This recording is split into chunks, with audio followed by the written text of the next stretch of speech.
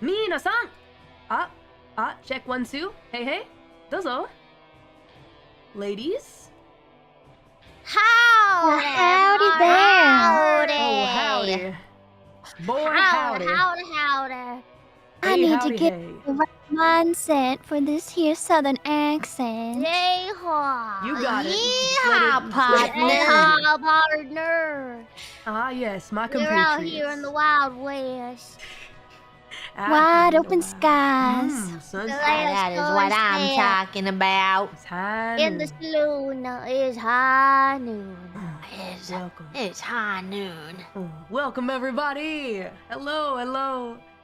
OMG. You guys like the hats? I drew them last I night. love it. Yeah, I can't see anything. They're wonderful. Yay. We're looking quite dashing, if I say so myself. Oh, Yeah. yes. The most dashing Yeah. dames of the West. So beautiful. Gigi's is so silly because it's not even a cowboy hat. It's just weird. It's called the Wild West Insanity. Stop! Wild That West is what it insanity. is. I see.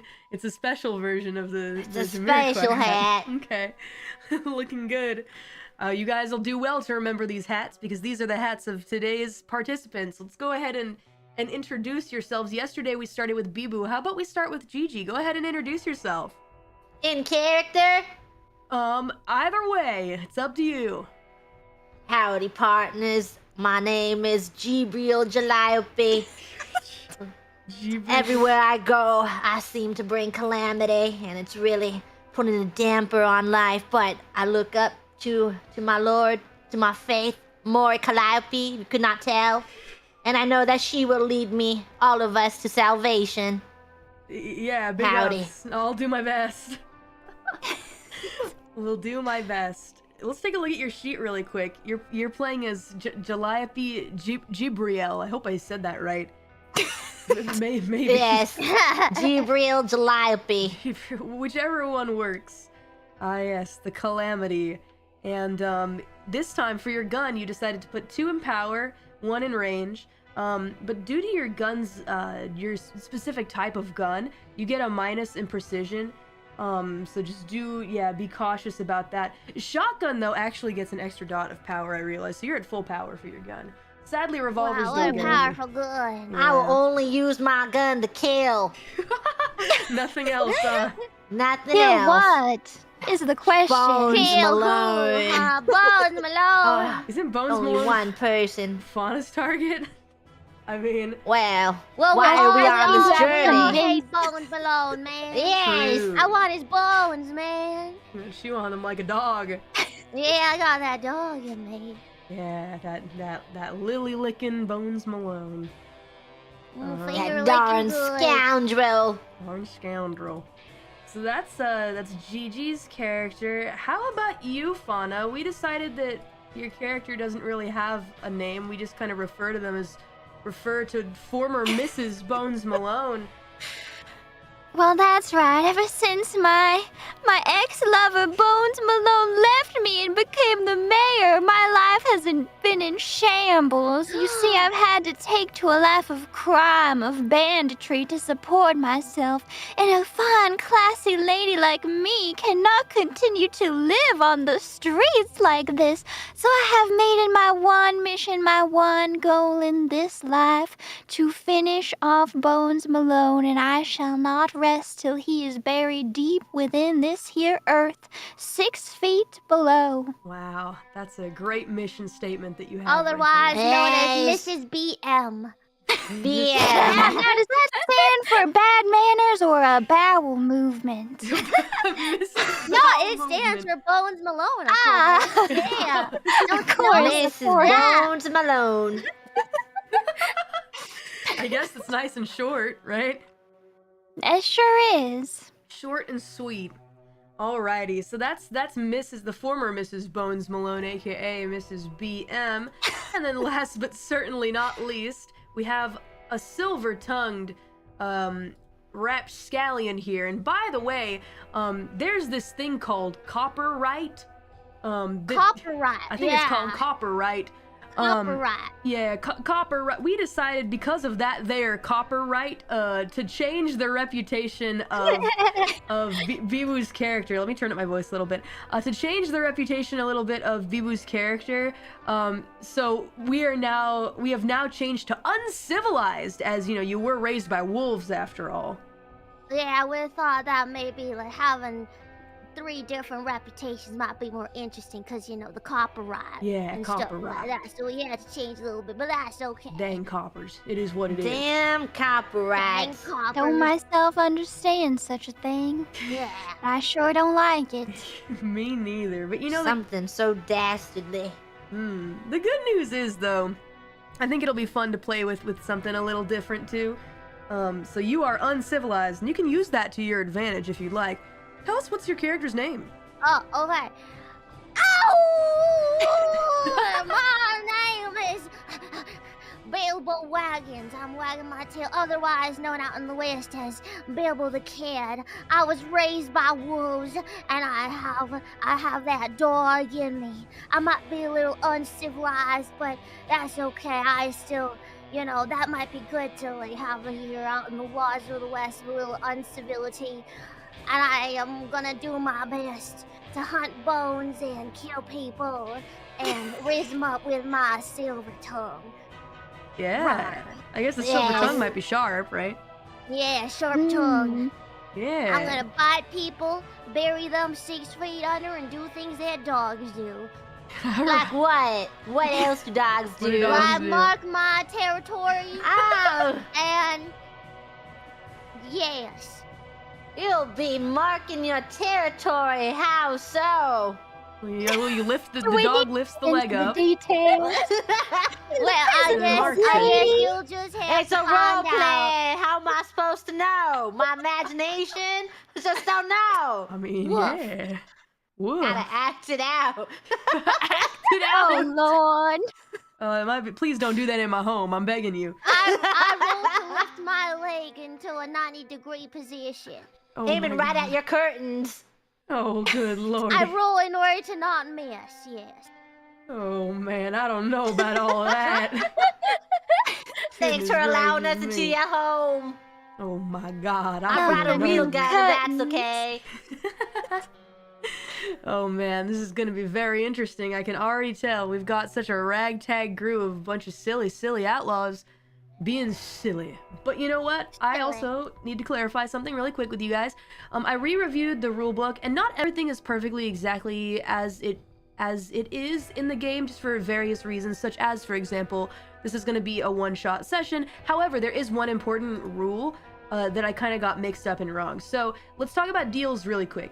You can see that, for example, we have 4 bullets, and then there's 3, and then there's 2 for things like guts, right? For guts, I had to improvise here because I know you rolled guts twice, so I just gave you guts again, and it's gutsy. Alright. Use it how you will. The bullets, what that actually means is that those are the number of times that you can invoke the deal, right? So for example, let's say that this here Bilbo the Kid Wagons is trying to run away from the coppers. The sheriff is hot on Bilbo the Kid's tail, and Bilbo wants to hustle. But, looking over at the personal qualities, Hustle's only got 1 dice. One die.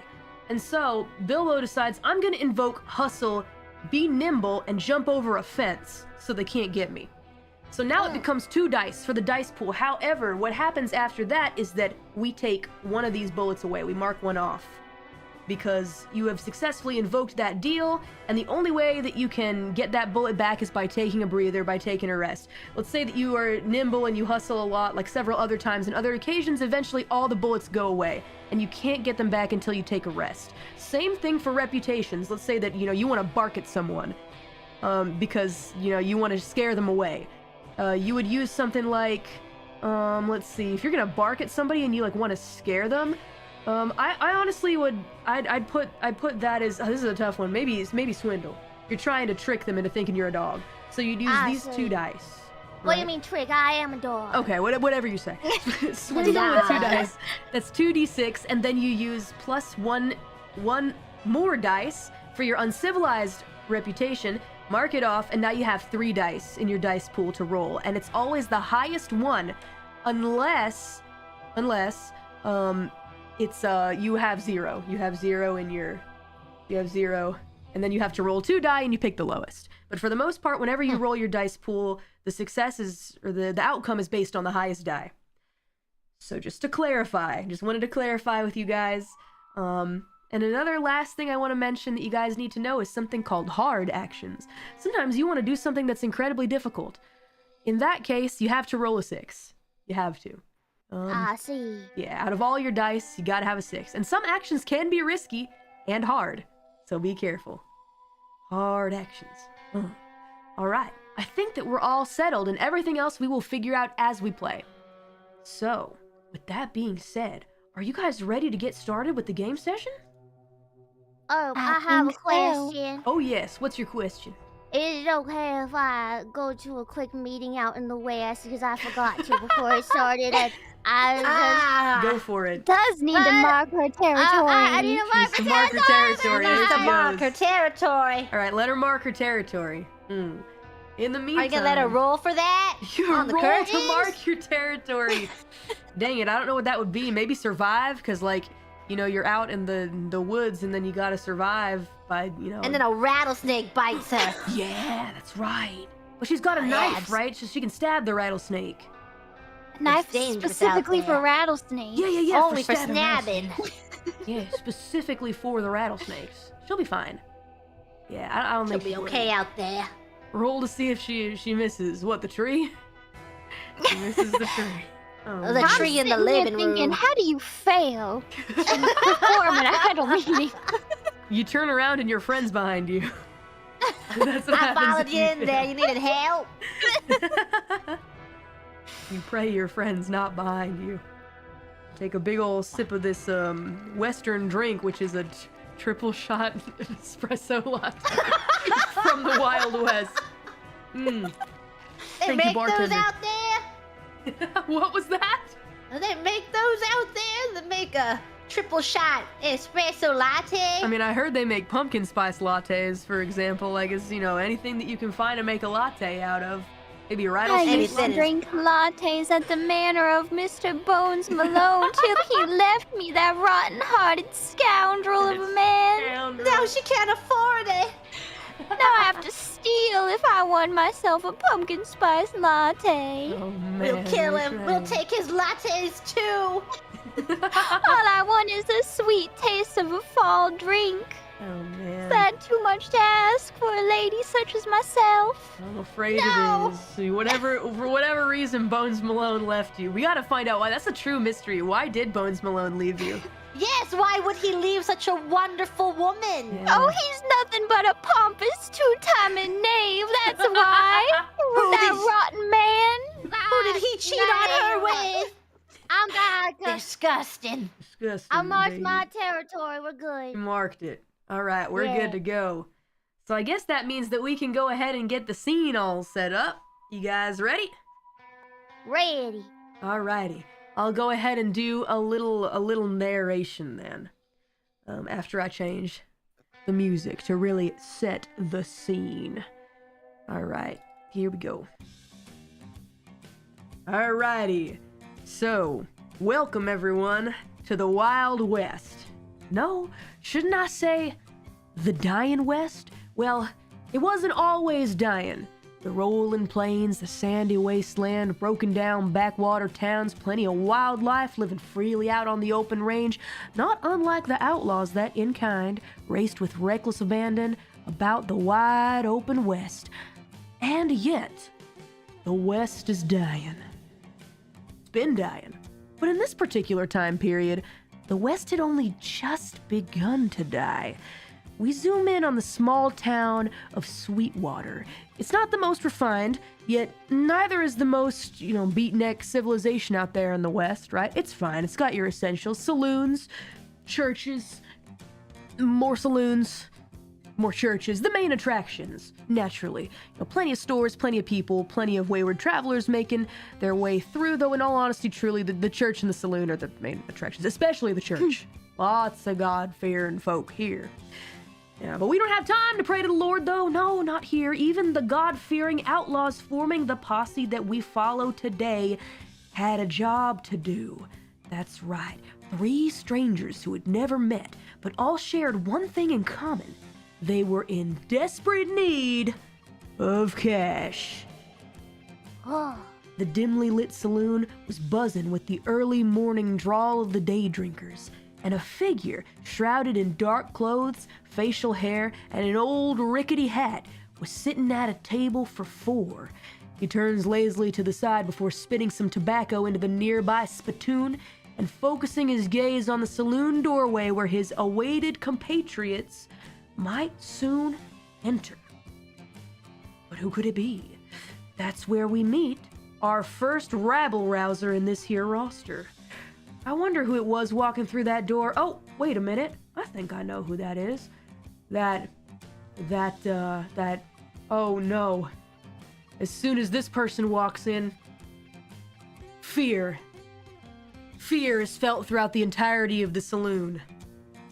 Who is that red-hatted being over there? Furry red hat, some ears. Oh, are those ears? Goodness gracious me. Who is that? Describe yourself. I skinned this myself. I can smell it all the way over You here. smell it. Move aside. It's Gibril Jaliope. Get a good whiff of this. What you're smelling? That's my lord, Mori Calliope. Oh wow, goodness gracious me, you really stink, says the man sitting at the table. That's my lord you're speaking about. I will not stand for this blasphemy. Your lord smells to high hell, but I can put it aside. I've heard about you, says the shrouded in darkness, sort of mustached figure. Looks like this. He introduces himself as Travis Tumbleweed. Good to make Strange name, acquaintance. stranger. Sorry. You know what? We can reconcile that because I did call your hat stinky. It is what it is. We should wait for the others to show up though before I start. Your hat briefing. looks worse. If I could get a word in, if I could say before they came in. What exactly? Your hat's stupid. Okay, what do you not like about my hat? Just don't like it. Fair My enough. lord wouldn't like it either. You know, fair enough. I don't like your hat either. But like I said, we can reconcile this because I need you for a job. That's right. Gathering a crew. I'm assembling a team, says Travis Tumbleweed.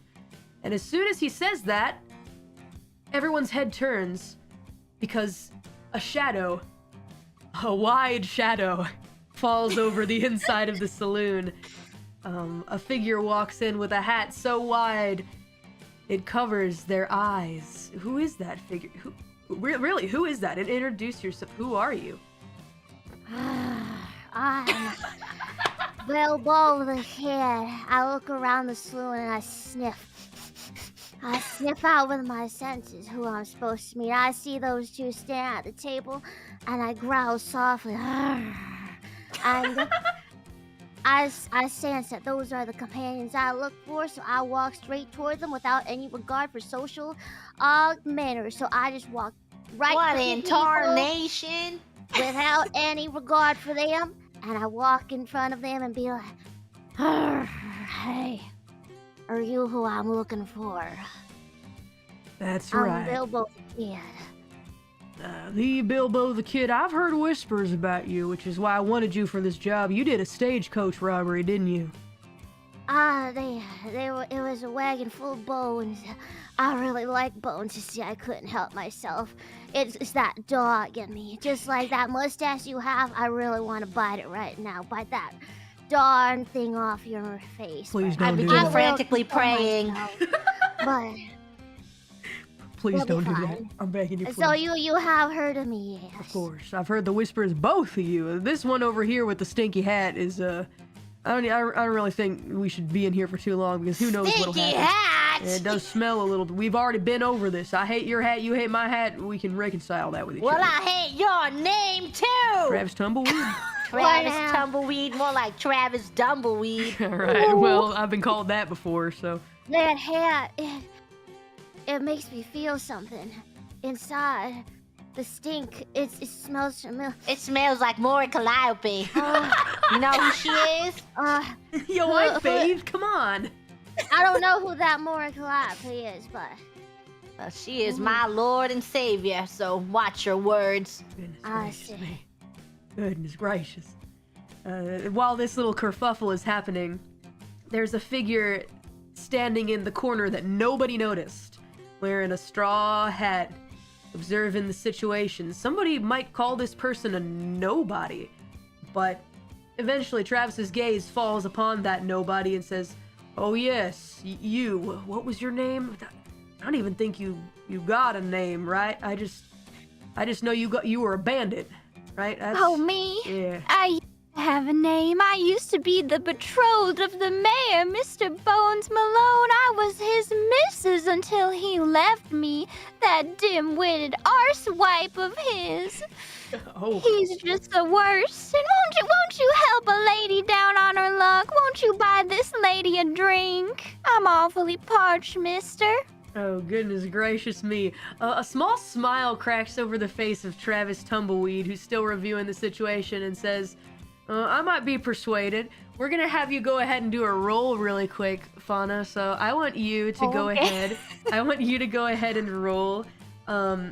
Let's see. In order to persuade this gentleman to buy you a drink, would you like to use your class, or would you like to maybe like swindle him, or maybe class would be good for this one? Yeah, I'll use my class. I'm a classy lady who needs a classy drink. All right. Are you okay with your 2 dice, or do you want to use your classy deal?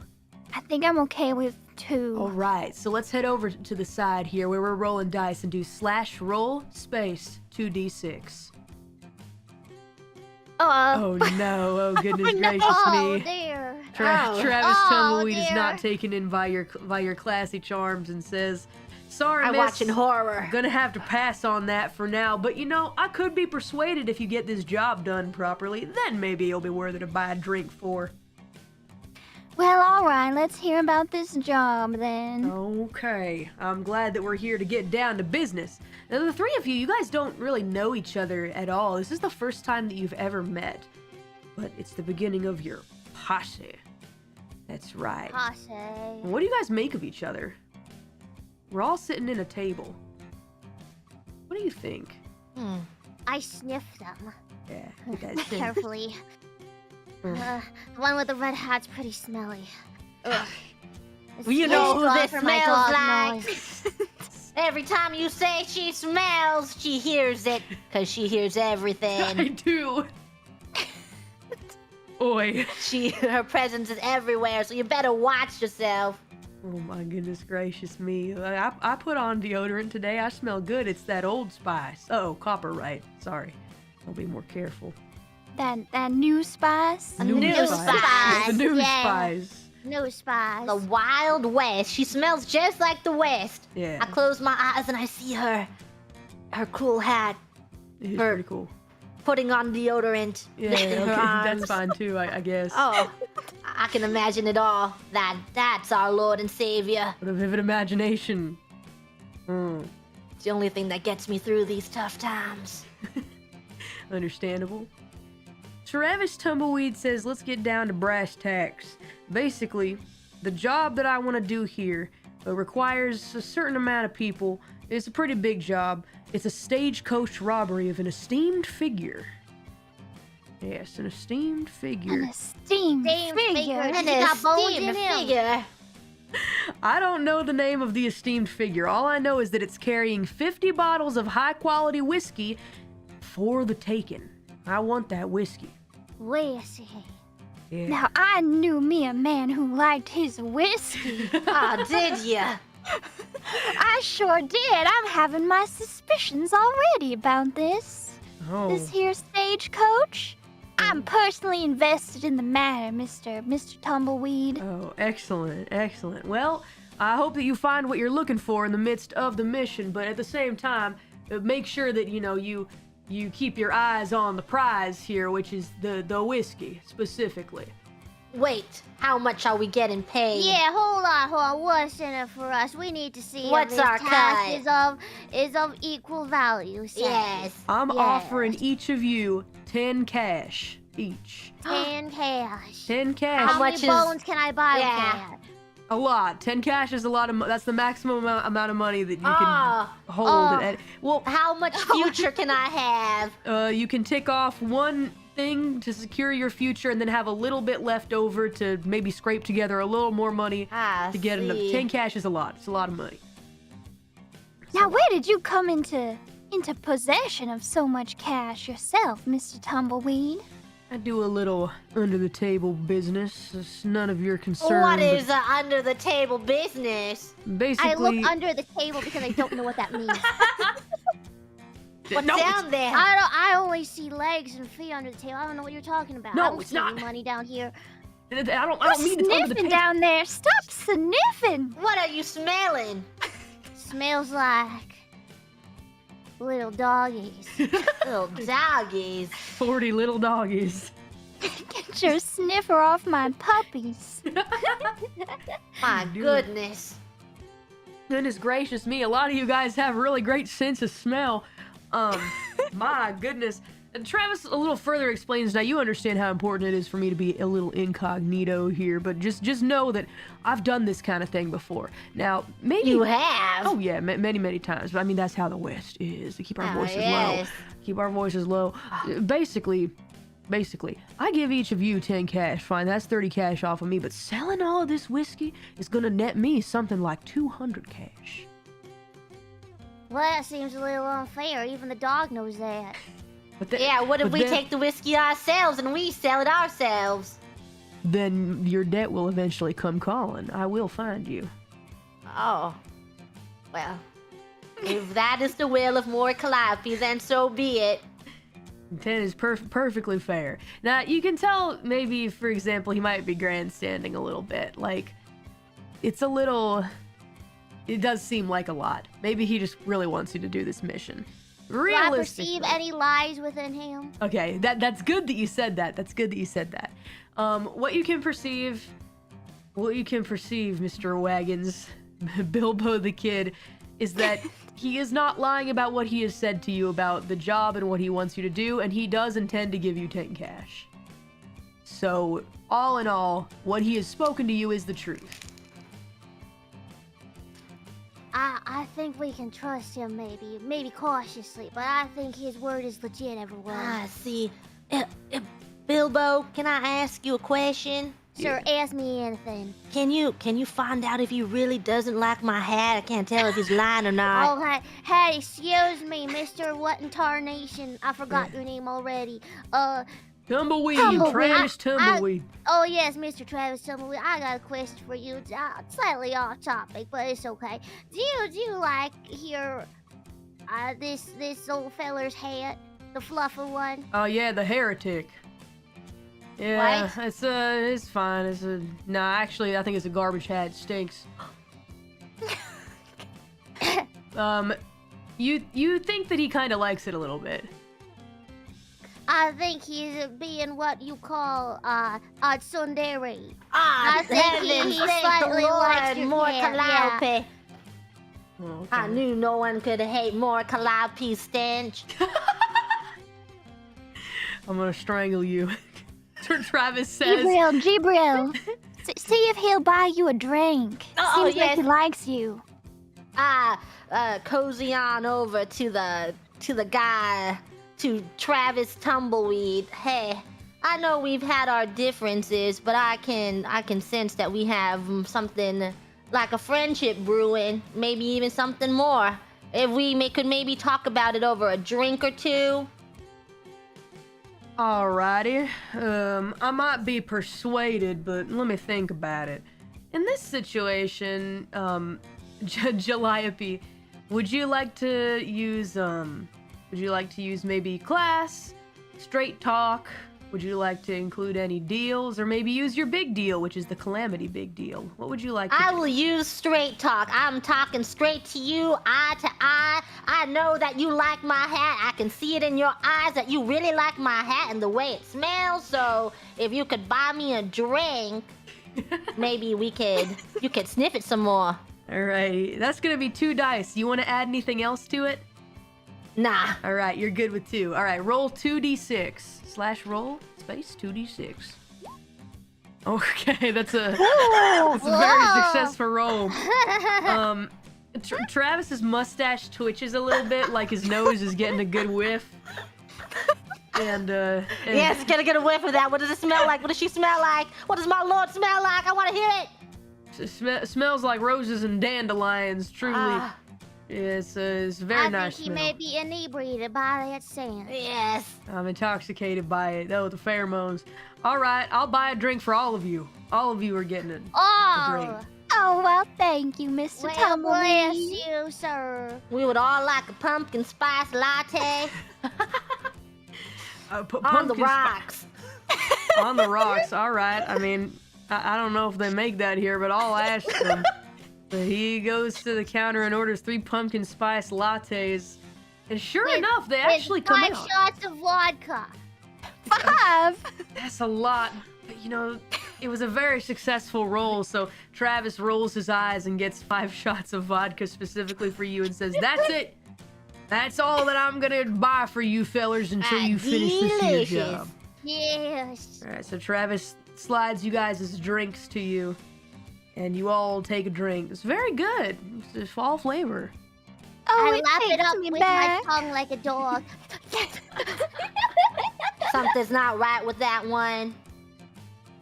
Yeah, Travis raises his eyebrow at what you say, former Mrs. Bones Malone, and says, "Is that really true? I thought you were just huffing and puffing something fierce a minute ago, just some random lies and whatnot. But I think, did you really know the mayor?" I did not simply know him. I was his betrothed, his lover.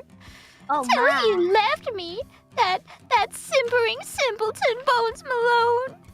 Oh man, that's pretty rough, madame. Do you got any plans to like take revenge or something? Well, I sure do. Oh, goodness. And why might you be asking? Are you also interested in a matter of revenge against Mr. Malone? I've thought about it before. You know, the mayor he's a bit of a tyrant. You know, he kind of rules with a bit of an iron fist. Sure that is. no good lily licking, nostril picking, dust kicking, grave digging, clock ticking, coward chicken, toilet sitting, son of a biscuit eater, bars. That's Bones right. Malone. True He enough. rules like he loves, cold-hearted. Cold-hearted. True enough, with an iron fist, and doesn't really care about any of us in any way.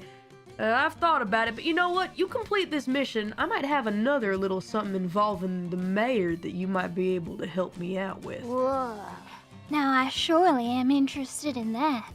Looky here, and I slam my gun down on the table now that What it's engraved jumps? with his name. Did you... This gun, this is for him. Travis reads the engraving out loud and says, Bonds... Malone? Bones Malone. Yeah, I know. We Bones. not the most literate out here. You could mean- say we are illiterate. I can also barely read, so maybe I'm just reading it wrong. I assure you, it is spelled correctly. I took my time on that one. 20 hours carving it. 20 hours. 20 hours. I had to make sure it was just right, else no one would know who it's for. I see. I think we're still confused. Need I talk more about the sins of old Mr. Bones Malone? That mealy mouthed mountain-head Mr. Bones Malone, that What awful did he do to rough-hearted ya? man. What didn't he do, more like? He shattered my maiden's heart into 1,000 little pieces, that scoundrel. What a disgusting man. Wow. Adultery is one of the sins in Mori Calliope's book. Is it? I mean, baby, yeah, the sheriff What? hates that. Lord, what is your views on adultery? Don't cheat. That's bad. It's one of her iron rules right here.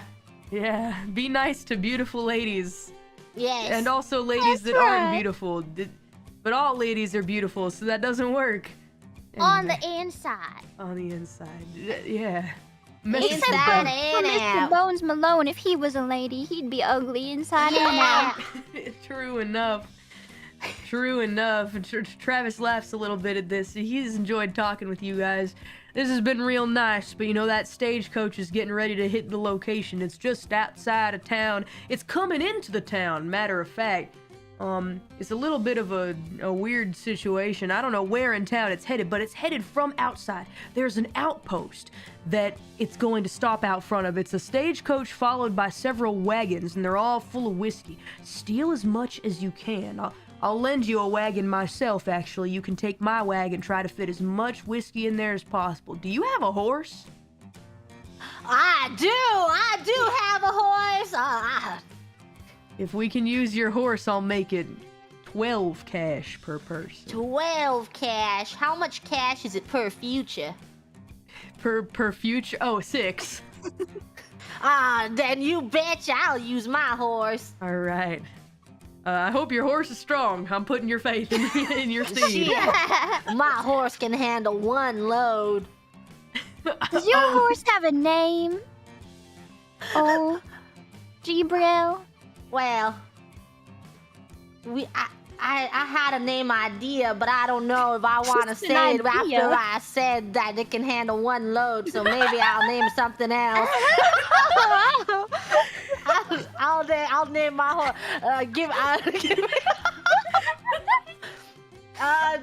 Her name is Dasher. How sweet. Dasher. Isn't that wrinkly old thing I saw out back that looked like it was on its last days of its life? You leave my horse alone. We go way back. She's been with me through the thick and thin. Are you sure your horse is gonna be able to handle that? Then I took a big old whiff of that horse over there, and I smelled the stench of death and She old might people. be mighty slow, but it is Mori Calliope's will that she is still standing here with us. And she can handle 1 load of whiskey. All right. Right. It seems like we don't have any other options, so I guess she'll have to do. You'll have to do. You got a nice sturdy wagon, and it's a big wagon too, so you'll be able probably to take as much whiskey as possible. But Travis lets you know if it's a small amount of whiskey, I can't give you the full amount of money. So you need to try and put as much whiskey as possible in that there wagon. All right, we Yes. have a deal. Deal. Damn. You All got right. yourself a deal. Sounds good, Travis Tumbleweed says, and then spits on his hand and holds out a hand for a handshake. I dive in, I grab his hand, and I shake. No Tight shame. grip. I make sure our hands are well lubricated under the light of the Lord, Mori Calliope. He looks up at your large frame and goes, all right, well, whatever you say, heretic, under his breath, and then turns back for a handshake from you two. What did you say? Nothing. Oh. What was that? Perhaps a curtsy will do from the lady. Curtsy? All right. Fair enough, fair enough. Not knowing the social norms of a handshake, I go up to his hand, I sniff it, and I give it a lick. He's taken aback and like kind of shakes his hand like, wow, disgusting, and backs That up and is is like, what a- alrighty, I guess that is the way that's the way we're gonna proceed from here. Don't get caught by the sheriff. I'm out of here. And Tumbleweed kind of aims to leave for the saloon, turns around and says, oh wait a minute, I forgot to mention, when we meet up after this, you'll get your payment. So go ahead and take the wagon around the back of the church. Take the wagon around the back of the church, and I'll pay you out. You can all be on your way, and we can just call it done after that. The Church of Mori Calliope? No, it is not the church of whatever strange gods you worship. Goodness gracious, have some What? respect for the Lord. What church is it? The Church of God? Is it not Mori Calliope? I don't know who that strange god is. What kind of backwards town is this? You ought to keep yourself on the straight and narrow. You're gonna find yourself in a bad situation, says Travis. I don't believe him. Of course, the town would have gone this way once it's under control of Bones Malone. I don't believe he put a false Strange god. gods Bones? here. Bones? Bones? No bones. Yes, know we'll kill Bones Bones here. Malone and we'll put Mori Calliope in that church. If you say so, I don't think that's gonna happen. But for now, focus on the robbery. And Travis exits the saloon and leaves you guys to your devices. And yeah, you've got your horse, you got your wagon outside. Anything else you choose to do here?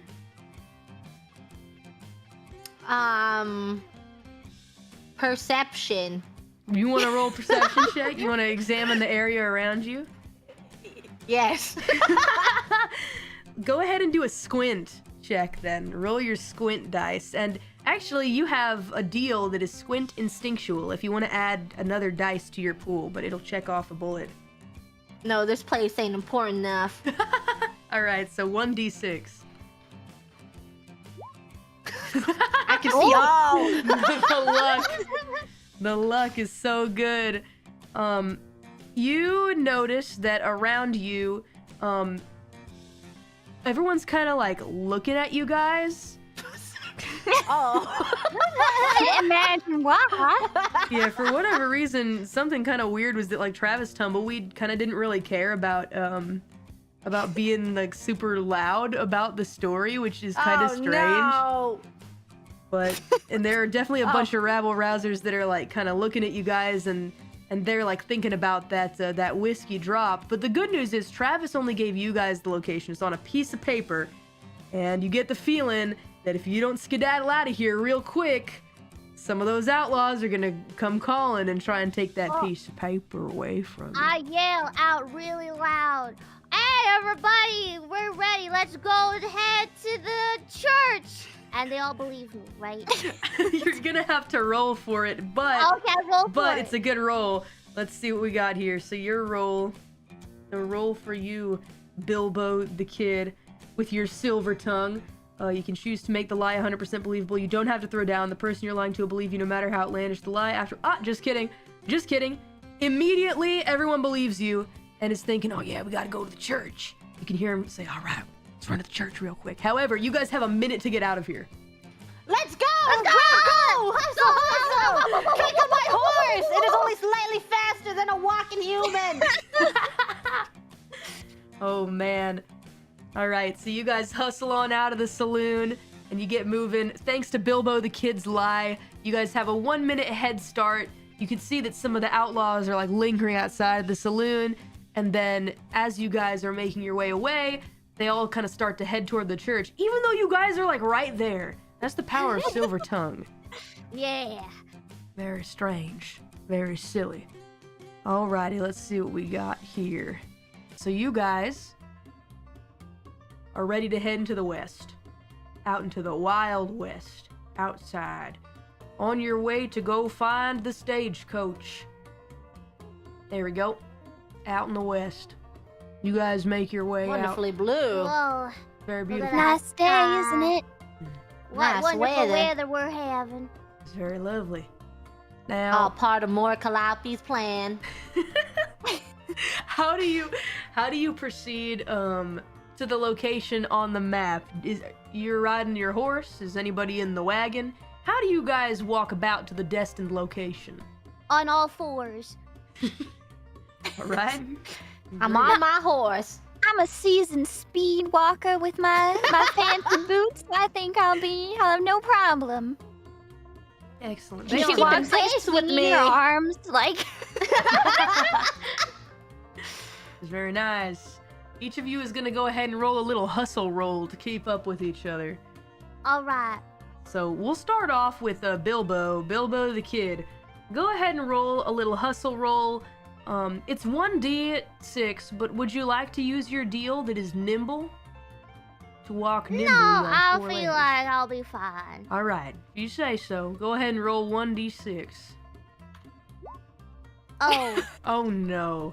You fall a little bit behind the others, Bilbo. They're just a bit quicker than you. it's okay. I'm the back guard. You know, I'm sniffing out for people who are following us. It's fine. Watching the Perhaps you beehive. might consider walking on 2 legs instead of 4. No, Might be a little quicker. All right. Dang. You better be careful with that one. Oh no, my goodness gracious me. So next up, we are gonna go ahead and have the former Mrs. Bones Malone roll a hustle roll. Now you don't have any dots in hustle, but you do have boots that give you 1 dice for hustling. So go ahead and roll a 1d6. Unless you'd like to Only use a one? deal. Yes, only one. Wait, I had a Otherwise, question. I have a point in hustle. Did that do anything? oh yeah, that was the one dice that you rolled. Oh, I see. Yeah, Gotcha. you didn't want to use your deals, so we did not use those. However, I see. if you want to use a deal, you certainly can, former Mrs. Bones Malone, the hustle deal. I believe I've been practicing my speed walking. All right, then roll 1d6 to use your boots. I've used them. Oh, you did. All right, good. You succeeded. You managed to keep up quite on time actually for reaching the wagon. Let me cough for a moment. All right, cough complete. You're on your way to the X marks the spot, and nothing really seems to be holding you back. You got your nice boots. These boots were made for walking, and that's just what they'll do. Next up, we've got... Will she walk all over me? If you want her to. You need to ask nicely, though. Only if the god wills it. Only if the god wills it. Now, Calliope, you have nothing in hustle. You don't have any deals, but you do have a horse. What of my horse? You do Where have does she go? See, the thing about horse is no matter what, it will always walk faster than a regular human, even if the speed is 0. So, in truth, for this particular situation, you are safe. However, be careful in situations where you don't have your horse. You might be in trouble. But your horse is here right now, so that's good. So you tend to stay ahead of the crowd, and actually, former Mrs. Bones Malone manages to keep up with you pretty well. But Bilbo's look pretty behind hard. My aerobics. What in tarnation did they put in that drink of yours? Caffeine. Wow. She's quick. She's a quick one. Goodness Maybe gracious. you should be the next horse. Goodness. Yeah. Maybe one of you could ride on Bilbo's back. Bilbo's Yeah, faster. I'll let one of you ride on me. They're not too heavy. You're so slow, though. Even Wait, I'm so than slow. slower than the speed walker with her cool boots. What'd you say to me? I'll knife you with my knife. Oh dear. Ah, We got a gracious. feisty one. I will pray for this one. Goodness gracious me. As you're making your way with the empty wagon and your horse is pulling it, you can tell that your horse is struggling a little bit, simply because you are very large and your horse is very small. No, keep up, Dasher. This is what more Calliope willed for us. That's right. Yeah, you can tell Dasher is like, nay, like through the while shaking and beneath your weight. Dasher says, I believe in you, my owner, my master. I will do I as give you Dasher say. a kiss on the head. Nay, Dasher like that. Dasher like that, even though a single tear falls from Dasher's eye. Nay. If you would have died too, Dasher, don't worry. I'm soon after. Anything for the master is the vibe you get from Dasher. Now, eventually, Ain't that just the sweetest thing? Wow. it's a What friendship. loyalty. Loyal steed. Beautiful You friendship. could say something like friendship is, in fact, magic. Friendship is forever. I'm gonna need to cough again, dang it! You guys are too This silly. horse, nothing like that Bones Malone. True. Nothing. Yeah, unlike that man. That blasted man should learn a thing about loyalty from Dasher here. Maybe he'll stop Sure cheating on such should. beautiful women. What shame, that man. Disgusting. It's because he worships a false lord. Yeah. What a heretic. Alright, so you guys mosey on over to what appears to be an outpost. There's one small outpost along this stretch of land, and just as described, it looks as though the carriage is present at the outpost. It is stopped there, and a couple wagons are in front of it. It's still a little far off from you guys, but from behind a rock, you can perceive it. At least you two. Calliope and former Mrs. Bones Malone, you guys managed to get to a nice rock that's not too close to the scene, but it gives you a moment to be able to review the situation if you would like.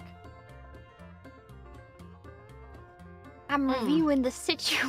You're reviewing the situation. You want to look? You want to squint? Well, I don't have such good eyesight, you know. True, you do have zero squint. I'll do it for you, my right. dear. Let me squint for her. All right. You got one squint. You want to use any deals? Nah. All right. I'm just looking. Roll 1d6. I see nothing. You're blind. You are gosh dang blind, sir. Something's in my eye! Yeah, fly. Oh, sweetheart, let me help you with that. It hurts. I lean down so Miss Bones Malone can tenderly touch my eyes. I stick my fingers right into your eyes. Thank you, my dear. You can stop. So kind of you. Wow, the fly is extracted by former Mrs. Bones Malone. So kind. Tears are streaming down my face. Wow, you look just like your horse now with tears streaming down your face. I don't see anything. Don't cry. It's all right. It's all right. I'm not crying. It's definitely not because you poked my eye. I've just never seen such a beautiful woman like you before. Oh, isn't that sweet? If only Mr. Bones Malone's was just a quarter sweet as you. I'll ride the scene and then see what the Oh, you hell do? is happening. Actually, Bilbo, you're right. You do arrive to the scene, but I need you to roll squint to understand what's going on, and you don't have any squint. I want to roll squint. So instead, here's what you're gonna do. Because you don't have any squint, you need to roll 2d6, and it'll be the lowest one. All right. 1. All right. It looks as though. Oh my God! Calliope is attacking former Mrs. Bones Malone. Oh no! I would like to sprint and try and tackle Calliope. All right. You can go ahead and do that. The rabbits. You tackle the Calliope. Think about the rabbits. The rabbits. Ada. You jump up on Calliope, and Calliope is very big, so it's not like Calliope falls over or anything like that, but you are definitely attacking Calliope like a wild dog, and it does not feel good, Calliope.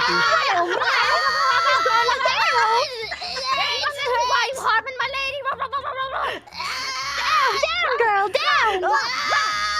Your horse collapses under the pressure, his legs fall under him, and he sits on the ground. Stop! You're hurting Dasher! Stop! Dasher doesn't deserve this! This was just a trial! I swat at her! Calliope swats at you. What do you think about that, Bilbo? I'll take out my knife! You want to solve this, former Mrs. Bones Malone? I would like to use my class and stand up and say, "Civilization, people, please! Haven't you heard of it? Okay. Civilization in the West!" All right. Do you want to use your 2d6, or do you want to add a deal to it? I'll use my 2d6. All right, roll 2d6. That will surely be enough. Yeah, you succeed. You succeed in calming down both parties, who now see eye to eye and realize that they were acting pretty uncivilized. Oh, I'm sorry. I'm sorry, I'm Mom. sorry, I just Bones got Malone. that dog in me. I don't know. I lose control of myself sometimes. Now that's all right. Please just repeat after me. I will not harm my fellow party members. I will not harm my my fellow party members. members. Very good, very good. Wow. Cross my heart, I swear to Mori Calliope, that will never happen again. I make no such promises. Well, the best we can hope for, I suppose. At least she's honest. I appreciate that. I All right. suppose if that is what the Lord likes. Yeah, I'm cool with it. All right. Yeah, you should She be gets cool a with each pass. other. You hear a voice in your head say, yeah, be cool. Lord, is that you? I knew you wouldn't give up on me. Yeah, She never. says to believe in ourselves. Absolutely. Now, while you guys have, kind of calmed down a little bit and, thankfully you were far away and you didn't really cause a commotion. Thank goodness for that. Oh, thank the Lord. Now, since you did roll squint and it didn't necessarily go well, unless you change your goal or take a breather, and you can't really take a breather right here, it's going to be hard for you in particular to roll squint again, Calliope. Does anybody else want to roll squint on the situation, or do you just want to go balls to the wall, go up to the wagons? What would you like to do? Might as well have a squint. All right. I can't see too well. But Okay. Yeah, it's not exactly dangerous. well, So what you want to do? Oh yeah, you rolled it. Okay. Mrs. former Mrs. Bones Malone, you two are just having a hard time. Your eyesight just isn't so good today. There's a lot of dust in the air. It can't be helped. gosh. All right. Well, what about you, Silver Tongue Bilbo the Kid? Well, Wagons. as my small stature gives me a bit of advantage, I would like to go forth and scout the area as dogs would do. Okay, if you're gonna go sniff out the area for danger, Yeah. etc., I'm gonna have you actually use your hunting sense. All right. So go ahead and roll a 1d6. Let's see what you get. Okay, nice. You're scoping out the area. So you leave the other two behind a rock and you go ahead and scout ahead on all fours. Take a little sniff around. Seems that there aren't really a lot of people around, which is good, albeit a little suspicious. It feels a Please. little strange. Where are the people? Right. And you look around the wagons and you sniff, and sure enough, there is whiskey inside of the wagons. That's good. Just not a lot of people around. Something that you do realize though through your skills is that there is one person inside of the stagecoach that is at the front of all these wagons carrying whiskey. Again, doesn't seem like the caravan's moving though. It's a little strange. Travis was speaking awful loudly too, so you gotta be prepared. And something else that you realize from this is that you still, even though there's no one around in the immediate vicinity, you feel a little unsafe. Can I go back and report to my squad about these findings, please? Sure, you head back to your squad and report your findings. Hey, everybody. I see a lot of people out there, but not a lot. I feel like they're missing some. It feels unsafe. There's also a guy in the station wagon acting mighty sus, but I smell it. I smelled the whiskey inside, so we're at the right place, but I think we gotta move carefully. Now you don't suspect this here could be a setup, do ya? I think it might just be that. Do you think it's Travis Tumbleweed? Do you think he set us up? No, I don't think so, because when I talked to him, I did not get any instinct of deceit within him, so I think this might be a different group. There were a lot of people listening. I know I did direct them to the church, but maybe they saw through How my could they be lie. faster than my horse? I don't know. I mean, the horse is pretty old, What? so maybe... What do you mean by that? It's old, it's dying on its last legs. I'm sorry to break Close this your to you. ears, Dasher. She doesn't mean it. Nay! Oh, ain't that just the sweetest little horse? Yeah, sure. We go back so many years. I'm about to look on the my booklet called Google. How long do horses live for? We've been together for 29 years. Well, Golly. that's a lot of years. Wow, it's a long time. I didn't even know you were 29 years old yourself. I'm literally 20. We were born together. Same barn. Yes, we were born in the same barn together. Well, that means you're on your last legs of life, too. What? Yeah. No, it is what if the Lord has plans for me. If You're I were to die practically today. an old man now. No! Don't listen to her, Dasher! We will live for another 29 years. We have so many years ahead of us. Nay. Oh. Painful nay. I don't know if Dasher believes that. Dasher, just have to have faith, just like I have faith in our Lord, Mori Calliope. Why would Mori Calliope let us, such devout followers, die? Just one man and his horse. Hey. Hey. Says I Dasher. think might the be horse wondering. feels things for you, and that's more than just companionship by the way it's neighing to you. My horse has spoken like this all its years. You It's very has normal. always sounded like this. Yes, you might be wondering, your horse kind of strange, and she's not. She always sounds like this. Says Dasher, who still cannot stand, by the way. Oh dear, oh my. Oh, I get off, Dasher. You get off Dasher, and Dasher shakily stands up and then falls to the ground again. Our Lord. horse might deserve a little bit of break. What do you suppose we shall do? Let's put her behind these rocks so they don't see her. Yeah, that's a good idea. Okay. Yes. Move the horse behind the rocks, and the wagon's just kind of barely poking out from behind the rocks. It's pretty inconspicuous for the most part, maybe. Stay here, Dasher. Oh no. Now, do you think there could be more folks hiding in these hills? That's what I'm thinking. I feel like there's not enough people around. It's like it's too easy, you know what I mean? Now, what if we were to sneak around and, assassinate them one by one? Oh, Knife to the throat? Not to the throat. I do Before have they a realize knife. we're here. One by one. All sneaky like. Oh. I don't know if you know, but I'm not the sneaking type. I couldn't have guessed with that large size of yours.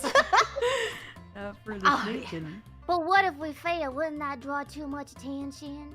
Well, how do you suppose we can get it without drawing attention if folks are Well, watching it's from the true. hills? All right.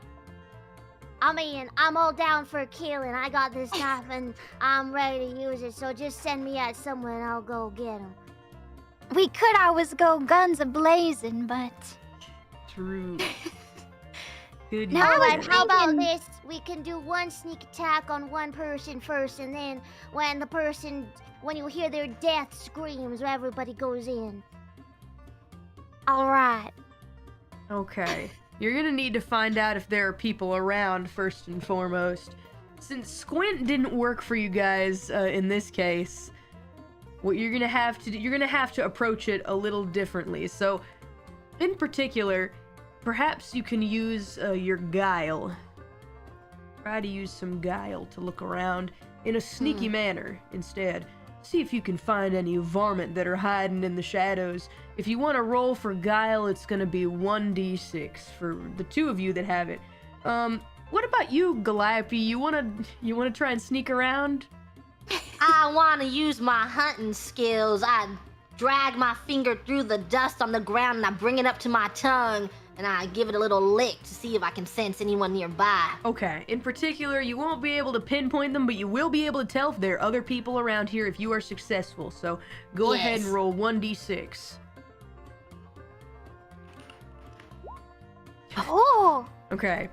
There are people around here, but they're not spread out. You can taste that there were 3 different types of boots around here. And they taste like they were made by you taste 6 feet. They were made by Wow. the same boot company. And so you gather that they are probably together. 3 fellers together, hidden somewhere, but you don't know where's the problem. You just know that they're there somewhere. Well, party, I've tasted 60 toes just now. Wow, that's a lot of toes. Yes, now they're that in was the same mighty party. impressive. Oh, That thank sounds you. delicious. You don't get to be like this unless you spend 29 long years with a horse out in the Wild West. True. Nay. Dasher agrees with you.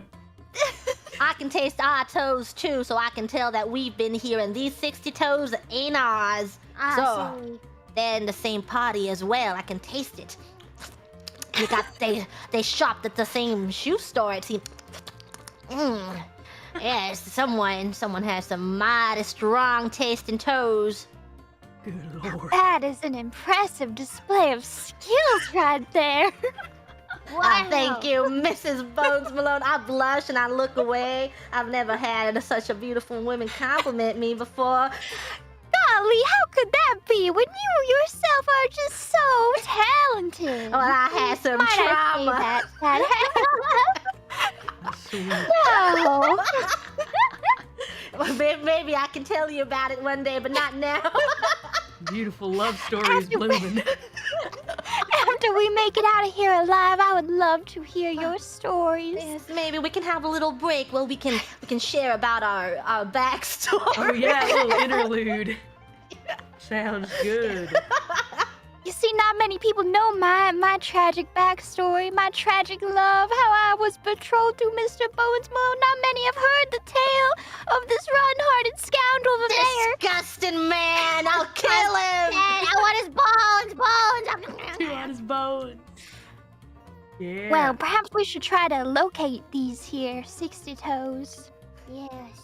Indeed. If you want to locate exactly... Well, thankfully, the good news is, because of the information given to you by Calliope here, you kind of know a little bit more what you're looking for. So, if you would like to use your guile, I'm going to go ahead and step out of bounds a little bit, and I'll add you guys a 1d6, an extra 1d6 to your dice pool, using your guile to sneak around and find these scoundrels that are hiding behind the rocks, perhaps, or maybe in a far-off tree, hidden under the ground. You don't know where they could be, but each of you, in particular, former Mrs. Bones Malone and Bilbo the Kid, please roll 2d6, each of you. All right. Oh, Well, Lord. Oh, Lord. Well, well, the good news is, thankfully, because of your extra bonus, is very, very helpful. Former Mrs. Bones Malone, you just find that you're not really good at figuring out where people might be hiding. You're a little worried you might be out in the open, and sure enough, a shot whistles past your ear. It doesn't hit you, though, but you hear it go... Get down, Mrs. Bones Malone! I tackle her to the ground to protect her. Oh, boy. Oh, goodness gracious me. You do hear that little that goes past your ear. But the good news is Bilbo did get a success here. Bilbo scans the horizon quickly with those excellent sneaky senses picked up from being a wolf once upon a time, and can actually discern a sneaky spot. Thinking, if I was being sneaky, where would I hide? Wait a minute, didn't that bullet come from that direction? Isn't there a big old rock over there? And that's when you notice there's a big pointed rock. It looks like a big old triangle pointed to the sky. And you get the feeling that if some varmint wanted to shoot your compatriot, they might hide behind there. I would like to take out my knife and head towards that direction, all sneaky-like. All right. You may want to hustle, though. You'll need to be quick. Yes. So we'll go ahead I would and like have to you roll- use roll my hustle. point in hustle. Okay. All right. So you're going to use one of your deals, your hustle nimble, Yeah. to get over there as quickly as you gosh darn can. So Yeah. we'll mark off one of those. So this time, since you have one in hustle already, go ahead and roll 2d6. Hustle over there. All right, you succeeded. Nice. You succeeded at the roll. You hustle all the way over there with your knife, over to the big pointed rock, and you can hear as you're approaching the rock, you hear some voices kind of some scrambling of feet. You hear someone says, "Oh, goodness gracious, I think they heard us, brother, I think they heard us." Quiet, you, quiet. If we don't move, they won't know that we're here. Just be silent, be silent. I don't know, bro. I feel like someone's coming this way. What are we gonna do? Shh, no sudden movements. You hear three people bickering with each other. As you turn the corner, though, three faces of varying sizes and shapes Oh. look at you with big ol' eyes wide as the moon on a new moon night. They look at you and they all scream at the same time. Ah! At your wild presence with your knife, and they scoot backward and they hold their guns. They point their guns at you. They point them. "Don't come any closer," says the mustached one. "Don't come any closer. We can settle this like men." Alright, and I say, hey, chill down, everybody. Your boss just sent me for reinforcement. And I use my quick tongue, silver tongue trait here to convince them otherwise. To lie to them, okay. Alright.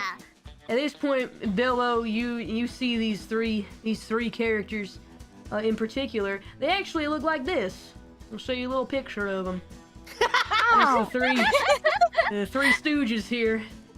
Bert the Hurt, Pony Mitchell, and Slim Boy Fat. There's the three of them.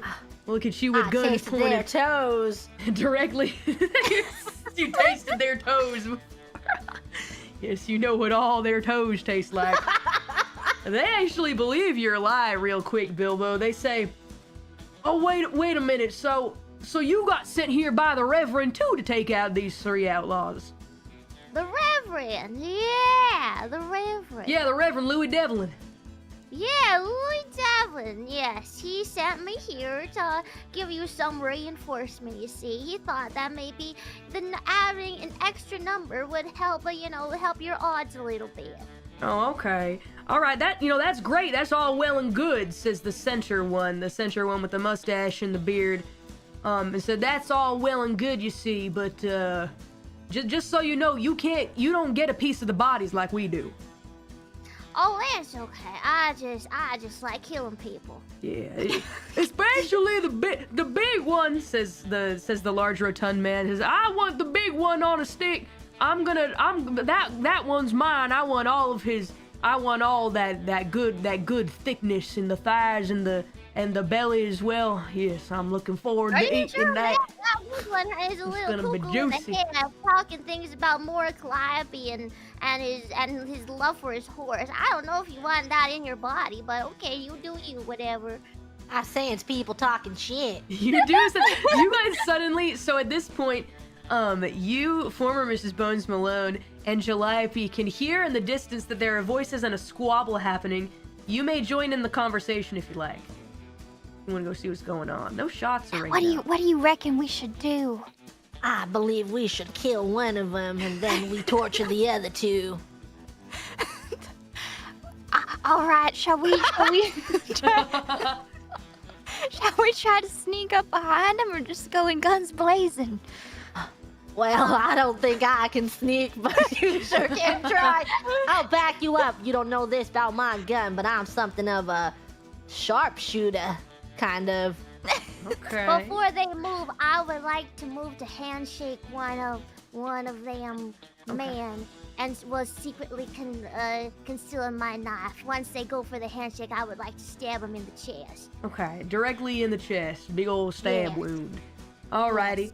So, the guy in the middle with the mustache and the beard says, I don't believe we've made acquaintance. What'd you say your name was? Oh, my name is Bilbo the Kid, Bilbo Wagons. It's a pleasure to meet you, and I hold my hand out like old, what incarnation guy, the guy. I learned about handshakes 5 minutes ago, so I try to imitate what he does, and I hold my hand out. Tumbleweed Travis. Okay, you try to do a fake little handshake, and it's very confusing because you do it at a weird angle. Pony Mitchell goes, I'm Pony Mitchell. Nice to meet you.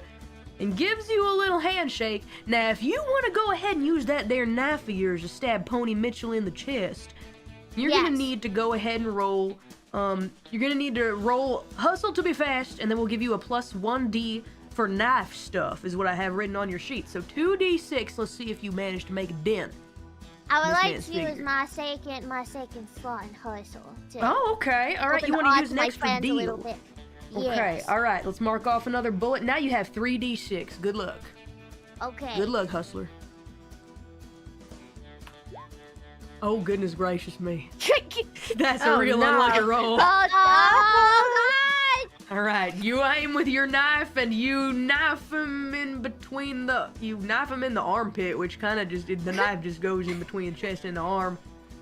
Pony Mitchell says, ha ha ha, Was that you joking, Sonny boy, or was you trying to stab me just a minute ago? Oh, sorry, that was my bad. I was raised by wolves, so this is just my, like my welcome stab. It's just my mark of like, hey, nice to meet you. Welcome shank. You know what I mean? So now your mark is my friend because I can't really see that well, so I smell the knife wound, and that means I'm your friend now. Yes. Okay, initially you'd have to use a swindle roll, which is 2d6. You can include your uncivilized reputation, though, if you'd like to add an extra dice, but I will say, if you fail this one, there is a possibility where you may take a debt, which may come calling. Oh, I would like to add the thing. Okay. All right, you can use your uncivilized reputation to help you out here, and now you have 3d6. Good luck, Hustler.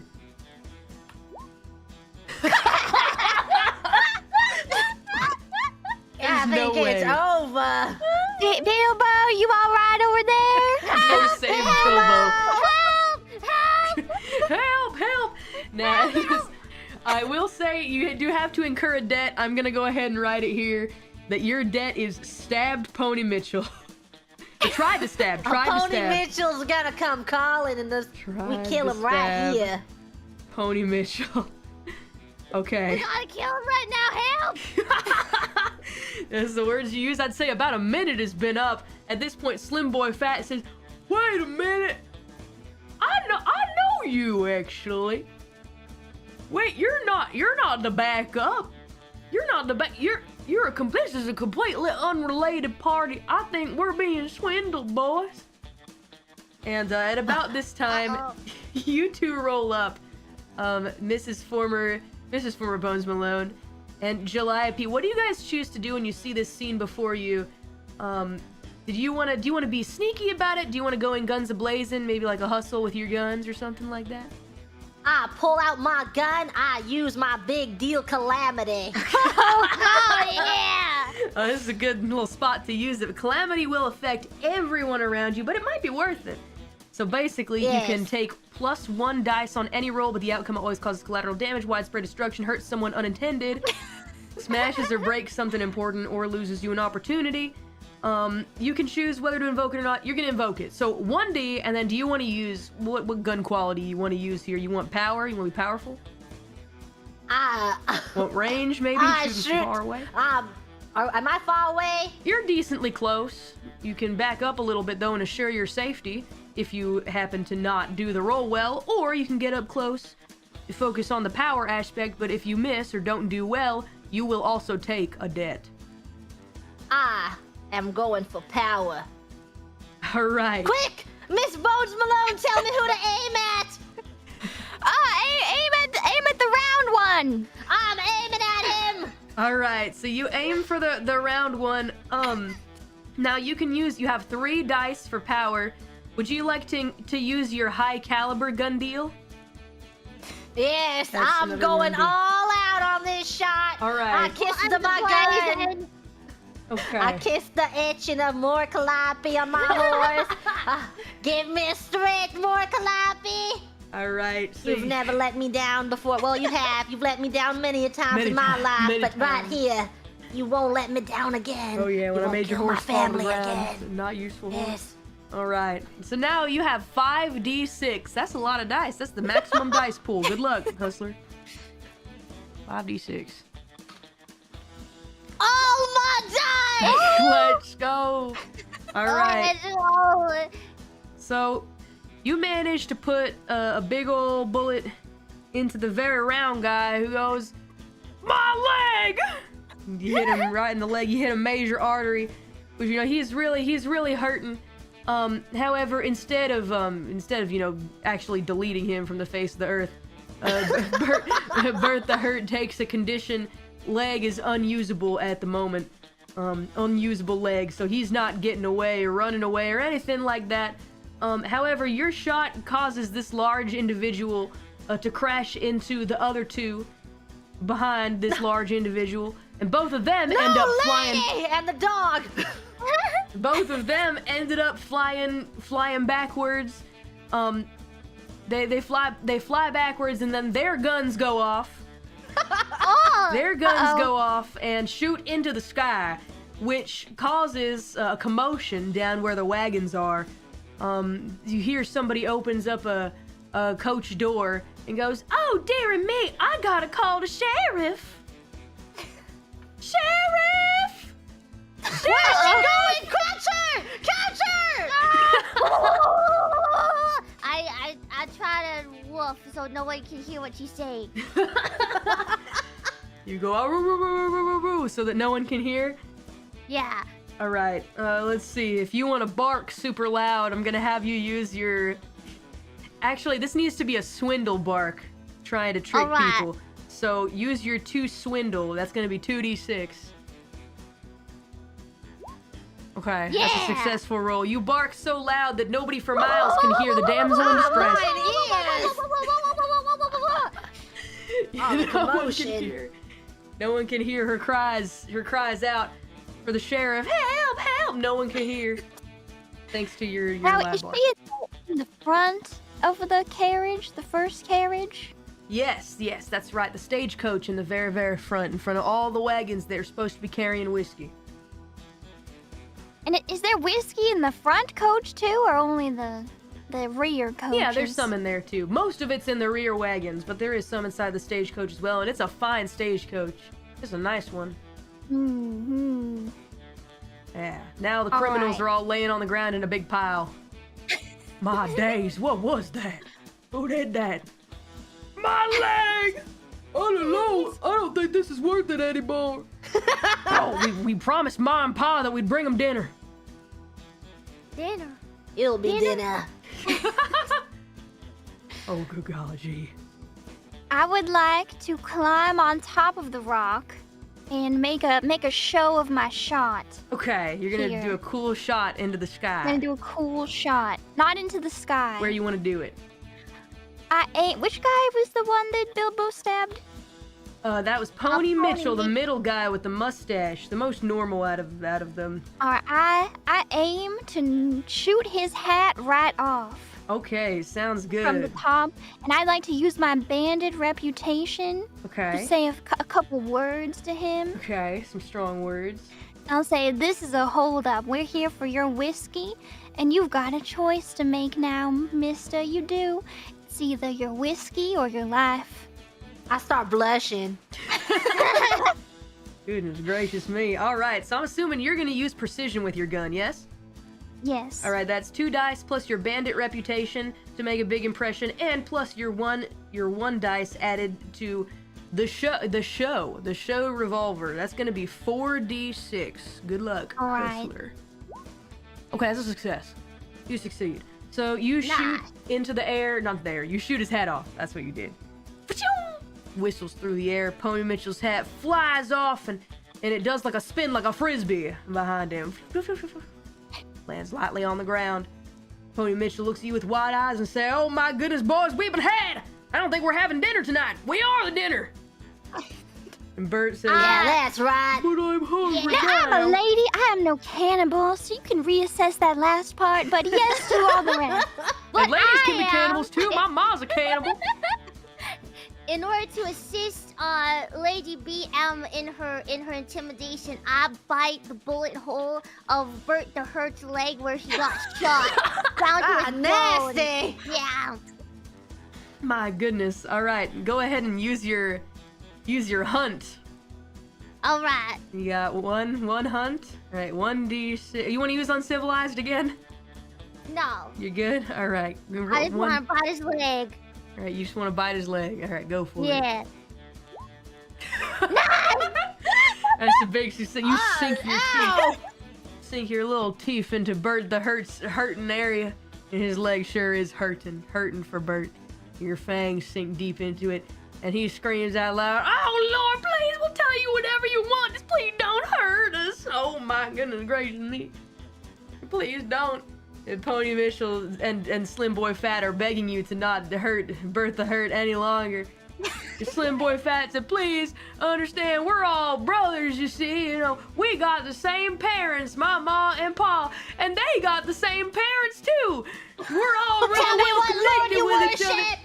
Please, we're just a big family that's got a lot of love for each other. We have some hobbies. Who do you Oh, worship? dear. Who do you worship? The good Lord Almighty, just like the Reverend says. Worship the good old Lord. Ah, the good Lord Mori Calliope. I don't know who that is. Is that a false god? We killed him. I think we've got to put Wait, him we gotta down. get the information over him. I say in my muffled mouth, hurry, ask some questions while I got this guy's leg in my mouth. Hurry. Yes, Tell me about the Reverend. Who is this unsavory fella? All right. Pony Mitchell decides to answer this one question for you because you really did scare the bejesus out of him. Pony Mitchell says, "This the Reverend Louis Devlin. Reverend Louis Devlin has got, a really close relationship with the mayor of this town." Oh, Yeah, Reverend. Mr. Bones Malone? Bones Malone. Oh, that's the very same, Bones Malone. Bones Malone is actually the one that ordered the hit on you, I believe. The hit? That On who doggone specifically? dastardly dullard Bones Malone! Of course he was behind this! That's a I should have disgusting known man. it all along! Really? Yeah. If you want to ask any more questions, you're gonna have to use straight talk, though. How do I know? How do we know that you won't be coming back for us if we let you go? All right. If you want to know the answer to that, you're gonna have to roll 2d6. Okay, that's a success. So they say at first Slim Boy Fat says, "We promise. You just gotta take our word for it. We promise we're not gonna come after you. We gotta go patch up our boy. You hurt Bird. We gotta patch him up. I could hurt him some more. No, please, that's my baby brother. Please, no." Pony Mitchell says, "If you want some kind of insurance to make sure that we don't come calling for you later on, I'm sure that we can arrange that. Personally, I'd like to take some of this this whiskey here, for example. We can just let it all slide under the rug. We take some whiskey, you take some whiskey. We both have each other's backs, right? We got a little dirt on each other, and then we just never talk about this again. How does that sound?" How about you give me the address of your mom's house and I'll deliver the whiskey personally? My mom's house? You want to go to Ma's house? Please, no. I promise. I don't know if I can believe your promise. Wait, why do you want to meet my ma? Well, let's call this a little insurance. I don't know. Man, you really did succeed pretty well with that. You're intimidating him a little bit. And Pony Mitchell says, "Listen, my ma's a real tough lady, though. She better not get any funny ideas, but we live just down that road over yonder, and turn right at that lone tree." Points. You live over there? Yeah, What? there's a little shack a Dumb couple miles down. location. I'm sorry, what was that? Oh, by the Lord's will, Mori Calliope, she has a reason for everything. So there's a reason you live there. She has a plan for you. I suppose so. Question mark. Just do what you gotta do, but please don't hurt my ma, and we'll get out of your way. You've made a show of yourselves here, and we know which side to be on, and it's not the Reverends. Listen, please, please forgive me. It's the Reverend and the Mayor. They're the ones behind this, not us. All right. I check for lies. He's not lying. Okay, he's not lying. I think he's straight. He's scared, guys. Well, how about you hurry on over to your mama's house and we'll meet you real soon. Come on, boys. Let's get out of here. Skedaddle. Slim boy Fat, you gotta carry Bert. I can't do that myself. all right, we'll just go together. Come on, together. Just pick him up. Let's go. Bert the herd, "Can I have some whiskey, please? I'm in a whole lot of pain." Can we get one bottle of whiskey, please? Please, just one. Have some mercy. Well, what do you guys think? We already told you we'll deliver it right to your mama. Yeah, go get some milk from your mama or something Yeah. in the meantime. She's down the road. We'll be real quick. Come on, then. Let's hurry. Sooner we get home, sooner we get that whiskey. But I'm in so Go much pain. cry to your mama. Go. They all start crying and they pick up Bert and they run back home. You can see him running for the hills. They run to the tree. They turn right like they told you. There they go. Off they go.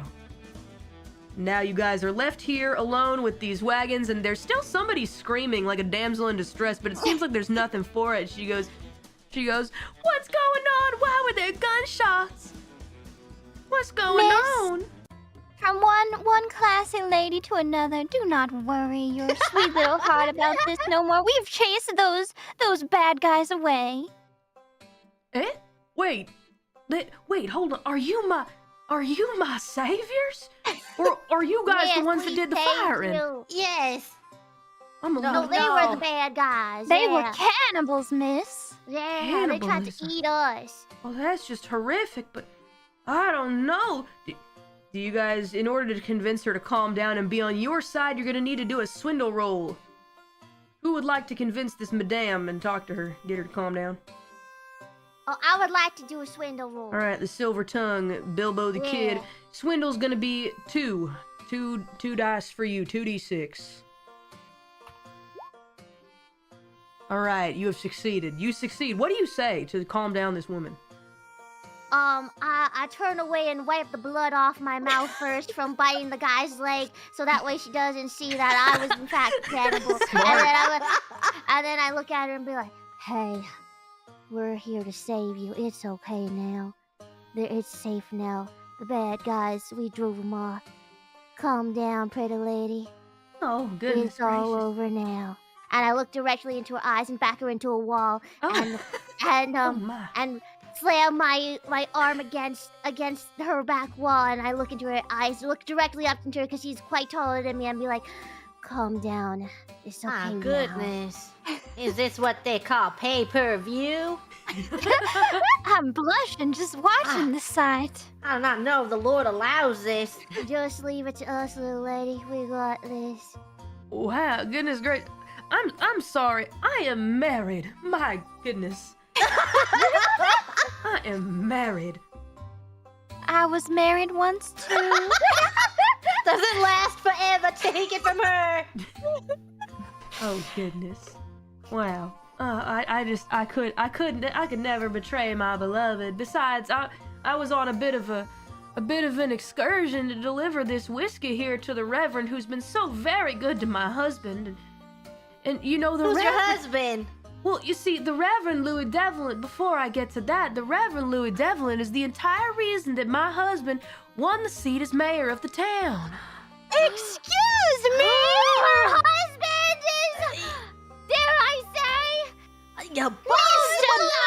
Malone? Oh, well, of course you know him. He is pretty famous. Lowlife Bones Malone! Oh, goodness. Well, I know that he doesn't have many fans, and, you know, that's how it goes when you're running a town, but I wouldn't really call him a lowlife. He's quite kind and classy. disgusting! Oh, well, Now you're you, entitled to your little opinion. lady, you probably don't know who I am on account of my history has been erased due to your current husband. But you look at me, you look at this bandit reputation I have, and you know this is your future if you stay with that man, that panty-thieving buffoon of the mayor. A panty thieving? Goodness gracious. I'm gonna give you one warning from one lady to another. You need to get yourself out of that relationship while you still can. Oh my goodness. Well, she doesn't really know what to say to your claims about Bones Malone, but go ahead and roll 2d6. Would you like to include your bandit reputation or a deal? Can I include a classy deal as a fellow classy lady? Yes, a fellow esteemed woman of class. Of course, you may roll 3d6. Okay. That's successful. You succeed. You know, she takes a minute to think about this and goes, well, if you really do have a past with my former husband, you seem real shaken up, and, well, you also seem very classy compared to these rapscallions that are beside you. I don't really understand why you're with them. the case in point, why is that one barking like a dog? I'm confused. Your husband worships a false lord. Oh, I don't really know about that, but what I will say is that I will take your advice to heart and maybe I have a lot to think about. If he really is as rotten as you say, well, I'm so confused. I just feel shocked, and a lot's happened today. I need some time to think, and now I don't know how I'm gonna get home. Well, wait. The stagecoach Surely. driver ran away. We could certainly drop you off driver. wherever you're headed. Oh, well, So thank long you. as that. Well, I mean, if it is the mayor's house, we might even have business there too. Oh, well, this whiskey was supposed to go to the Reverend Louis Devlin, who's supposed to be waiting in town, but to be honest, I would like to go home, and I think that my husband would like to see me found safe and sound. No, little lady, it's all right. You've been working really hard today, and old ladies need a little break sometimes. So why don't you leave the job to us to deliver the whiskey to the Reverend? We can drop you off first and then head on over. Oh, well, I certainly have no problem with that. We haven't quite introduced ourselves, though. I'm sorry. We are a bit kind of strangers right now. It's a little nerve-wracking. Well, I'll introduce myself to you. You can just call me Ruby. I came this way because I was investing in a diamond mine, and that's why I'm here right now. I've only just started up my business, and I met the mayor, Bones Malone. In this Now, town, how did you he meet stole my him? heart. Malone. Oh, we met at a ball, actually. I was invited here to his ball because I had invested in a mine for diamonds, and that's where we met, and he stole my heart. And I reckon he's about to steal your riches after that. Dang! I'm sure that scoundrel's only I interested think in you've your been money. something called gaslighted. Gaslighted. Disgusting man. You've been swindled by that old baloney. Oh, goodness. It's too soon for a divorce, though. I just changed my last name to Malone recently. Now I gotta change it back again. Lest you end up like a nobody like me. You don't want him to erase you, so you should erase him. Yeah, I guess so. I don't know still completely. You all seem trustworthy, but I think we ought to spend a little time getting to know each other on the way back. Besides, the night is coming in soon. Perhaps we ought to take a breather. You'll be fine, lady. You've had Together. a life pre-Malone, now you can have one post-Malone. Oh, yes. That is what quite is true. life post Malone, I wonder.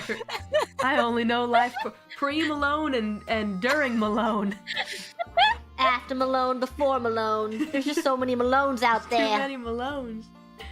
Well, you guys, what do you decide to do here with this very bewildered younger woman, who is She kind likes of them this young, huh? That's She's pretty young. She's maybe in her late 20s. Disgusting.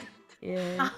Young enough, late 20s, which is, in the West. Actually, that was pretty old, but still, she looks very young. She's a very pretty lady. You can see why Bones Malone may have stolen her heart. She's a lovely lady. But not as traded lovely in as for a the younger former. model. Really That nice. dirty scoundrel. Scoundrel. Alrighty. Well, what do you guys choose to do? This moment. The teachings of my lord, I believe, blessed are the peacemakers, for they shall be called the sons of Mori, Calliope, verse Jigoku 6:6. So, if we were to follow those rules and teachings, I think that we should be kind. Be kind to her. I see my former self in you, Miss Ruby. Wow. Oh, I appreciate that. Wait, no, is that a thing? I didn't mean it as a compliment. It's I not- meant it as you were in a bad situation. Wow, I immediately took it as a compliment because I think you're a very fine lady. You really impressed me with your class, but now I guess, yeah, it's really not a compliment after all, huh? Anyway. Well, thank you. Don't forget that I am forced into a life of crime and outlawry because Wow. of your husband. Okay, I'm real sorry to hear that, but maybe it's just a misunderstanding. We should go talk to my honey. We'll see. Yeah, we'll see let's this talk. I think we then. should go talk. Yes. You And We say now should let's have a nice long chat. Yeah. Let's chat. That'd be nice. Well, team, since the night is coming in, would you like to set up camp? Would you like to go somewhere else? Do you want to ride through the night? If you take a breather, it might be nice. You refresh your deals. I could use a little, camp out, snack, dinner time, supper, whatever. Should we camp outside or should we camp at the mom's house? Oh yeah, let's Cannibals! The cannibal They house. can serve us some food. We don't know. Some of Ma's cooking. We don't know they're cannibals, do we? You don't know. Oh dear. Well, I mean, unless we you were did listening have to. an open invitation, Yeah, I mean, if you were listening closely, Bert did mention, wanting to eat Calliope's, thick thighs and tell me. I just took that sexually. Probably. Not literally. Oh, wow, how sweet. Wow. Love is blooming in the West, as per the usual. All right. Well, would you like to go in that direction? Well, Up to you Team? guys. If you think it's truly a good idea. I want to taste some of that mom's cooking. Yeah, let's go. might be homie. I Yeah. barely remember my mother. If not, I'll just eat them. What? What? What does the Lord think about cannibalism? More Calliope? If I and could not, get a word? and not sexually, by the way. More Calliope? I'd prefer that we not eat each other, that you humans not eat each other, because I wouldn't want to eat a Reaper, and I think humans should not eat each other first and foremost. My Lord says cannibalism is wrong. Yes. Oh, it's just a threat, so we can get some of Oh. that mom's cooking, Oh, Totally yeah. a threat, yeah. All right, we should go over to their mom's house and maybe get well acquainted. Now, how Yeah. many bottles did we agree to give them again? At least 3. 3. one for How each about of 'em. Just 3. Just 3. Because I want to secure a nice future for myself. I can't get rid of these $12. We need those $12. All right. Sounds good. Well, you guys head over to the house of the cannibals. This is an old wrecked place, very downtrodden. It is next to a tree, and you turn right at the tree. And by this time, Dasher is able to walk again, albeit very slowly. Dasher, you alright? I know it was mighty scary. Yeah. Nay, because horses can't speak. Ain't that sweet? Dasher says, yeah, I'm in a lot of pain. I mean, nay. Oh, Such kindness in your eyes, of course. You're alright. You don't feel any pain. You can tell Dasher says anything for you, Master. Well, I'm Dasher. starting to question the relationship between the horse and the master, if I'm gonna be honest. Well, there's nothing to question. We just been with each other ever since birth. I see. It's like brethren. Yeah. Yeah, of We're course. like family. We're closer than family. Yeah, brethren through and through. Yes. We're of each other's blood. Yeah, most definitely. I see. Well, At this point, you guys have made your way over to this house belonging to those 3 stooges from before who tried to get some hits in on you. And it seems kind of empty, to be completely honest. It seems like there's no one in there. now did they give us the right instructions? Well, I didn't detect any lie against them, so I thought that they seemed pretty legit. Just a little ramshackle is all. Hello? 901 home! We're here for some Ma's cooking! knock knock. Knock knock. And you say out loud, knock knock, in big loud booming voice. And then at this point, no one responds to you. Well, should we just bust open the door? I guess we could. Might See as what's well. going on. Yeah, No one's they asking invited anyone. us. Yeah, how rude. They weren't expecting us. They should We are have been. owed some hospitality. All right. So you go up to the door. Do you knock? I bust it open No, with we my bust it large open, frame. we kick it. Yeah, we kick it down. All right. You kick it down, and inside of the home, wow, what a stench that wafts over all of you. Ah! Everyone, quick, smell my hat!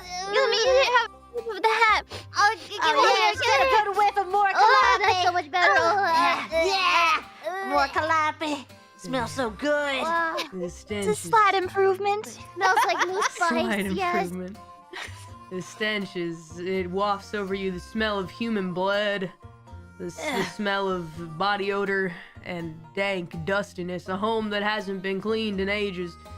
And the first thing that you notice is that, you know, there are like leftover scraps on the table. Nobody's really there, except in the corner, you can see this decrepit old man laying in bed. Just long, uncut hair. You know, old as all hell. Laying in the bed, doing nothing, hands folded over his body, very slowly turns to you and reaches down to his side. Like At he's their reaching mom? for something. Now hold on 1 minute, sir. Gentle, kind sir. No response. We were invited for dinner. Very slowly raises the gun in his hand and clicks, click, revolver. Isn't pointing it at you, but has raised it into the air. Oh. And Watch just out, continues he's looking got at a you. gun! He's shaking though. He's got shaky old hands. Oh my god, he's almost a skeleton holding this here shaky revolver in his hand. You can barely see him looking at you because his eyebrows are so long and his hair is so long, his mustache and beard so very long. His hand shaking with the revolver like he's gonna fire off a warning shot. No. Since I am nobody who shoots first, may I attempt to shoot his gun out of his hand? Yes, you may. Yes, you may. So Right. you're gonna roll precision, which is 2d6.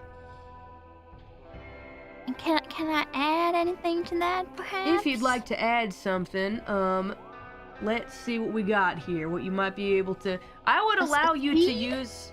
I would allow you in this situation. Yeah, you can go ahead and use your speed to help you here. I would allow that. Your gun deal. All right. All right, so 3d6. All right, what do we got here? You've succeeded. You succeed in shooting the revolver out of this old decrepit figure's hand. It goes flying out of his hand, and his hand is still shaking, and he just looks at you with the same deadpan expression of nothingness. There's not a single thought in his head, but his gun is gone, and you hear a rustling up on the second floor, a big commotion of feet. Wait, I'm Someone falls blushing. down. Oh, goodness Wait. gracious me, they got paw! No, they got paw! Quiet, all of Tasted you! those toes before. I know those toes. now you come down here right now, you three. I'm gonna gnaw your paws face off his old stinky body. Leaving the guns upstairs, though. Yeah, if I see any guns up there, I will start biting one of his fingers one at a time. I pull my gun out and I use my big deal, which allows me to wall hack if they have a gun out. All right. You use your big deal. That is true. Yeah, actually, nobody can sneak up on you without knowing. Once drawn, your gun has a tendency to point you towards the location of anyone else that has a gun drawn, even through walls, doors, floors, etc. And immediately, your gun starts pointing like in 4 different directions. It's 4 different, and it keeps going back and forth. And then you hear someone say, "Oh hell!" And then you can hear 4 different large objects drop on the ground. And then you hear some people come down the stairs with their hands raised. Now that's more like it. There's the hospitality. I thought you were expecting us for dinner. What is this hostileness that you've been treating us with, huh? Please, listen to what I have to say. The 3 figures walk down the steps, and you recognize 2 of them. two of them, Slim Boy Fat, Pony Mitchell, and you can only assume that Bert the Hurt is not here because he is incapacitated, his leg is in bad shape. And then a woman follows them, and a slightly older lady. She's not old, but she definitely looks like somebody's mom, a tough-looking woman who scowls at all of you and says, "Don't blame the boys, it was my idea to try and give you the sneak up, and, well, George ruined it all. George, you hear me? You ruined everything. The ambush was supposed to go off without a hitch, but you had to be so slow and frail. Where is your revolver? Where did it go? Where did you shoot George's revolver? George is still, his hand is holding up, is still like he was holding the gun. It's in the same position, shaking while looking at you guys. He's just so old. Is he okay? He's fine. He's just old and frail. And anyway, He's older than my horse. This is George, my brother. He's actually 30 years older than me. My brother George, he's also my love. My love for the rest of my life. What? Brother? Yeah. But did you just say you love her? Yeah, he's my family. I prefer to say family. Just straight up family. You're... Excuse me, what in the sweet home Alabama is going on here? Alabama? This is Texas. What are you talking about? What in the Texas is going on? More Calliope, you could weigh in. What are your thoughts on this? All right, hold on. God, what do you think? I don't like it. God says about this. Your sweet home, Texas. I think my lord doesn't like this. Neither do I. It smells disgusting. Well, Stench. you know, we've been having to make do with what we can recently. You know, not a lot of humans out there to satisfy quench our hunger. So we've been. What do you mean by that? Well, you know, we only hurt the bad ones. We heard from Reverend Louis Devlin that the three of you hated the mayor something fierce, and then one of you was a heretic, and then one of you was like a wolf or something like that and causing trouble for people. And so we thought, we'll take this job, and then we'll go ahead and take the bodies for ourselves as payment, and then have ourselves a mighty fine feast for a little while. You're talking sexually, right? Right? What? You're not talking about killing us though, right? You're talking sexually? I think they're talking about actually killing No. us. No. Well, all that's gone out the No. window anyway. I don't really know what you mean by that. That is kind of disgusting. Oh no. Oh, like you're one to judge. They're cannibals and they're brother lovers. Whoa! Well, all that's out the window now. Listen, we've seen the error of our ways, and I'm happy to fix you a meal, but we don't really have any good meat here. We just have, you know, the local wildlife. I made a stew. You guys That would be lovely. I'll take it. Mystery meat or a It's not, rabbit? it's not human. I'll tell you, it's not human. You promise? I Horse? promise Is it's it not horse? human.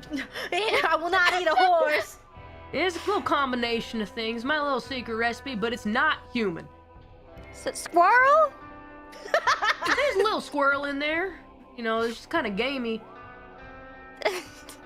Ma's Well, cooking's can real I good, die Miss anyway? Tony Mitchell. It's Are real there good. wolves in there? There better not be any wolves in there. I will not eat any of my people.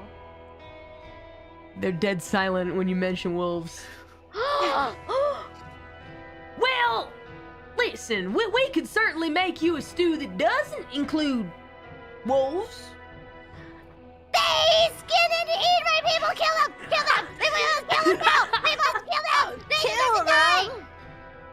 Oh, lordy.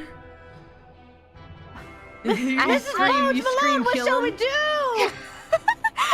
Don't look at me. I'm out of my element here. I can't believe she was okay with the cannibalism, but draws the line at eating wolves.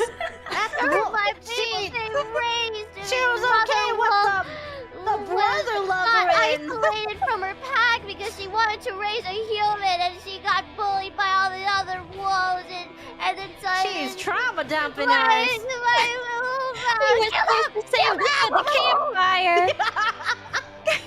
Oh my It lord. looks like our interlude is turning into a killing spree. An outerlude, yes. An Ah, outerlude, killing outerlude. spree. Right, oh boy. Alright, well, depending upon what you guys want to do here, I will say, if you decide to have it be a firefight, it's gonna get hectic, but... And Are they addition, unarmed though? they are unarmed, but they will expend grit to get away from your gun and go back upstairs and get their guns. Because they also have grit. They too have HP bars. Do we kill the cannibals, or do we let cannibals live in favor of Bones Malone? Well, what does your god say? God, what do you think about these people? Should we put them out of their misery?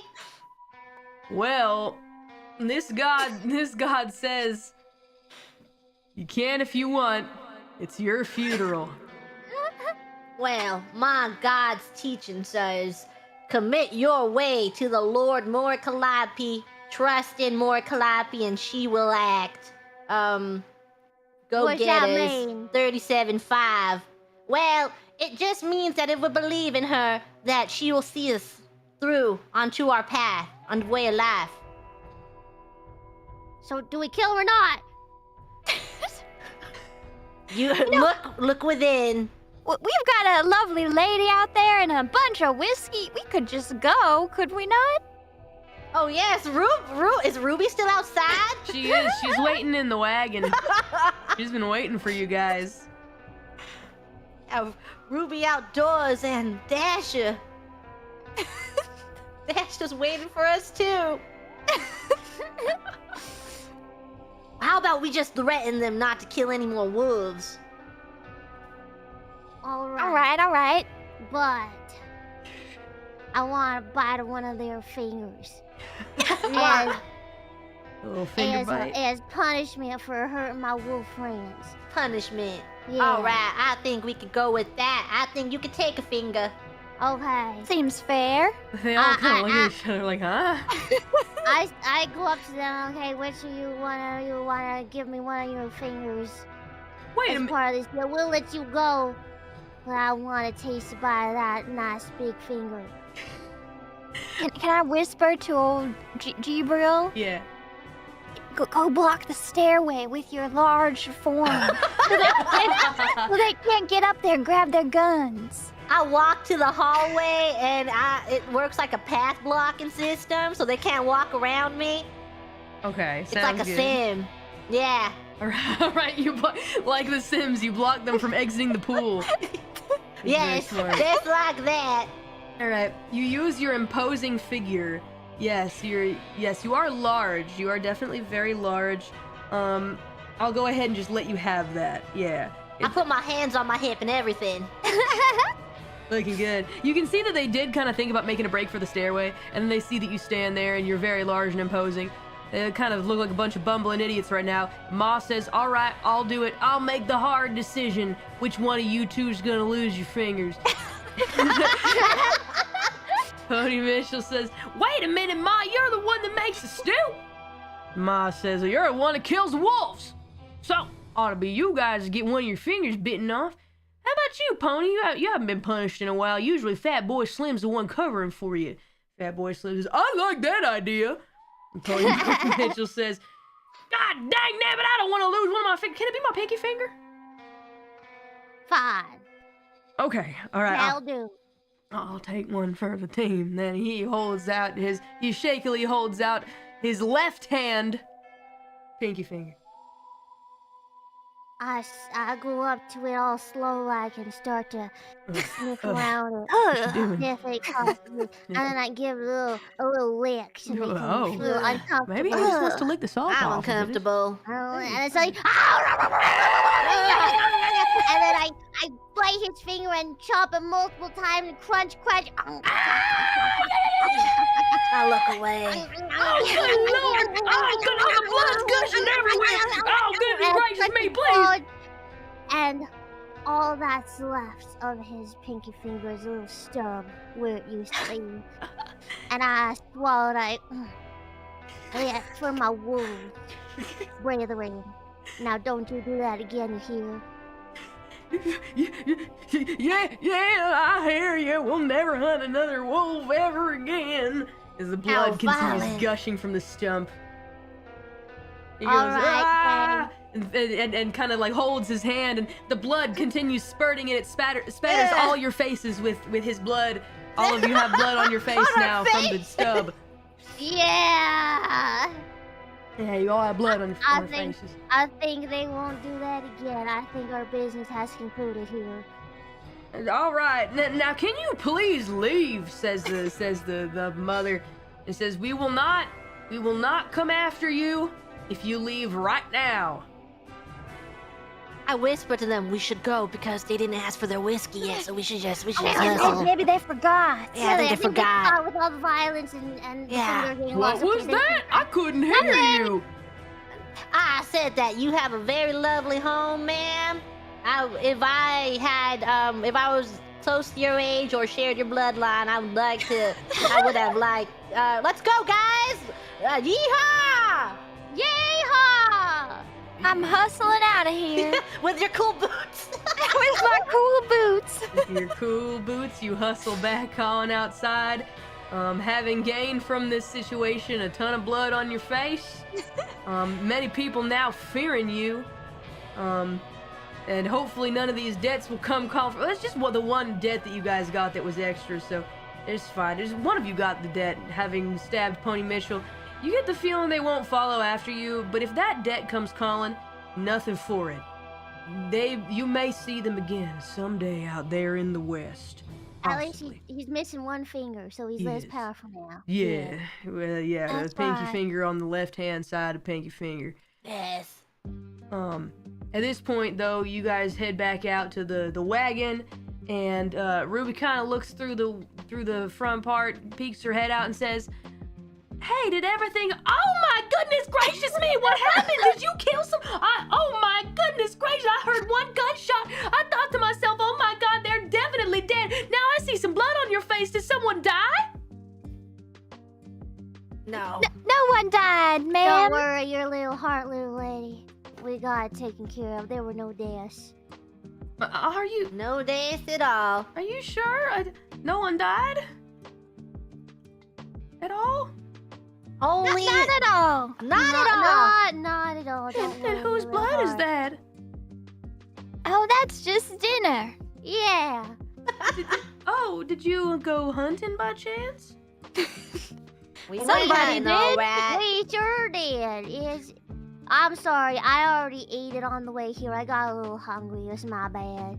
Didn't save any for you, but yes, it was just dinner. Okay. Well, we better get moving then. What should we do about food? Maybe some of you fellas should go hunt something for us to eat. We might get real Yeah, hungry. fellers. I'm hungry too. Yeah, you fellas wanna? All right. You savage hunters wanna go? In wolf society, male and female wolves equally go hunting. So I think, Miss Mysterious Lady, I believe that you could also hunt as well. Oh, but I have a little bit of a crush on her, so I'll go hunt for her. Ooh. Which one? For Miss Bones Malone. Which That's one? sweet. Wow, really, you're crushing on the ladies today. The former Miss Bones Malone. All right, I was about to get real jealous, but Understandable. Yeah, all the cool things that the former Miss Bones Malone did today, like shoot that gun and then shoot that hat. My heart is beating in my chest, but I keep it to One hell of a myself. woman. Yeah. Wow. So I would like to go hunting for her. I start running for the hill. You just see my body retreating. I'm going hunting. Oh my goodness. Wow, running for the hills, are we? Go ahead and hunt. It's 1d6. See what you get. All right. How'd it go? Oh, wow, that's a very successful. I'll get you something for Miss Bones Malone. Just So- you wait. oh boy. You shoot a whole, let's see, you find a cow that had gotten loose from its farm. A cow that got loose from its farm. And you managed to shoot it. It was a very old one. It looked like it had seen a beautiful life at the farm, and now the cow is sleeping peacefully thanks to you with your gun. I hoist up the cow. Am I larger than the cow? Yes, you are larger than the. I hoist up the cow on my shoulders and I run back. Probably worth more than the whiskey. You have found dinner. Former Miss Bones Malone, I found a cow! My, oh my, you sure did! That's incredible! I just can't hardly believe my eyes. Are we having sirloin? What? I'm blushing. I look away, I don't make eye contact. I won this cow for you. It looked like it lived a good life. So don't worry your heart. It's been so long since I've had a nice steak. Oh, goodness. Oh yeah, Ruby that says, scoundrel. I have steak every single night with my husband, Bones Malone, who always makes sure we have the premium steak. Son of a horse, Bones Malone. Oh, good man. Hey, Ruby, you eating steak every night. How are you looking for a house pet by any chance? Don't do it, Bilbo. It's not worth it. Well, they have steak every night. All we have are fingers. Yeah, at least we have love. At least we're not cold-hearted sons of horses. Cover your ears, Dasha. She doesn't mean that. My husband loves me, though. He tells me every day how much he loves me. You know, he told me that too. How many times a day did he tell you? At least 24. Oh, well, he tells me 25. Of course he does. Of course he does. Oh, well, I don't mean to hurt your feelings, ex-lover. That no good man. Oh, How goodness. I can see disgusting. this is a touchy subject. I'm not interested in being enemies. I just want to mine my diamonds and live a happy life with my husband, but I am thinking about what you told me, and I didn't forget it, so we're just going to have to go solve things ourselves at the manor. I think so. Yeah. While we're all sitting around here, we now have this large cow that was caught by the lovely Calliope, who went out of the way to get this large animal to impress the lovely former Mrs. Bones Malone. I keep sneaking glances at her. Wow, so lovely. I sure am impressed. Can anyone cook a Blushing. steak out of a cow that we got from the range? You need to do a survival roll. I have a point in survival. Go ahead and roll 1d6. Can this uncivilized little pup really cook a steak? What are you saying? Do you doubt I've tried to go into society? Boom. All right, medium rare on mine, please. Oh no. Not too well done, all right? Oh goodness. Well, sadly, it appears that you don't really know how to properly skin the animal, so it's just kind of... It's not really the most refined steak ever. It's fine. It's like, okay. The cooking's not fantastic. It's a little charred. It's a little, it's got that Western grit. Is it seasoned? I don't know. That's a great question. You probably, took a little sand from the desert, tried to sprinkle it on, like, pepper, salt. Saw someone do it at the restaurant once. They sprinkled something. Oh, sand kind of looks like salt. All right, sprinkle. That'll probably make it taste good. A little salty, salt to the earth. All right, crew, doing great. dinner's ready. We come and get that grub. And then I hand them the plates, and then I look at them expectantly, and I'm like, wagging my non-existent tail, all excitedly waiting for them to eat food. Yeah, it's ready. Dang, all right.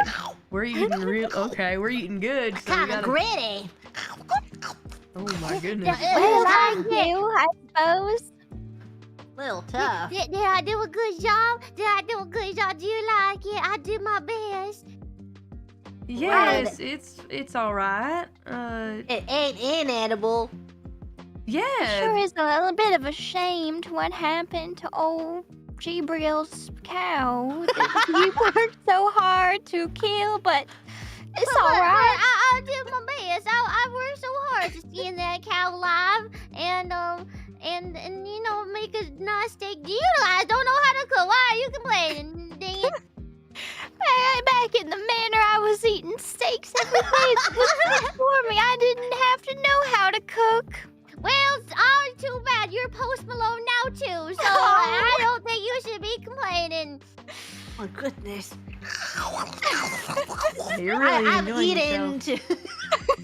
I really? eat nervously because they're fighting each other, and I don't know how to contribute to this conversation, so I just eat my steak. Oh my goodness.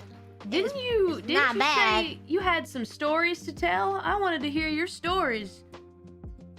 Oh, yeah, while we're eating, let's have a campfire stories. Hey, I'd like to hear about some things. Some campfire stories.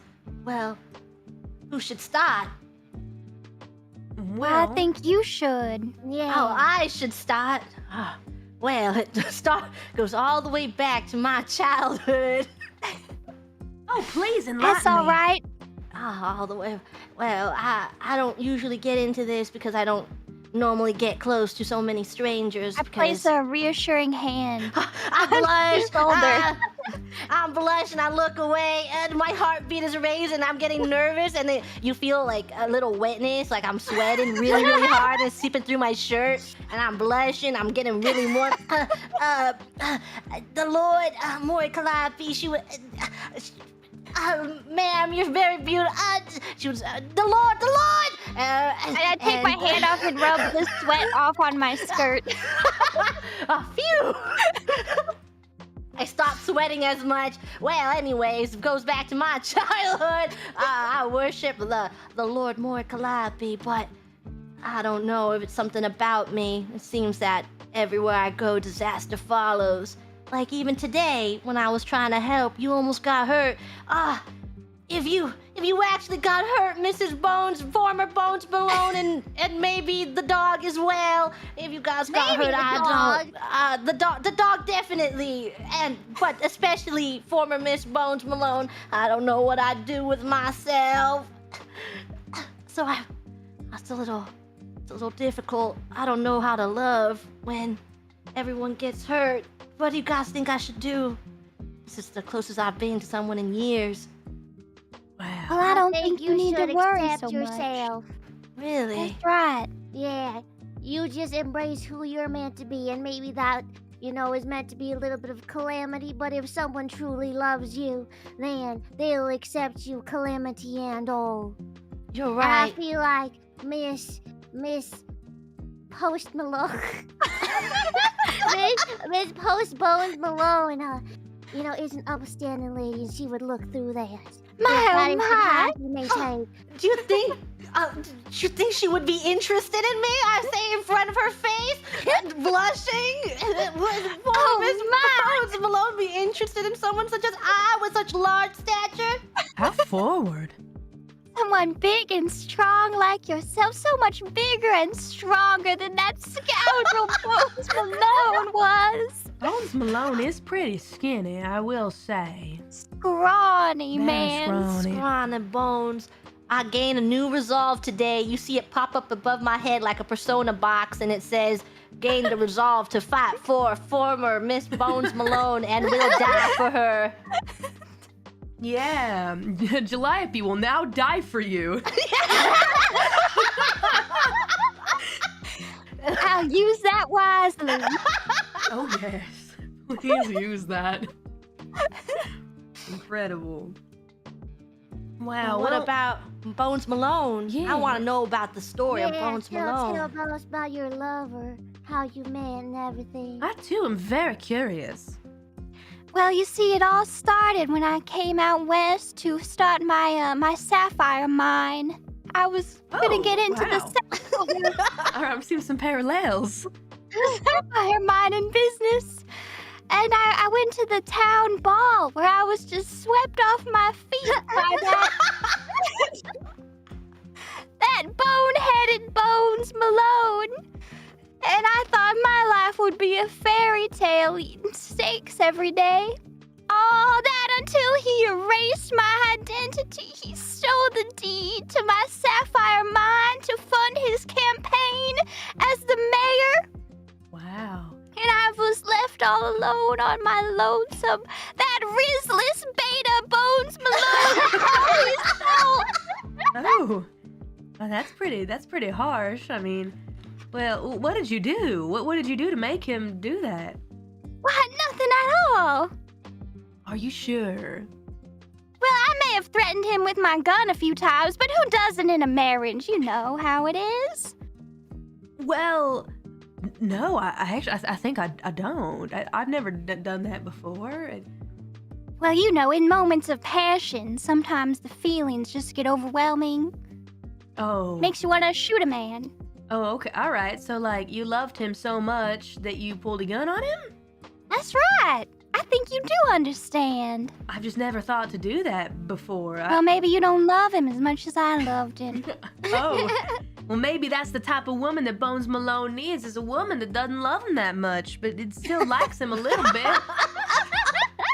Like a little bit. I watch out for that diamond mine you got. Oh, good. Wait. You know where they keep the deed for that? Oh, I have it locked up in my own box in my room. I sure hope you do. Yeah. Well, wait, what happened to... Wait, are you... Hold on. I was told by Bones Malone that he invested in that sapphire mine himself and curated it all himself. Well, you could call it investing if he poached me from the ball. Oh. Got me married. I didn't read the fine print there. There was no prenup. And in the divorce, he took it all from me. Wow, did you... I guess you had a bad lawyer. Wow. Bad lawyer, I represented myself. Oh, that'll do it. No wonder Don't he need got nobody everything. speaking for me. I'm an eloquent woman. Oh, wow. Relationship point goes up. All right. I'm starting to get the picture of all this much clearer. All righty then.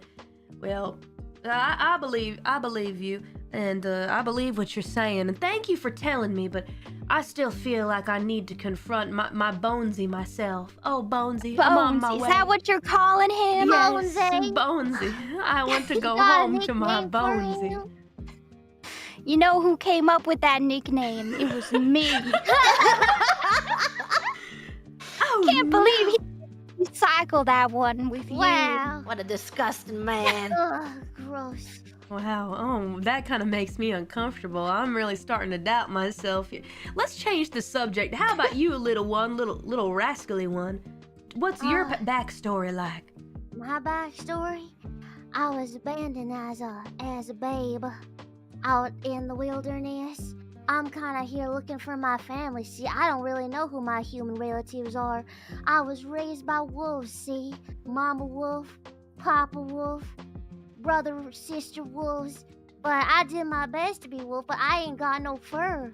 I ain't got no fur, only hair on my head, so they treated me all different like. But now, I'm just trying to fit in, see? Because what am I? I'm not quite human anymore, but I'm not quite a wolf either, so... I don't know What are purpose you? What am I? I don't know. Maybe you should turn to Faith. Faith? No thanks. No thanks. That was quick. What? But you get a furry hat. I'm looking for my human family. See, I believe they're out there somewhere. I gotta ask them a question, like why'd you leave me? Do you have any leads on them? Any photographs or something like I was that? left by as a babe, wrapped in a red handkerchief blanket. You see, and I keep it wrapped around my neck at all times. So, and it has a faint scent, and I feel like if I find the scent of my family, I would recognize them by their smell. Ah, Yeah. Wow, that's How a really touching. interesting story. I I hope hope you find your parents. Thank you. And I know hope it you find one day. Faith. I'll stick around with you till you find your family. I was just so touched by your story. Oh, thank you, lady. From You're one so kind. abandonee to another. See, I've been a Sigma wolf for so long, out on my lonesome being a Sigma. Kind of tired of that. I feel like I don't want to be on my lonesome anymore. I'd rather be part of Of course. And you guys seem pretty cool, except for like maybe some weird quirks, but I think we all got our weird qualities. Oh, you're one to talk. Goodness gracious. Well, I got fingers raised. off. I was raised by wolves. What's yours? Who's Calliope Mori anyway? True. That is my Lord and Savior. Have you not heard her voice? She speaks to me in the night. Look, Calliope Mori, if you are there, can you please say something to me? You hear a gun click and say, "That's enough out of you." She spoke. She says that she loves us all. Aw, ain't that sweet? How sweet. But what you actually mistaked from being the voice of Mori Calliope is actually you have mistaken yourself, because in reality that was not the voice of Mori Calliope. It was the different voice that just spoke to you. Yes, a different voice as a shot rings out into the darkness of the night. Uh-oh. I think she loves us. Well, I can relate to the idea of shooting someone you love, you know? Yeah. True. She's sending us a message. Is that something we should look for? Is she coming over here? Calliope Mori! We're right here! Lord, is that you? That's enough out of you. You hear some trotting of horsey footsteps. Calliope Mori? And before you see what looks to be the image of a sheriff. A sheriff with a big old star brandished on her coat, long pink hair, and a sheriff hat atop her head. That's a spitting image of Mori Calliope! This is spitting image of Mori Calliope indeed, except this one here is very, very sheriff-like upon a pink steed, a slightly pink steed. It's just a little weird. Why is there a pink horse here? And says, Did you dye that with beets, maybe? some beats. And the sheriff says, I noticed that you have a hostage with you over there. Asked that there's a missing persons, Mrs. Ruby Malone. Are you all right, madame? Are these rabble-rousers causing you any trouble? No. Oh, we were just bringing her home. We were just talking. Yeah, we was getting late. We were just on our way to Esco, but we just stopped. You were getting lit? No, we were getting late. No! It was getting late. Sorry, my accent's very southern. You might not Yes. understand sometimes. All right. You're gonna have to roll to convince the sheriff, and you're not lying about anything, so you wouldn't use guile or swindle, but go ahead, somebody use straight talk to try and explain the situation to the sheriff, who is definitely very trigger happy at this moment. Oh, I have lots of straight talk. I will get to straight talking the sheriff. All right. Well, sheriff, you look like the spitting image of my Lord and Savior Mori Calliope. Can I ask your name before please? To get on the good side of the sheriff, actually, because you mentioned your religion here, you can roll straight talk, which is 2d6, and if you'd like to use your pious reputation, you can add another dice to your pool. I will add my pious All right. piety. All right, your piety. So go ahead and roll a 3d6 to convince the sheriff to get cozy with you. Oh, that's very successful. All right, but you take the highest one. So the sheriff kind of eyes you up and down and sees that you are a very pious worshiper of some god that the sheriff kind of doesn't really know, but like she can respect it. And she says, I can tell that you're a pious individual, and you don't seem very much like your typical rabble-rousing outlaw. Can you repeat the question? Well, what is your name? I just feel like you're the reincarnation of one Mori Calliope almost. Wow, that's interesting. Actually, my name is Sheriff Morrison, but you can call me Old Pink. Everybody calls me Old Pink. Oh, well, Old Pink. Well, according to my scriptures of PHANTOMIME 62, well, beloved, never avenge yourselves, but leave it to the wrath of God. If that could give you some new perspective on life, but we weren't out to hurt Miss Ruby here. She just wanted some help. She was having a good time, weren't you, Ruby? Yes, well, maybe. I don't know. Oh, it's just because you don't like us? No, it's not. I mean, you've grown on me. I've grown fond of you. It's just I do wish that I could get home very quickly. Well, we were going to deliver you in the morning, of course. I Yes. see, says the sheriff. Well, that won't be necessary any longer. I'm gonna go ahead and take her back home now. Fine now. Can we come with? I'm afraid that I can't allow that. I certainly can't stop you from following me. However, it is my express orders from Mayor Bones Malone that I deliver Miss Ruby Malone. right back to Bones Malone at this exact So minute. you're taking orders from him, huh? Well, he is the mayor. I can't say no. Mm. Additionally, I have some other Well. deliveries to make to the mayor. In a Like little bit what? here. Well, you see, I got a couple outlaws that the mayor just wants to question about some things, and regular murderers, or scoundrels, robbers, those kinds of Oh. things. The mayor just wants to have a chat with them. You see. Personally, what's he got personal business? Shouldn't that be the constable's job? I'm afraid I can't really disclose any of that with you. You see, it's against my code as a sheriff of this town.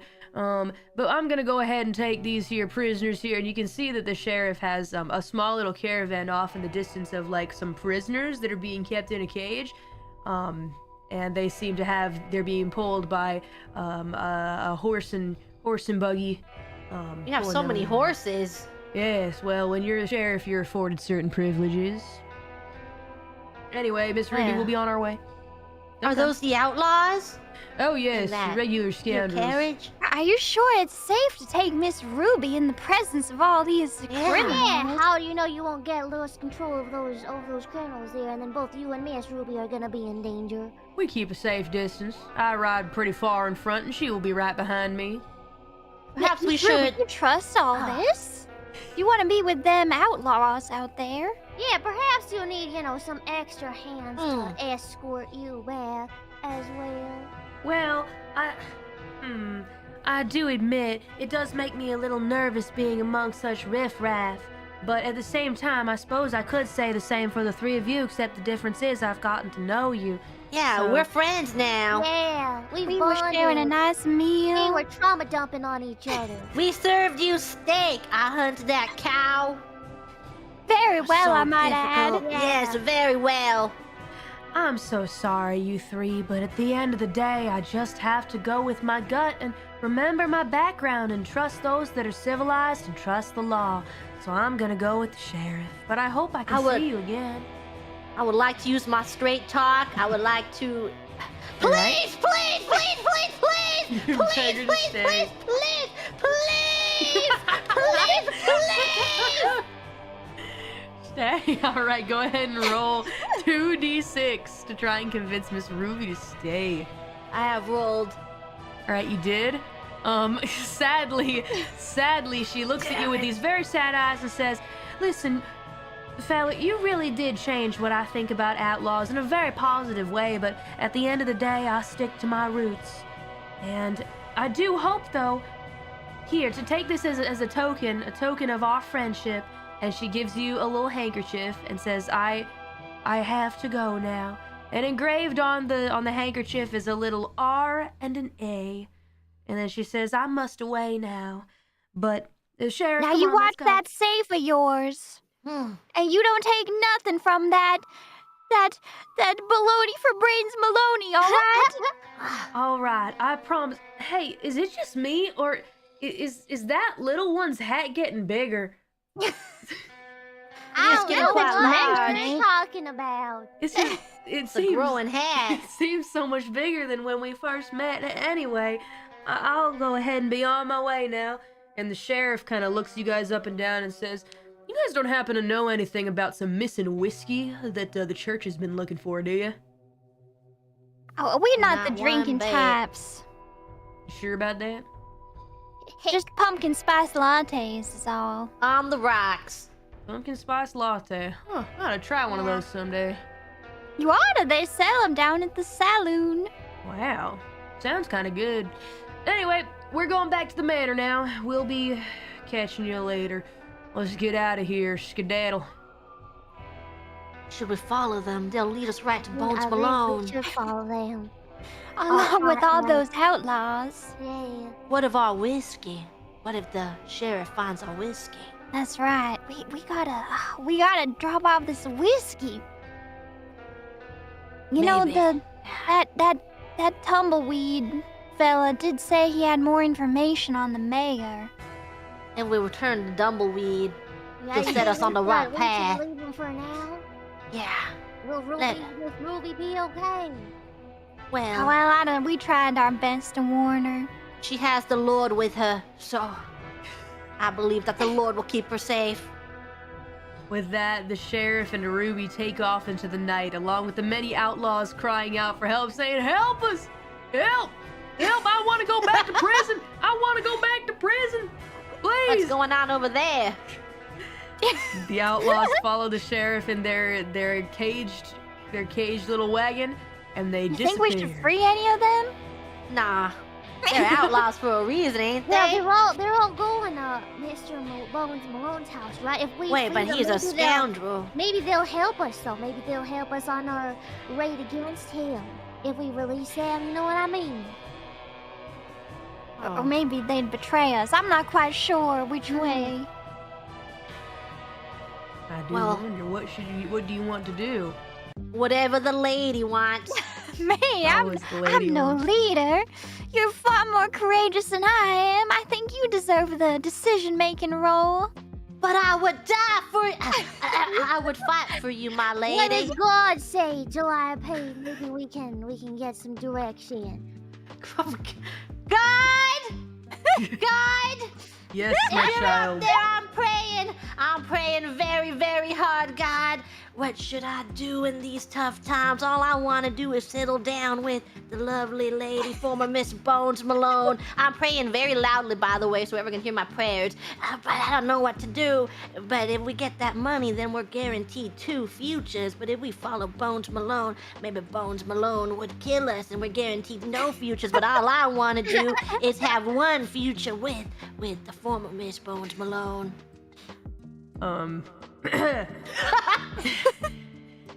Remember who you are, Calliope. Remember. I'm remembering!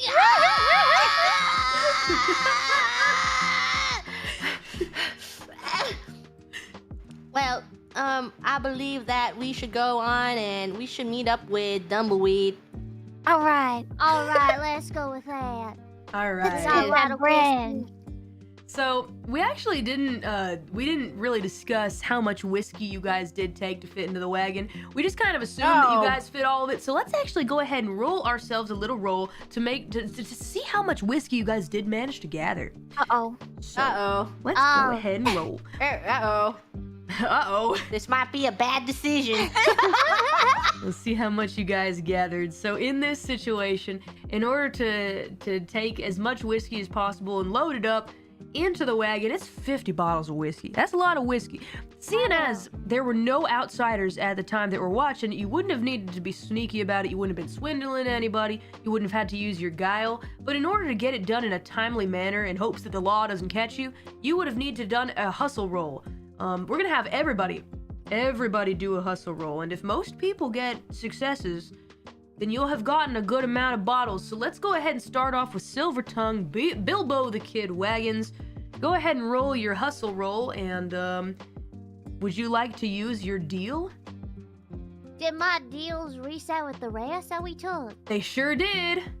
But Yes, and I would however, Oh. this happened before the rest. There's a little oopsie on that. However, you can still do it because it will reset. So Okay, I would like to use my final hustle roll then. okay, you use your last one, and go ahead and roll 2d6.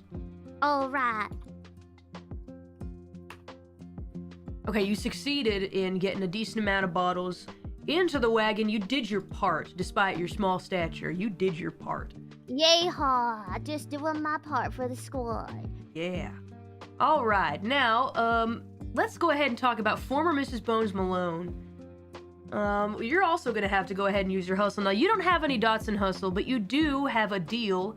Hustle, nimble. May I use 2 bullets from 1 deal? Sadly, you cannot do that. However, what I would allow you to do is to use your reputation as a bandit. Now, typically reputations are only used for people that are like watching you, but I'll go ahead and let it help you out this time.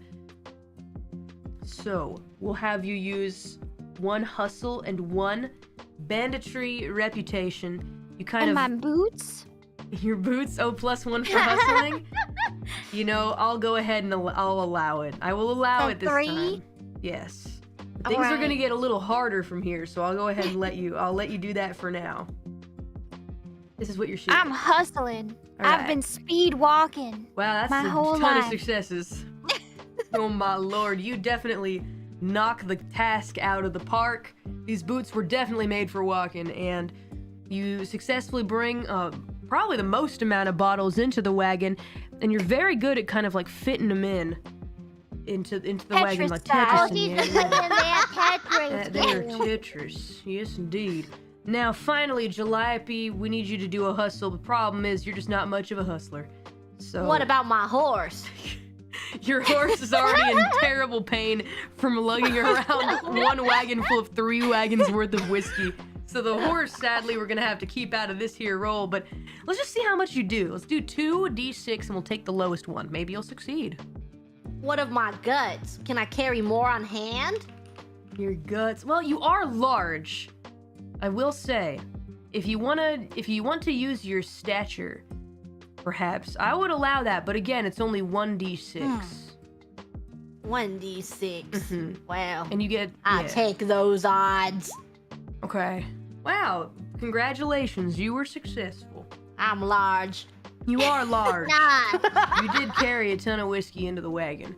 Now, I would say with these rolls that you guys did here, yeah, I would go ahead and say that you got the full amount into the wagon. Pretty good. Pretty much job well done. However, from here on out, re-entering the town means that you guys are gonna have to do so in a very sneaky and swindly fashion. So, what we're gonna do is, because you guys did take a rest, we're gonna go ahead and reset all these. However, because a rest was taken, that means we also need to see if any of your debts come calling. Uh-oh. So everybody go Bones ahead and Malone. roll a 1d6 for me. Uh-oh. Okay, double save. Oh no. Bones Malone! Oh no! Oh lordy.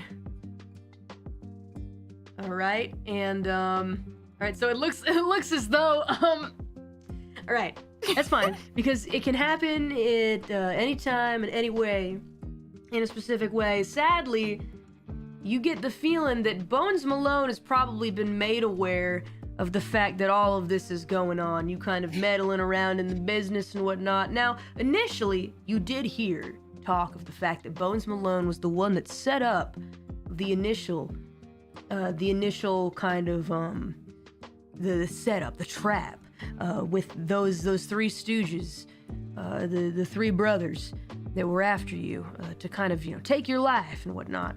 You get the feeling, though, former Mrs. Bones Malone, that this is information that will very quickly reach Bones Malone, and you suddenly feel very unsafe. Oh. Oh dear. Knew I shouldn't have trusted that Ruby. She's all smitten for that manure sniffer, Bones Malone. No. Disgusting. We should have killed her. And ate all her fingers. Yes. Oh, lordy, goodness gracious.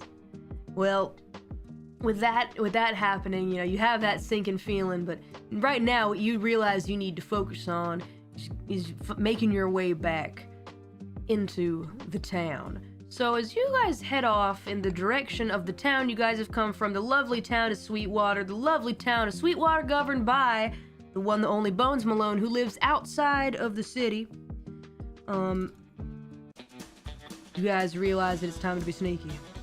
You're gonna have to be a little sneaky in this situation. Who is riding at the front of the caravan? The front of the wagon? Probably Calliope, right? I suppose. It's your horse. Yeah, because they got It the is my horse. Yeah, your horse is nay, which translates to I don't trust any of the others except for you. I'm loyal only Head to in you. your sweet head. Neigh for me once more, my sweet. I want to hear your highest neigh. Oh, ain't that just adorable? My lovely horse. So sweet. All right, so you are at the front. And you're gonna have to... You will have to cover for everybody else, though, because here's the thing. As you make your way into the town, there are some folks that are standing at the fence that are kind of checking the wagons that come in and out. And immediately, they kind of stop you where you are. I see. Since you're at the front, you can decide what you'd like to do here, Calliope. You probably... Things like guile and things like swindle are not really your philosophy because you're so pious. What would you like to do instead? Because straight talk is honest, and you cannot be honest with this whiskey or else you get arrested. I'd like to use my deal with good manners. My mama taught me that good manners can get a man anywhere. All right. So you wanna use class? Yes. Good day, officers. We are just moseying on into town. Me and my sweet horse here. I try to distract them. I just try to be very nice, so that way they're in a good mood and they don't check very hard and they're like, oh yeah, go along with your day. And like, oh, look at my horse here. My horse can do tricks. Dasher, do that thing you just did for the officers right here.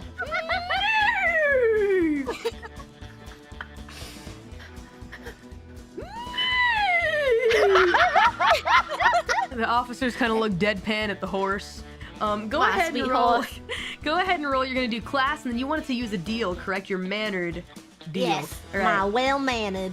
All right. Would you like to use your pious reputation as well, or just keep it these 2 dice? You'll need to include a couple phrases about your Lord and Savior, Mori Calliope. I suppose I'll use my piety as well. Okay. All right. Go ahead and roll then a 3d6. All right, let's see. So, you have succeeded. You've succeeded in kind of distracting the people at the fence that are kind of, you know, talking to you. They realize you're so well-mannered and kind of nice and, you know, it's just a friendly big gentleman with a funny little horse. Hey, look at the horsey do the trick. Hey, look at him go neigh. All right, I guess Me and my horse. Don't flip, horsey. Don't flip. She can do all this stuff because we follow the words of a good Mori Calliope. If you could follow her as well, she has many, many good words. Oh wow! Such as, believe in me and she shall believe in thou. She said that. She said it to me once in a dream. Oh okay, all right. They're kind of like confused about the God part, but they see you as a God-fearing being. You know, you believe in a God. They say, well, it might be kind of heretical, but you know, maybe he's just a little crazy. You know, we'll let you through. We'll let you through, but we do have to take a quick little look at what you're holding here. We see you got some whiskey in there. That's nice. Having a little party. What's going on? Oh, yeah, me, I blush and I look around and I make up a lie on the spot. Me and my wife are looking to start a saloon together. Wow, that's... Yeah, you know, here's the thing, Calliope. You're just such an honest, pious being that you have no swindle. So go ahead and roll 2d6 for me. Oh, good. 2d6. And actually, this is a risky action. Well, I hope my wife can help. Yeah. All right, you succeeded. Let's see if I succeed. I succeed as well. So it looks like you're getting off scot-free with this one. Wait, hold on. Sorry. I forgot something. I made a mistake with the rules. When you don't have any swindle, we have to choose the lowest one. However, even though you failed, I succeeded. So they chuckle a little bit, like, awkwardly to themselves, and they say, all right, you know, we'll be keeping an eye on you, though. Can I help? Would you like to attempt Hello, to it's me, the wife. They seem to not be We're trustworthy. fixing to start a saloon. Oh, okay, so you're the wife. You a fan of whiskey, madam? I love an old-fashioned. Okay. They, like, kind of side-eye each other. Do you want to swindle them? Yes, I wanna bat my eyelashes at okay. them. Use your seductive deal. Yes. Okay, so that's gonna be 2 dice for you, 2d6, and this is also gonna be a risky action. Uh-oh. But because you have a good dice pool, if you have a high number that succeeds, we will choose that instead of the lowest. So good luck. Okay. It's a risky action, though. Okay, you succeeded. Okay. I bad my eyes at them. Oh, I'm darn just it, I so in failed. love with my honey here. I'm so excited. You can tell that the townspeople are starting to gather around your wagon. Like, whoa, that's a lot of whiskey. Wait, hold on. I heard the Reverend really likes whiskey. Wasn't the Reverend expecting some whiskey? Oh, that's strange. But thankfully, because you succeeded, even though I failed, they just say, all right, we'll let you through, but I don't know. You get this feeling like they don't totally trust you, but they're gonna let you go for now. I'm gonna go ahead and give you guys the debt of townspeople don't trust you. Wait, can I come in with Silver Tongue? And do what?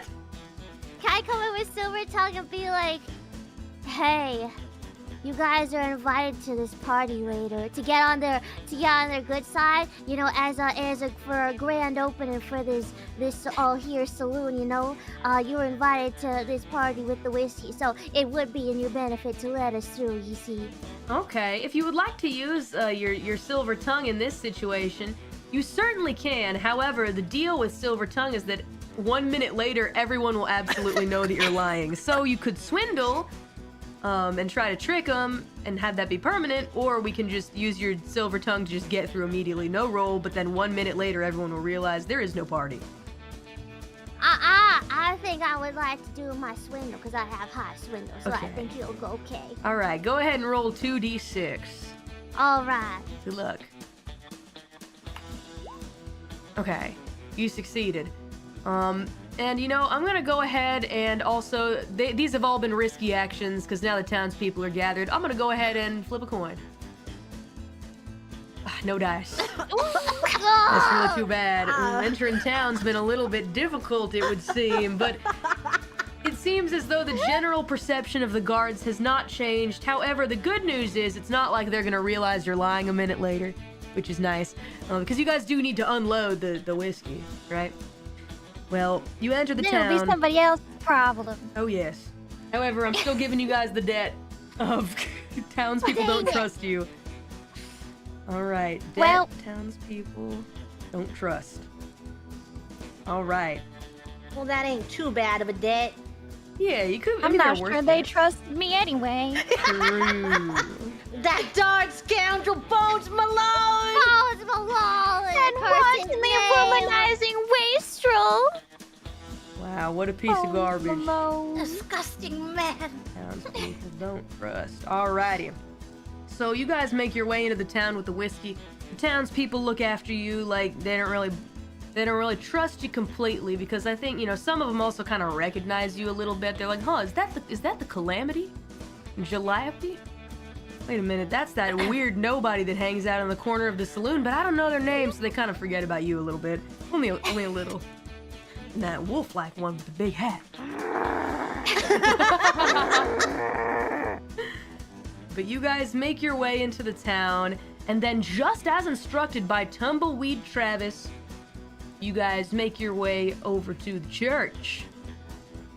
Now, something kind of interesting about this, though, is the fact that you roll up there, and you don't see Tumbleweed Travis anywhere around.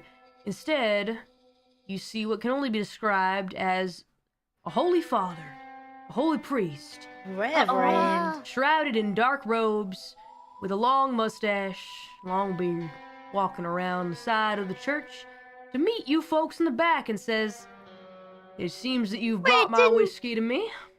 Didn't Tumbleweed have a long mustache and a long beard?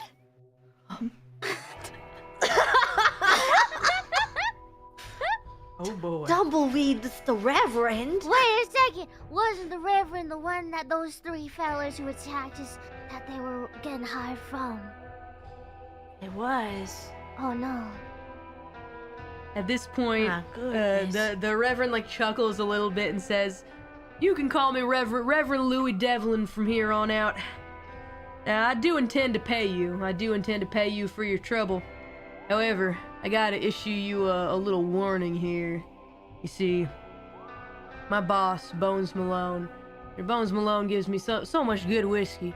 After all, because it's so easy to indoctrinate people and make them believe, someone's the good guy. And that's what I did for Mr. Malone. We have a very good relationship, working relationship.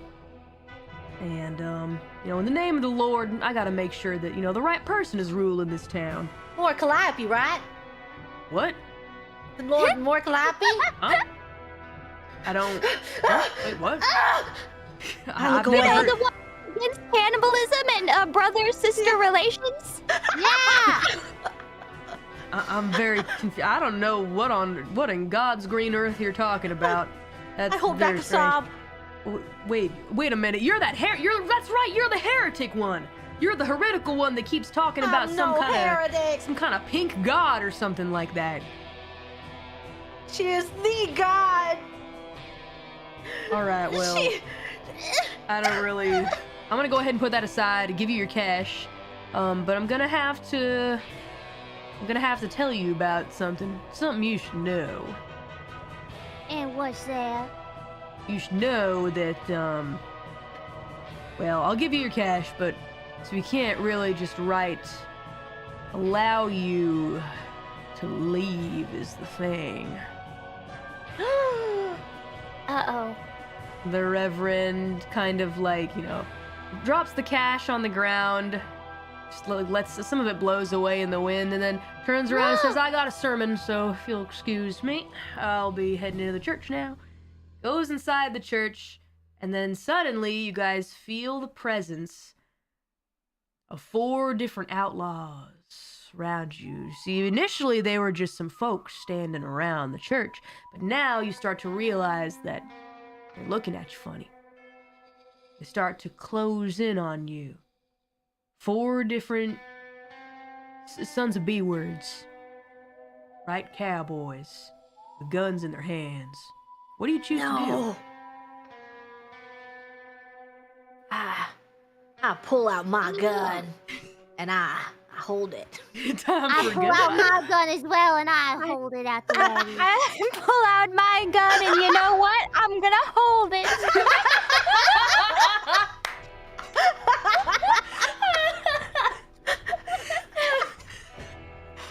I feel pain in my lungs. They're holding their guns. And the outlaw, the 4 outlaws around you are also holding their guns, and one of them says, while chewing on a piece of straw, says, "Well, I figure that you folks are outnumbered." Ready to take you a thought bullet? wrong. Dasher, speak up. It seems that we are 4v4 now. Oh yeah, Dasher to the rescue. I would like to, before they get a chance to attack, I would like to use my silver tongue and be like, look, behind you! Is that Mori Calliope? I look too! I also look! and they believe me because I have a silver tongue, so they have to look behind Mori me. Calliope! Mori Calliope is right there! Oh my behind God! you! Oh my God! Look! Is that her? Is that really her? It's Oh my God! In the sky! Mori Calliope! Yeah! All I right. dreamt of this day. Well, here's the thing. They believe you when they say that Mori Calliope is there, but they do not worship Mori Calliope as a god. They don't really know who that is, but they still look to the sky. So they don't turn around, but they look to the sky. Like, what in the sky? Who is a Mori Calliope? What is that? So you've caught them off guard for one moment. No! Well, I'm nobody, so I shoot first. All right, you shoot him. Um, All right, so we got 4. All right, let me get my cowboy battle music. All right, Damn. it's time for a cowboy battle. So we got 4 cowboys. I probably should put them on the screen. Put some cowboys on the screen. I only have black squares. To work. I wasn't expecting a cowboy fight, but this is good enough. We got 4 cowboys, and they each have guns. The good news is, though, they may have some grit, but they don't have nearly as much grit as you guys, as your Pasta does. So, let's go ahead and you start shooting. Do you want to shoot with power? What would you like to shoot these fellers with? I would like kind of shot you to trying to once again use my technique to try to shoot somebody's gun out of their hand. Okay. If anybody's got, you know, only one hand on their gun, maybe aim for them. Okay, trying to disarm them. Go ahead Trying and to roll. disarm them. Let's see. We'll have you do your precision. Go ahead, you roll 2 dice for precision. You're not trying to necessarily show off as like a show. You can't really like. If I'm trying to show off to my potential love interest over here. I'm looking at the sky right now. Alright. Looking for more Calliope. It's true. You are looking at the sky. However, I guess if you do want to try and show off, even if your new beloved isn't looking, I'll let you roll 3d6 for this one. I'll let you do it. Okay. Shoot the gun out their hand. All right. You have succeeded in shooting the revolver out of one of these fellers' hands. I'm gonna go ahead and do. We'll make that square red, which means they don't have a gun. Oh no, all the squares are red now. Yeah, you done it! Oh no! Shut all their guns off! Oi. All right, I'm gonna put a new color block there. It indicates that they don't have a gun. It's a little red square. That screen. Shut! I haven't turned it red yet, dang it! I haven't turned it red. Now it's red. He done got a gun. Alrighty. So that guy doesn't have a gun. Next up, go ahead, wait, hold on, Bilbo. I don't know who is quicker. I'm gonna go ahead and let, you know what, Bilbo, go ahead.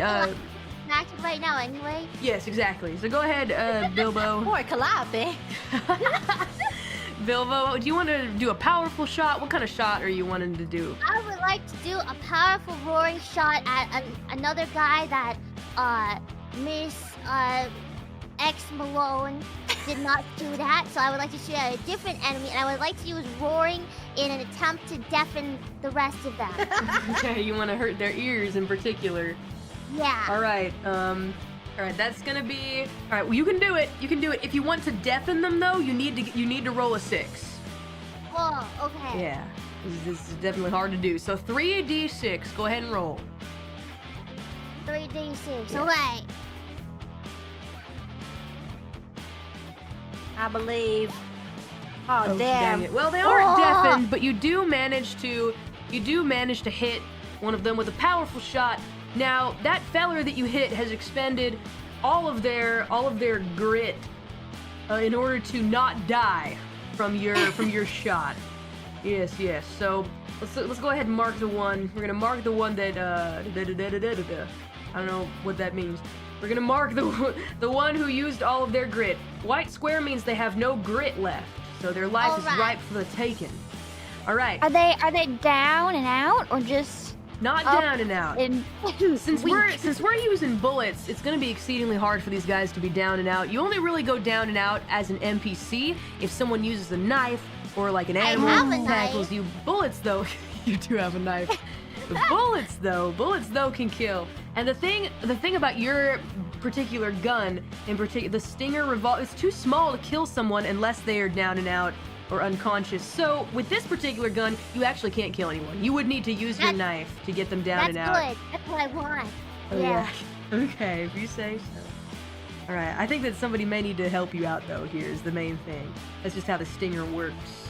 But you get dice to injure. You can injure people. That's nice. Yeah. All right, so we're gonna have another one of these fellers fire a shot. Fires a shot at this one is firing, taking advantage of the fact that you're not looking at them, Calliope. And they're gonna use Calliope! powerful roll. Is she there? She's not there. God is not in this place. All right.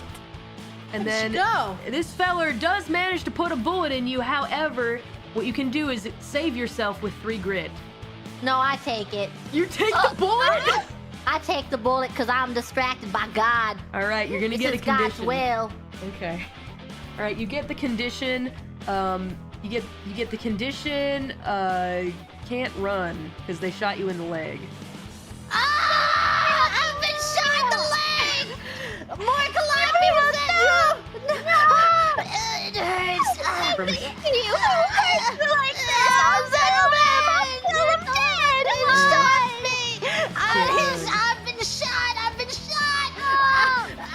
shot, so you take the can't run condition. Now everything is risky that you do. Everything is risky until you heal your dang self. It's very painful. Bilbo, I don't think Mori Calliope's there. I'm sorry, I was trying to give us time. I didn't think you were going to look too. I'm Mori sorry. Calliope wasn't there. She was there. She's not actually there. She's in your head. Pull my gun out. I'll get you, scoundrel. Which one of it that shot me? Oh boy. They do seem afraid of you when you say that. The one that had the gun shot out of their hand runs away. It's now his turn. He uses it to run away.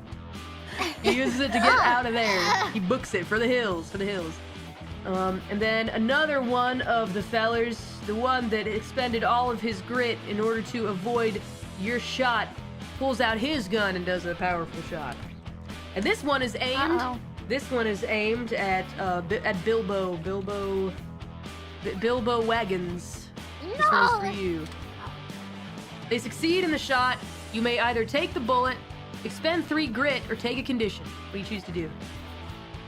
I will expand grit if my buddy's down. So Alright. I would rather not get damaged right now. Okay, sounds good. So we're gonna go ahead and expend 3 grit. I'll show you guys what that looks like.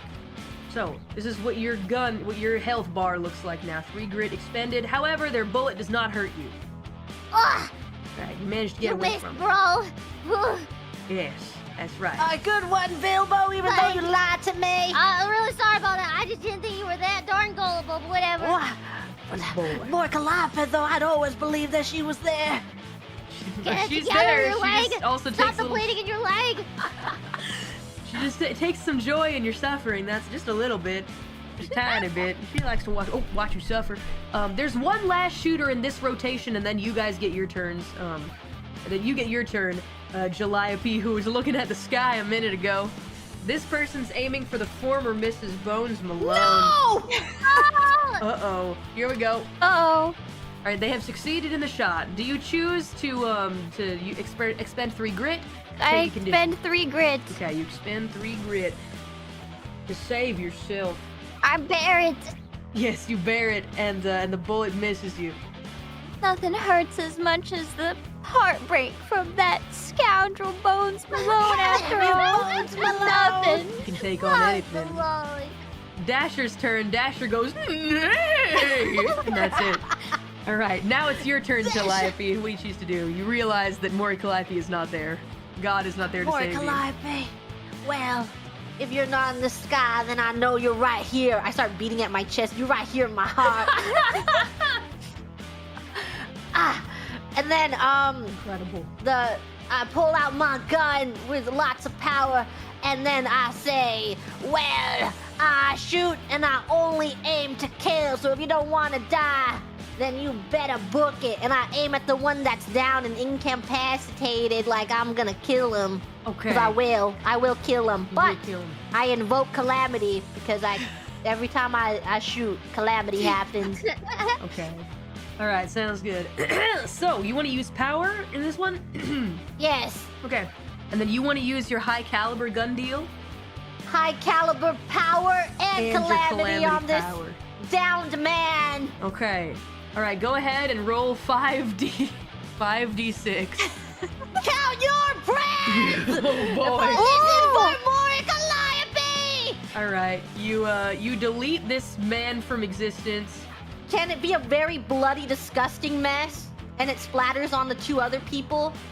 Yeah, I mean, yeah, I would assume definitely they have blood hit Hell them. yeah. And then they also, in addition to that, this little square here is how much grit they have. They only have a little bit. They only have a tiny bit of grit left over. They can't really avoid the shot too much for too long. So you do hurt them. However, because your shot is so bloody and intense, and it has so much power that when you hit the criminals, one of them loses an arm, and actually both of them lose an arm, and the arms spin through the air like frisbees, and they knock both the former Mrs. Bones Malone and Bilbo Wagons in the face and knocks them to the ground, and they both lose 1 grit because of your shot. Are you guys okay? I did not mean it. No. Why does this that always was happen? That was simply amazing. Oh, blushing. Maybe it is okay. Maybe Calamity is fine. You were helpful. Maybe. All right. I'm gaining confidence right now. Yeah. Next up, go ahead and former Mrs. Bones Malone. What do you choose to do? Okay, which one shot Gabriel? Bad guy number 2. Okay, I aim straight for his head, straight between the eyes, with you my wanna blow it up? precision. All right. Want to aim straight up for a headshot? Okay. Yes. Go ahead and use your precision. Can I be eager too because he hurts Okay. my dear Gabriel? Let's see. I suppose it will be an eager shot. Go ahead and take it. Take the shot. I'll kill you! I'll kill you! All right. You shoot him in the head. You shoot him real good, and because they only had one grit left, they were pretty gritty. We'll go ahead and have this one. We'll have this one perish because you did use precision to aim specifically for a headshot. We'll go ahead I and told let him him die. I'd kill him. You did say that. You're very eager. That's all right. And now finally, there's one failure left. Bilbo Wagons. What do you choose to do? I take out my knife and I put it in my mouth like those dogs in the video games. And I get on all fours and I charge at the failure. And then I bring my knife mouth to his neck. And then I lift my hat so he can look at my eyes as I charge his neck. Okay. All right. He looks at your eyes. Is there anything you want to say to him?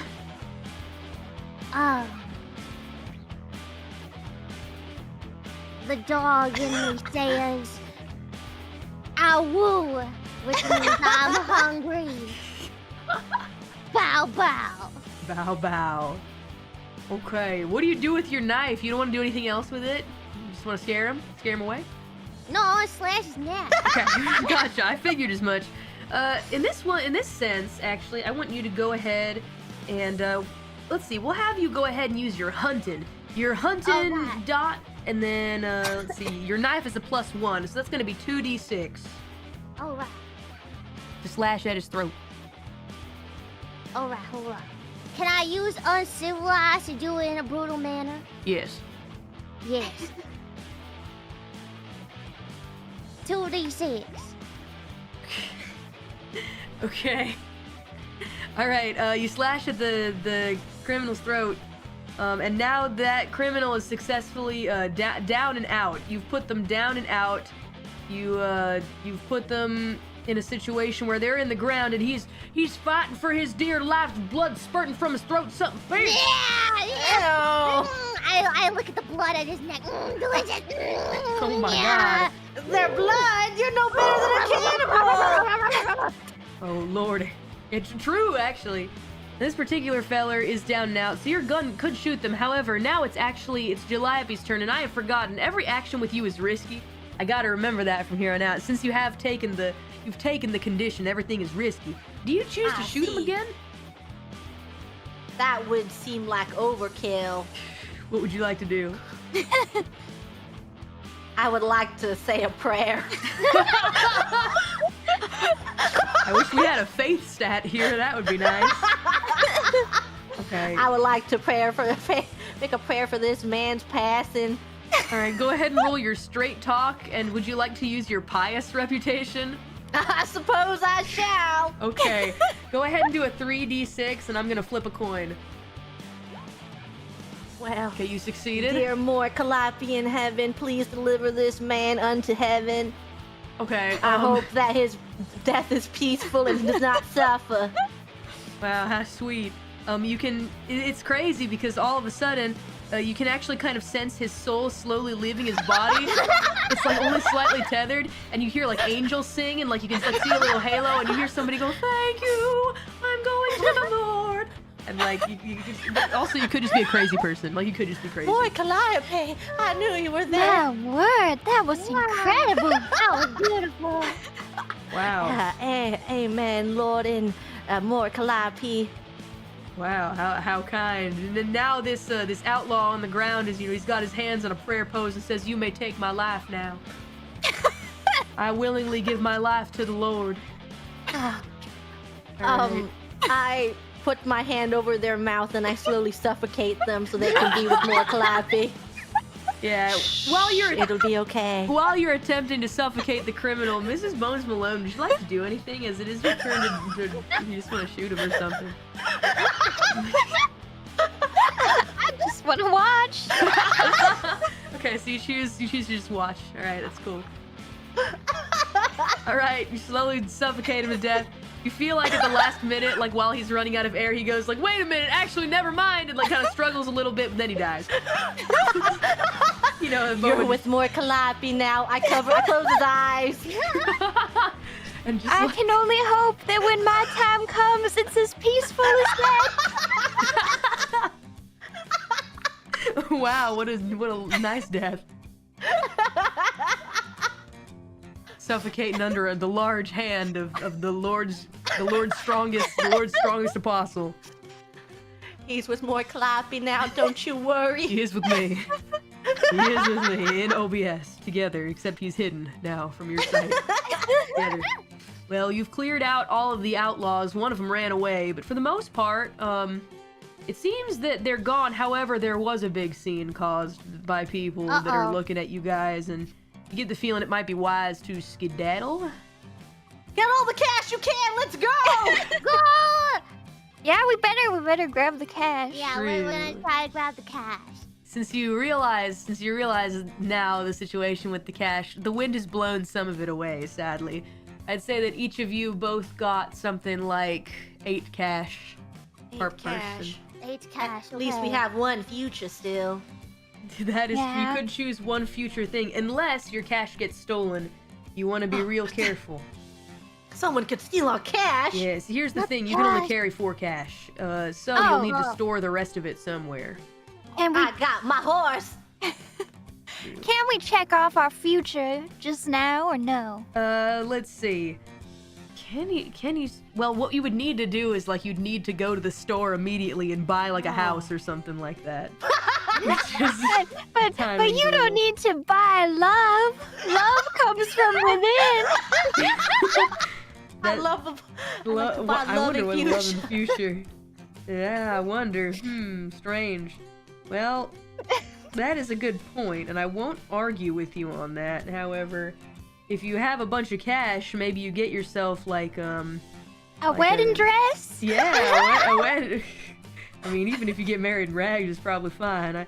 I'm sure there's some kind of explanation for it. But I mean, we're right at the church right now. We could simply, Yeah, we could. Get married? That Reverend who Me and was my trying wife to would kill like us. to get married. oh my lord, you want to get married right now? well, we have the cash. Well, you have the cash. All right, how does this I come heard about? it costs $6 a person to get married. Oh my gosh. $6. So that is true, yeah. $6 a person. I don't know. If you want to get married, you gotta RP it out right now. I slam over the church doors. I limp all the way through. Reverend, you must marry me and this lady right here, right now. Please, Reverend, you must understand. This is love truer than I've ever experienced before in my life. The Reverend seems really confused that you guys are still alive. Like, oh, I guess the outlaws didn't do their job. At the same time, though, I didn't hire those outlaws. The mayor hired those outlaws. So the Reverend says, hey, I'm just doing the Lord's work. You know, if the Lord wants to join 2 people in holy matrimony. And then the Reverend realizes something. He says, We'll give you 6 cash. it's all right, deal. I'll marry you both right here now for 6 cash apiece. Both of you gotta give me 6 cash. You want to get married. I cough up 6 cash. Deal. All right. Woof. Woof. Okay, so Calliope, you cough up 6 cash immediately because you just have it in your hands, which is good because, you know, otherwise it'd get stolen probably pretty easily. And then same for you, former Mrs. Bones Malone, you also cough up 6 cash. And the Reverend says, all right, I'll go ahead and I'll marry you guys here. And everyone's like, weren't we doing a sermon? They're so confused. The Reverend says, silence! Our flower girl! Bilbo! If I become your flower girl, will you adopt me as your pet dog? Yes. Absolutely. Yes, I'm in. I'm the flower girl. Me, woof, woof, woof, woof. I go outside the church, and then I like go around and like start like picking the flowers with my mouth in the church garden, and then I come back in all dirty and like, I got the flowers already. It's the wedding. Wow, beautiful, happy family. Wonderful. The Reverend says, now please try not to get paw prints in my church. I'm begging you. Beautiful flowers though. And then somebody says, preacher, aren't we having a sermon? And then the preacher says, that is true, my son. And then he looks at the collection basket and like counts like 2 cash and says, church is rescheduled to tomorrow though. And then takes your 6 Nothing like cash. a Monday morning church. True enough, Monday morning church. And then the Reverend says, all right, with the power invested in me as an agent of the Lord, I now pronounce you husband and wife for all. Wait, hold on. Sorry, I messed it up. Do you take? That's right. Do you, former Mrs. Bones Malone? Question mark. They're reading a name on a piece of paper. That's right. Do you take Picture this? Mrs. Calliope. Do you take this this large heretic? This large worshiper of the Lord, of the one and only Lord, of course, Calliope, It's Calliope.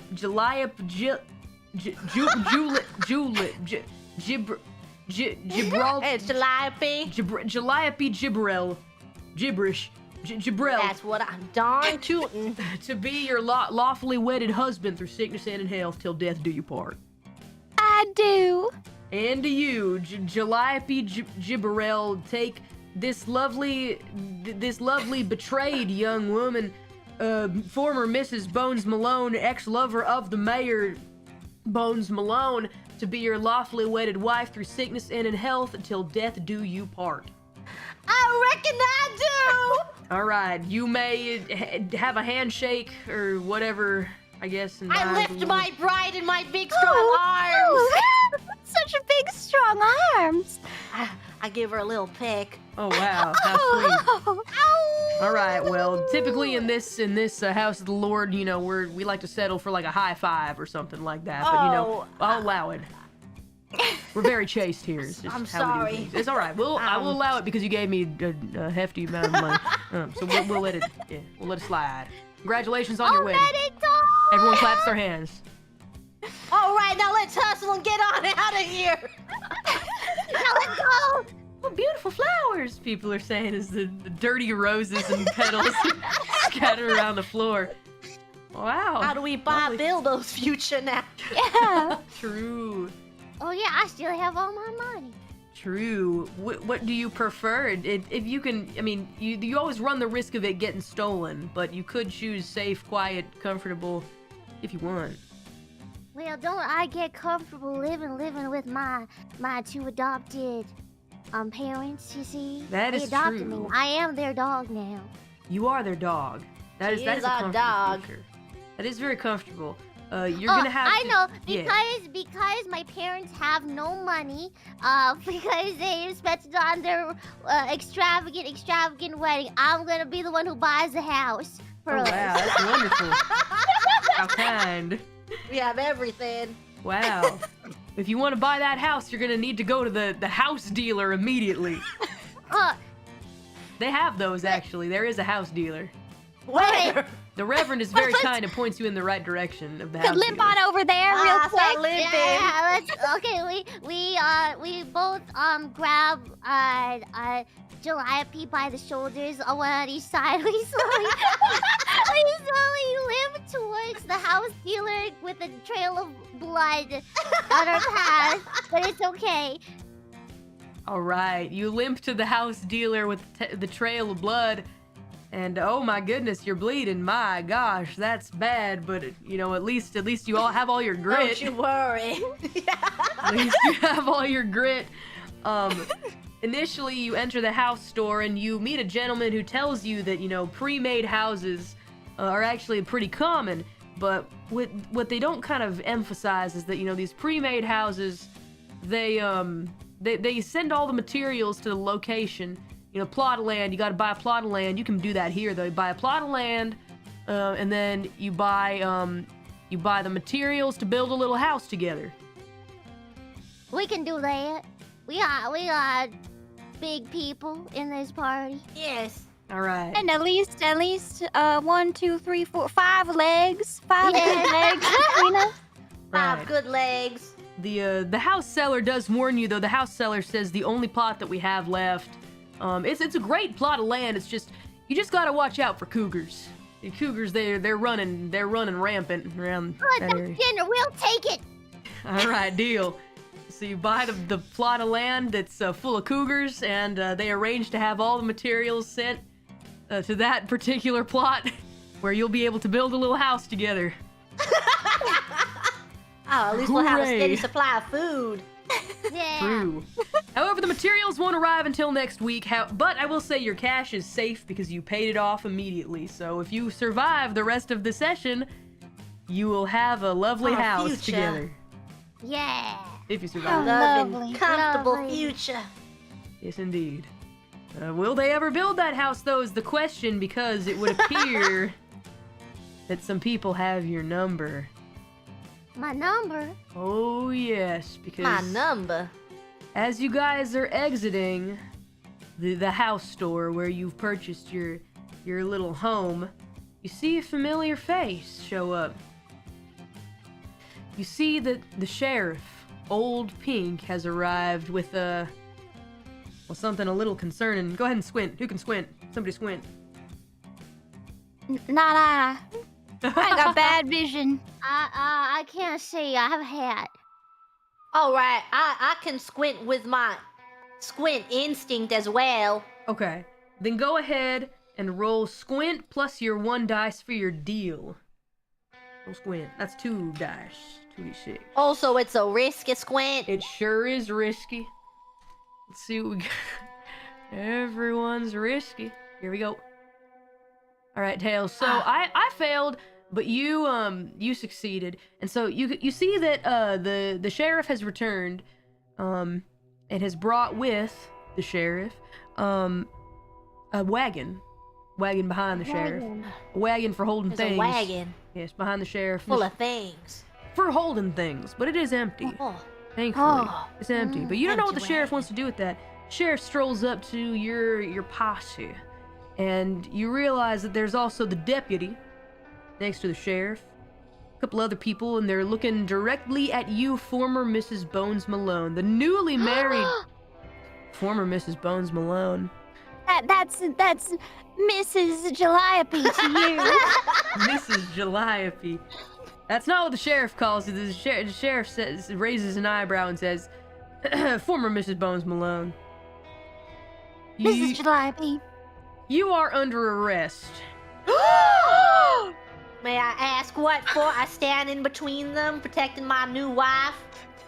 You are under arrest for disturbing the peace. There was I'll never go any peace stand in this front of her corrupt and I'll town. fight and growl at them. "Arr, arr, leave my family alone. Arr." And it would appear that you will also be arrested for aggression against an officer of the law. Cuff him. The police are corrupt in this town, it seems. The whole town is rotten, inside out. It's because All of of Bones them. Malone. All because of that failure of a mayor. And Can then we not see reason? Morrison? Old Morrison? I'm afraid that this one is out of my discretion. It's an old debt coming to call for you. Nothing I can be done about demand it. counsel with the man himself. Well, it would appear that you will get your wish, regardless of whether you want it or not, because you've been requested by the mayor for special questioning, much like the other outlaws that I delivered to the mayor's house. Special questioning. Oh, yes. Special. Special I questioning. think everything's coming together now, isn't it? It would appear so. Everything's coming to a head. If you take my wife, you'll have to take me as well. Great, we were already going to do that, and they cuff all of you. They cuff all of you. Don't worry, my sweets. It seems that this is more Calliope as well. We'll get through this I together. would like to use my swindle to be like, oh, don't cuff me. It hurts. I don't, it's scary. So that way they may release me from the cuffs, at least because they don't think I'm a threat. Okay. All right. Sure. Scary. I was following my mom and dad, Okay, go ahead and roll your 2d6 for the swindle. Okay.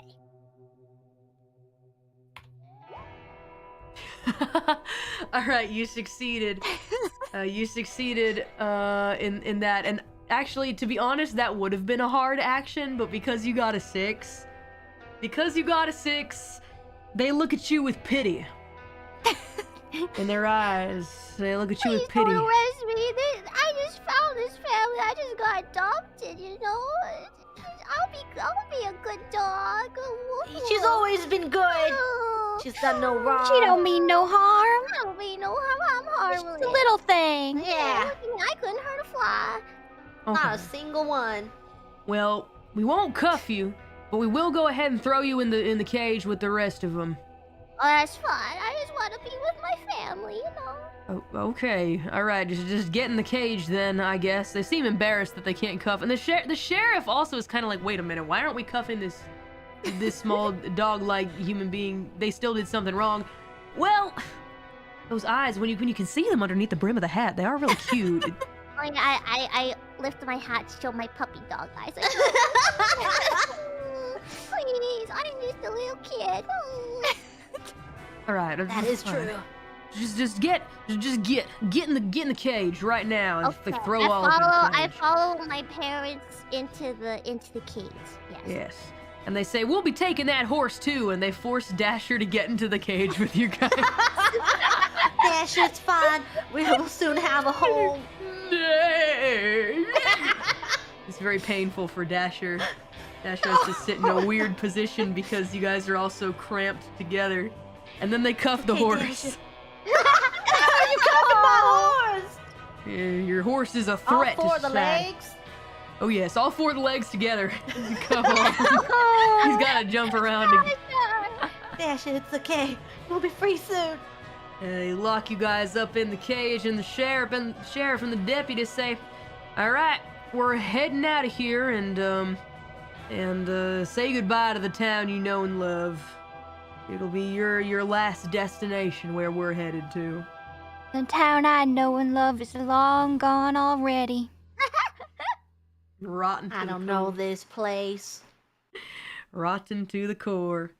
And so, you guys end up making your way out through the Old West, back through the exact route that you guys remember taking. In fact, you passed that same old outpost. That same old outpost that the whiskey wagon went past, and you realize that whiskey present was indeed coming from the manor of the mayor who lives outside of the town. That there mayor, that dirt kicking, that doo-doo stirring, that nostril picking, dust kicking, grave digging, clock ticking, coward chicken, toilet sitting son of a biscuit eater. Bones That Malone. fecal fister. Bones Malone. What? Bones Malone. I meant feaster. Sorry, fecal feaster, not fister. Who's fisting what? The only thing he'll be getting is a fist of his own medicine. That's right. Oh, you tell him, honey. Ah, yeah. We'll be going to our coyote home soon. Oh, yes. However, it is a bit troublesome because the law did make sure to take your guns away from you. Oh, no. You have no My guns. God. They've been confiscated. They are on the back of the deputy's horse. They are rolled up together. tied with a very hefty string. Can I do anything while I'm uncuffed in the wagon? Anything you'd like to do, but within reason, and it'll be risky. Alright. Can I... they didn't take my knife because it was concealed. Can I use my knife to try to pick the lock of Lady Post Malone? Sure, let's see. You want to pick the lock, that's gonna be some guile. You're gonna need to use your... Usually I'd say handiwork, but I'm gonna allow you to use guile in this situation. It's only gonna be a 1d6 though, and it is risky. I will risk it to give us an advantage. Okay. Go ahead and roll your 1d6. Oh no. That's a failure. Better pray that I roll heads. Okay. You're very lucky in that situation. So you don't manage to do it, sadly. You cannot help. Even though you tried, you did your best, but there's no consequence. And in fact, the law won't even be able to tell that you tried to mess with the lock, so that's good. Nice. Okay. At least I tried. Yes, indeed. It was good that you gave it a shot. You did the best that you could. Well, it's good that your hands are free though, because that definitely will keep you, there to help if you can, if they give you a chance to help, which, well, things are looking down for you guys. I'm not even gonna lie. There's no way to spin the truth in any other fashion. Things are looking down for you lot. Oh no. There's gotta be a Now, way. can I attempt to pick my own lock or the lock of my husband, Okay, if you're gonna... Mr. Calliope? This is gonna be very difficult. It's gonna be hard. You're gonna need to roll a 6. I would allow you to do it though. So in this situation, I'm gonna go ahead and have you roll. You can roll your guile, and if you want to use your banditry, that will be fine. I will allow that. I feel like it I may be a would little like too hard. to. If not, so we'll let you use your banditry. And then go ahead and do a 2d6, but you're gonna have to get a 6 if you want to unlock the cuffs. All right. You got this, Mama. I start praying. Oh wow, that's lucky. Whoa! All right, so you are sitting. Dang it! I should have asked beforehand whose cuffs you want to uncuff. I'll do my Your own? Okay. You uncuff yourself. Very, very quietly, very sneakily, and free both of your hands from the cuffs. But you still keep very quiet and sneaky, so that the law doesn't realize what you've done. That's right. But your hands are free now from the cuffs, but you're just pretending that they're locked up together. Real quiet like, yes. Anything you'd like to What do, a woman. What a woman. Well, I believe that anything that I do with my crippled leg, is there any way that I can bandage my crippled leg while we're in here? Typically, it's got to be something like a heel roll. And I believe in order to do that, healing is actually really tough in this game because you have to use cash. And we are not in an area where you might be able to heal yourself, sadly. Well, I can place my $2 bills as bandages on the wounded leg. It's very kind of you to do. If you do that, it may seem silly. Oh, we can cut off like a little bit of Dasher's tail hair and make my wrap God. out of it. Out With of my knife. Dasher's tail hair? Yeah. I mean, why don't I just use part of my skirt then? Oh, okay, yeah. Can I, Mother? Is it okay if I use my knife to tear off some of your skirt? Yes, go ahead. All right. Okay, I do that. Okay, you use the knife. You can just go ahead and use it. It makes a bit of noise. The law goes, "What's going on back there?" I'm praying. Oh, okay, they're praying. Gotcha. All right. I start praying really loudly so everyone can hear.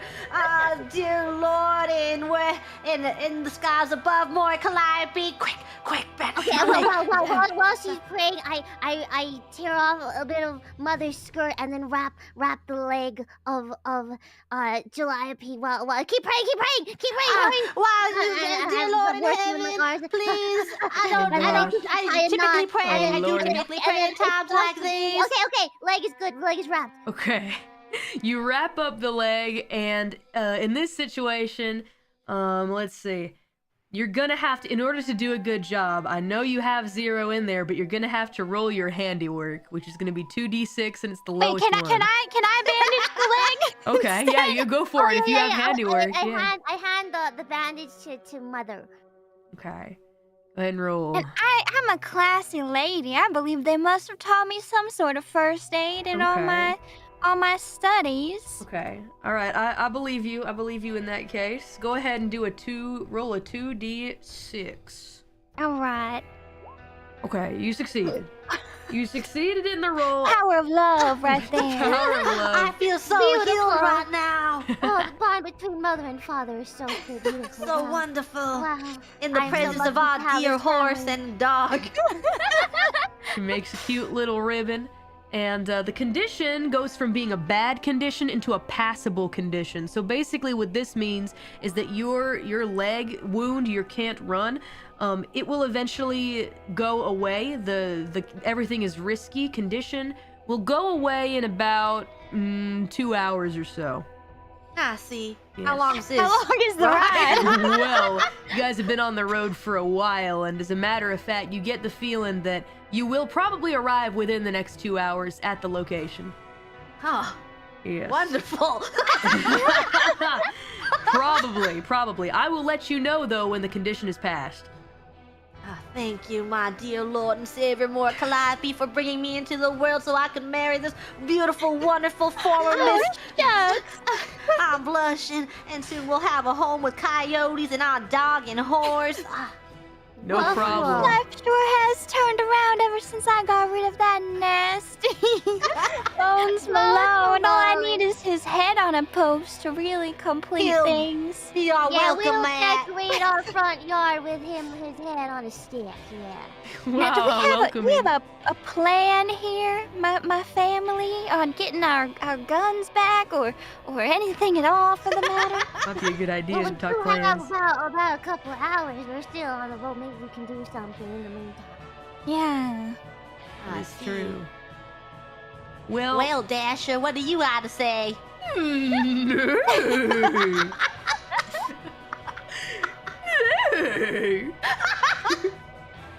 I don't think Dasher's got an idea.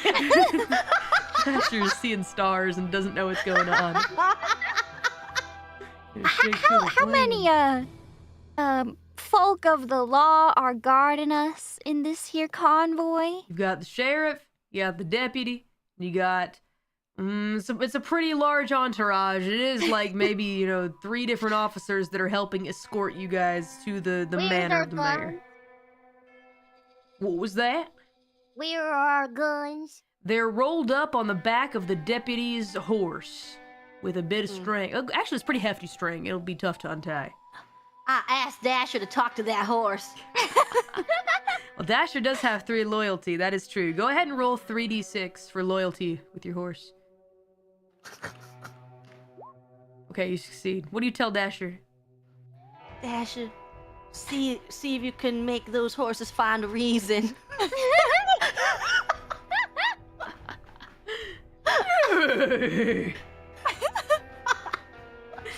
All right, so Dasher begins neighing at the deputy's horse. Neigh!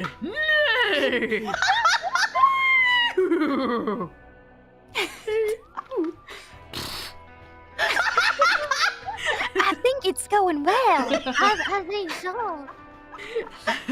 The deputy says, "Quiet down there! Quiet! Who's making all that noise?" It's a horse, sir. You never heard a horse before? The deputy's horse goes. And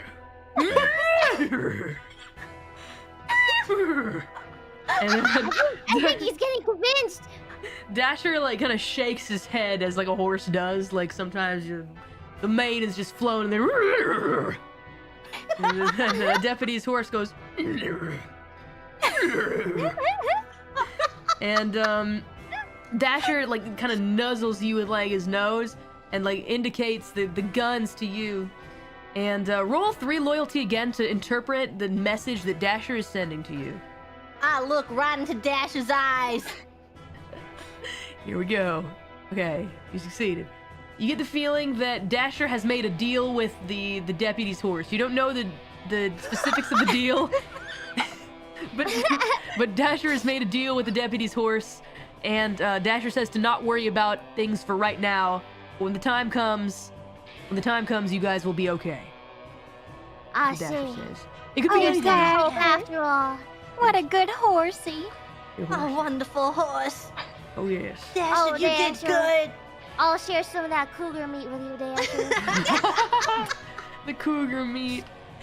Eventually, you guys roll up after a long journey, but still not quite 2 hours. Oh no! Not quite. God, you're 2 too hours. fast. You horses are too fast. You roll up at the estate of the mayor. Boy. Mayor's That's estate. lovely. It's very Mayor's beautiful estate. trees, kind of form a pathway. Oh, so pretty. Yes, a pathway to a beautiful home that's owned by the mayor. And slowly but surely, the caravan begins to enter the driveway and pull up around. The sheriff gets off her horse, unlocks the cage, and says, "All right, get out here, each one of you, and get in a line." All right. Okay. Step out of the cage. You I step out? pretend like my arms are still tied. Okay. All right, so you pretend, and then Bilbo, of course, we didn't cuff you because you're just a little baby shy. Yeah, thank you. I need to marry. And then I slowly just walk and hide behind Mother, pretending I'm scared. I know her, okay. My parents. Don't worry, I'll protect you, sweetheart. Mommy, I'm scared. Woof. I won't let anything bad happen to you on these grounds. Thank you, Mother. Oh. The large one needs to remain cuffed, though, the sheriff says. And they That's fine. bring you guys I'll limp around. on out of there. The 3 of you are standing in a line. They let Dasher out as well. Dasher is still cuffed. And then they cuff him so that his front legs and his back legs are together. It's not all 4 of them, but he still has a hard time moving around. It's So is he pretty cruel. waddling? He's waddling, yeah. He can't really be very helpful. Oh, don't worry, Dasher. We'll get you out of there. He just kind of sadly whinnies. And then as the escorters kind of stand around, and the sheriff says, "Yeah, we're not gonna be here much longer. Our sole purpose was to deliver you here. Go ahead and let the mayor take things from here, including the guards." And then at that point, you see a figure coming out of the manor. First, it's a figure that all of you recognize.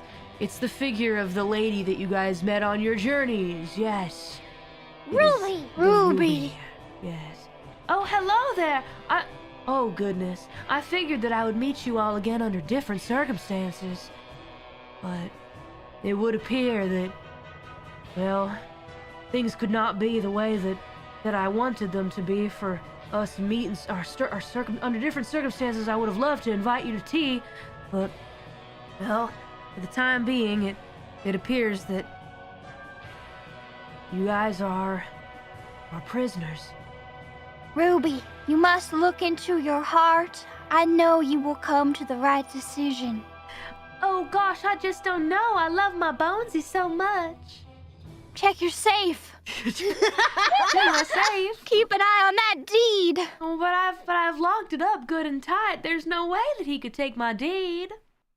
That man, I will say how awful he is, but if there is one good thing about him, it's his crafty nature. He is a sneaky one, that one. He could steal that deed right out from under your nose without you having even a Disgusting. sniff.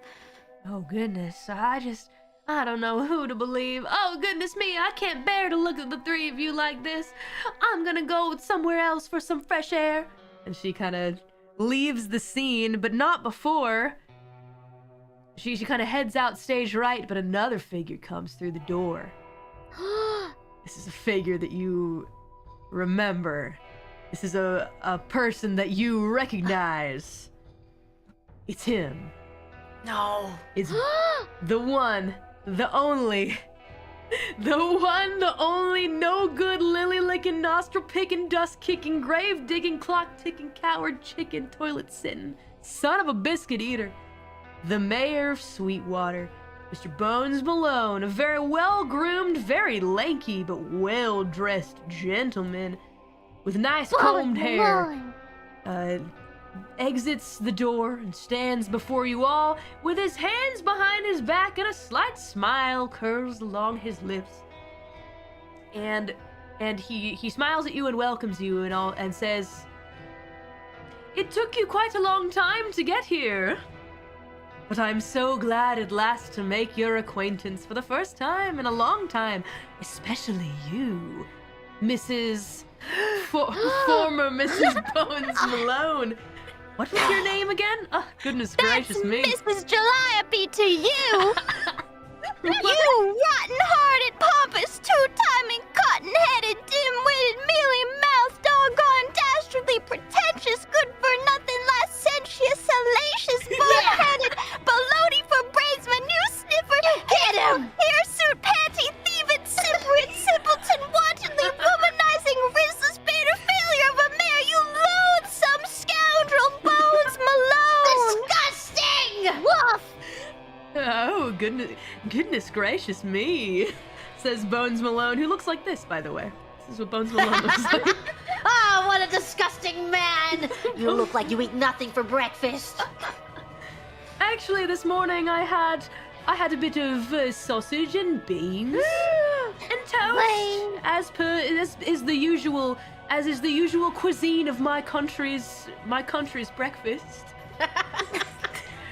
I always hated that accent of yours. He's British? Yes. Oh yes, I came from such a faraway land to be here amongst all of you savage people. You do not deserve to be in the Savage West. Oh yes, As- the West. What a terrible As the place. wind blows, I catch a whiff of his scent, and the hat raises from my head, and I'm like, wait, you smell familiar. And then I sniff the handkerchief around my neck, and I'm like, no, it can't be. Bilbo, you are British! You're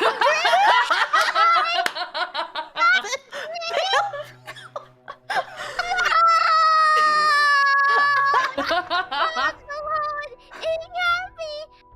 It's my father. I'm British. Oh, what's going on with my voice? Oh, Your father. Bones Malone kind of like looks really confused for a second. I knew you were a two-timer, Bones Malone. We never had a child together. Oh my goodness. I knew you were awful. You had multiple wives? what's with my bow? What's this? Oh dear! Stop this! I don't want to be. Mayor You Bones didn't even Malone. have the guts to care for your own You child. left me for the wolves, Father. Why? Why would you do that? I was raised by dogs, and now I am what? I don't even know what I am anymore. What? Bones Malone is extremely confused for a second, and then says, "Oh, by Jove! I do remember you. However, you have one fact wrong in this little play of yours. You see, I'm not your father. In fact, I am your brother." Yes, it's been quite a long time since we've last met each other. But it was on the boat, on a stormy night as we were coming to this country, me and my family, and you were to be the sole heir of the fortune of the Malone family. But I could not have that, no. Then I would have lost everything. I would have lost my chance at becoming something important. someone important in this land of brutal savages. And so, I tossed you from the boat as you were a babe swaddled in your clothes. No. In your baby carriage, and off you floated. On the ocean. I should not have done that. I really should have just talked instead of putting you in the carriage. Dang it, what an idiot I am. Anyway, I tossed you from the boat, but little did I know that carriage carries you all the way to the shore, and it was a shore by a pack of wolves, it would seem. You know, since you're a dog, whatever. Bones Malone I'll seems never very call smart. you my Oni-chan. Well, I won't request that of you anyway, because all of you are about to become my playthings. Yes, yes. If you all... What does he mean by that? Follow me. Bones Malone snaps his fingers. Tut tut. Right this way, I'll show you to your brand new home, he says as he takes a sip from the whiskey. Did that horse leave yet? That horse that... What of the horse that made a deal with Dasher? Well, do you choose to kind of squint? You'll need to squint. Oh yes, Give a I will. Squint roll. I will squint. Yes. Give Now. a squint. Roll your squint roll. Who has better squint? I have no squint. I have a hat. My hat has blown back on my head. nobody have I'm squinting. Oh no. It seems that it has not been 2 hours yet. It would. Oh, true. That is a good point. Oh no. Oh boy. I tried squinting, but there's another fly in my eye. I let make a me scene. help you, It hurts. It hurts. Well, this was, risky. Grab that right out of your eye. Let me get my fingers in there. Starts crying again. Oh no. It hurts. It hurts.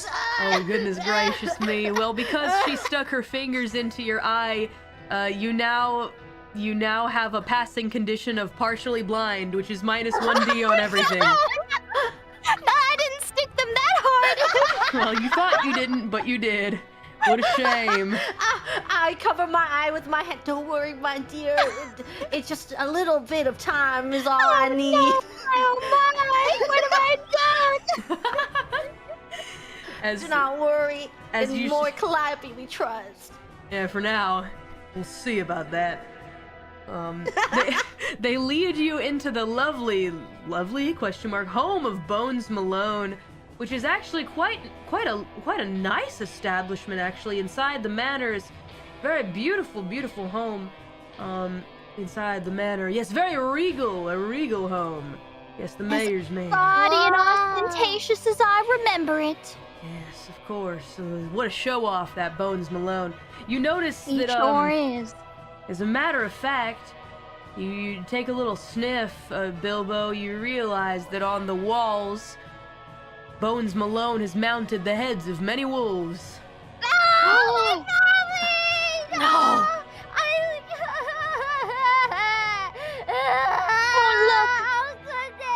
Your eyes, look at this. And I Oh, dear. all over the floor. Bleh.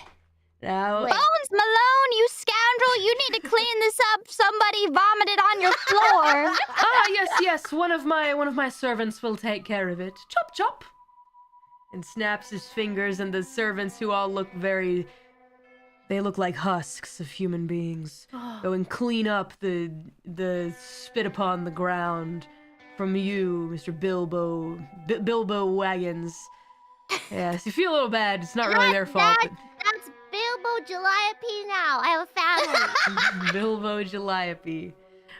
Bones Malone leads you all to a very special area, special to him at least, and says, "Oh, wonderful, wonderful! We've arrived just in time to see the conclusion of this little fight that was going on."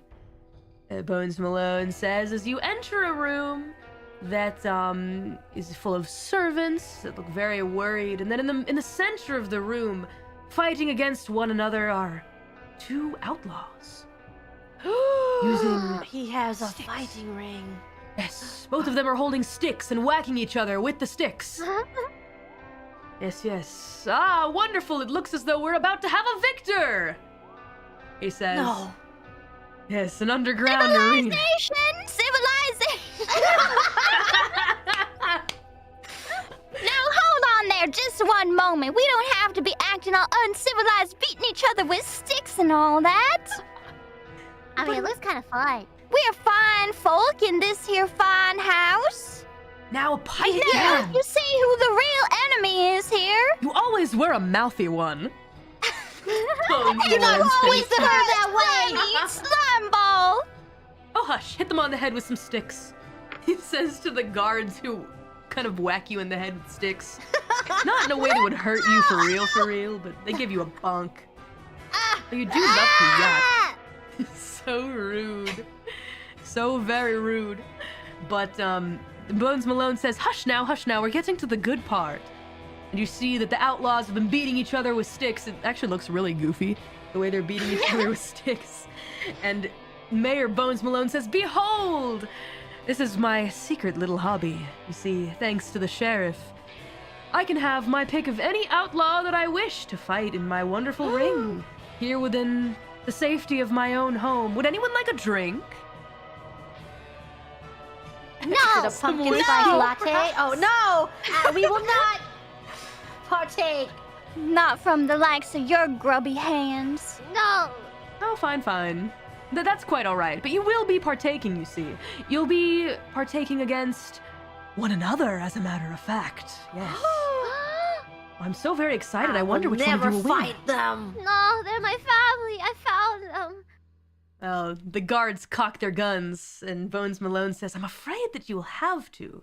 You see, this is the savagery of the West that I've come to know my time in this land, and I'd love to see it at full force within my control, in my own home. Yes, it's like having a movie theater. Have you ever seen the pictures? It's like having a movie theater in my own home. Our movie dates were always awful. Every time you tried to put your arm around me, your hands were always sweaty. He actually kind of looks upset you said that. Like, a little put off. Oh, okay. Well.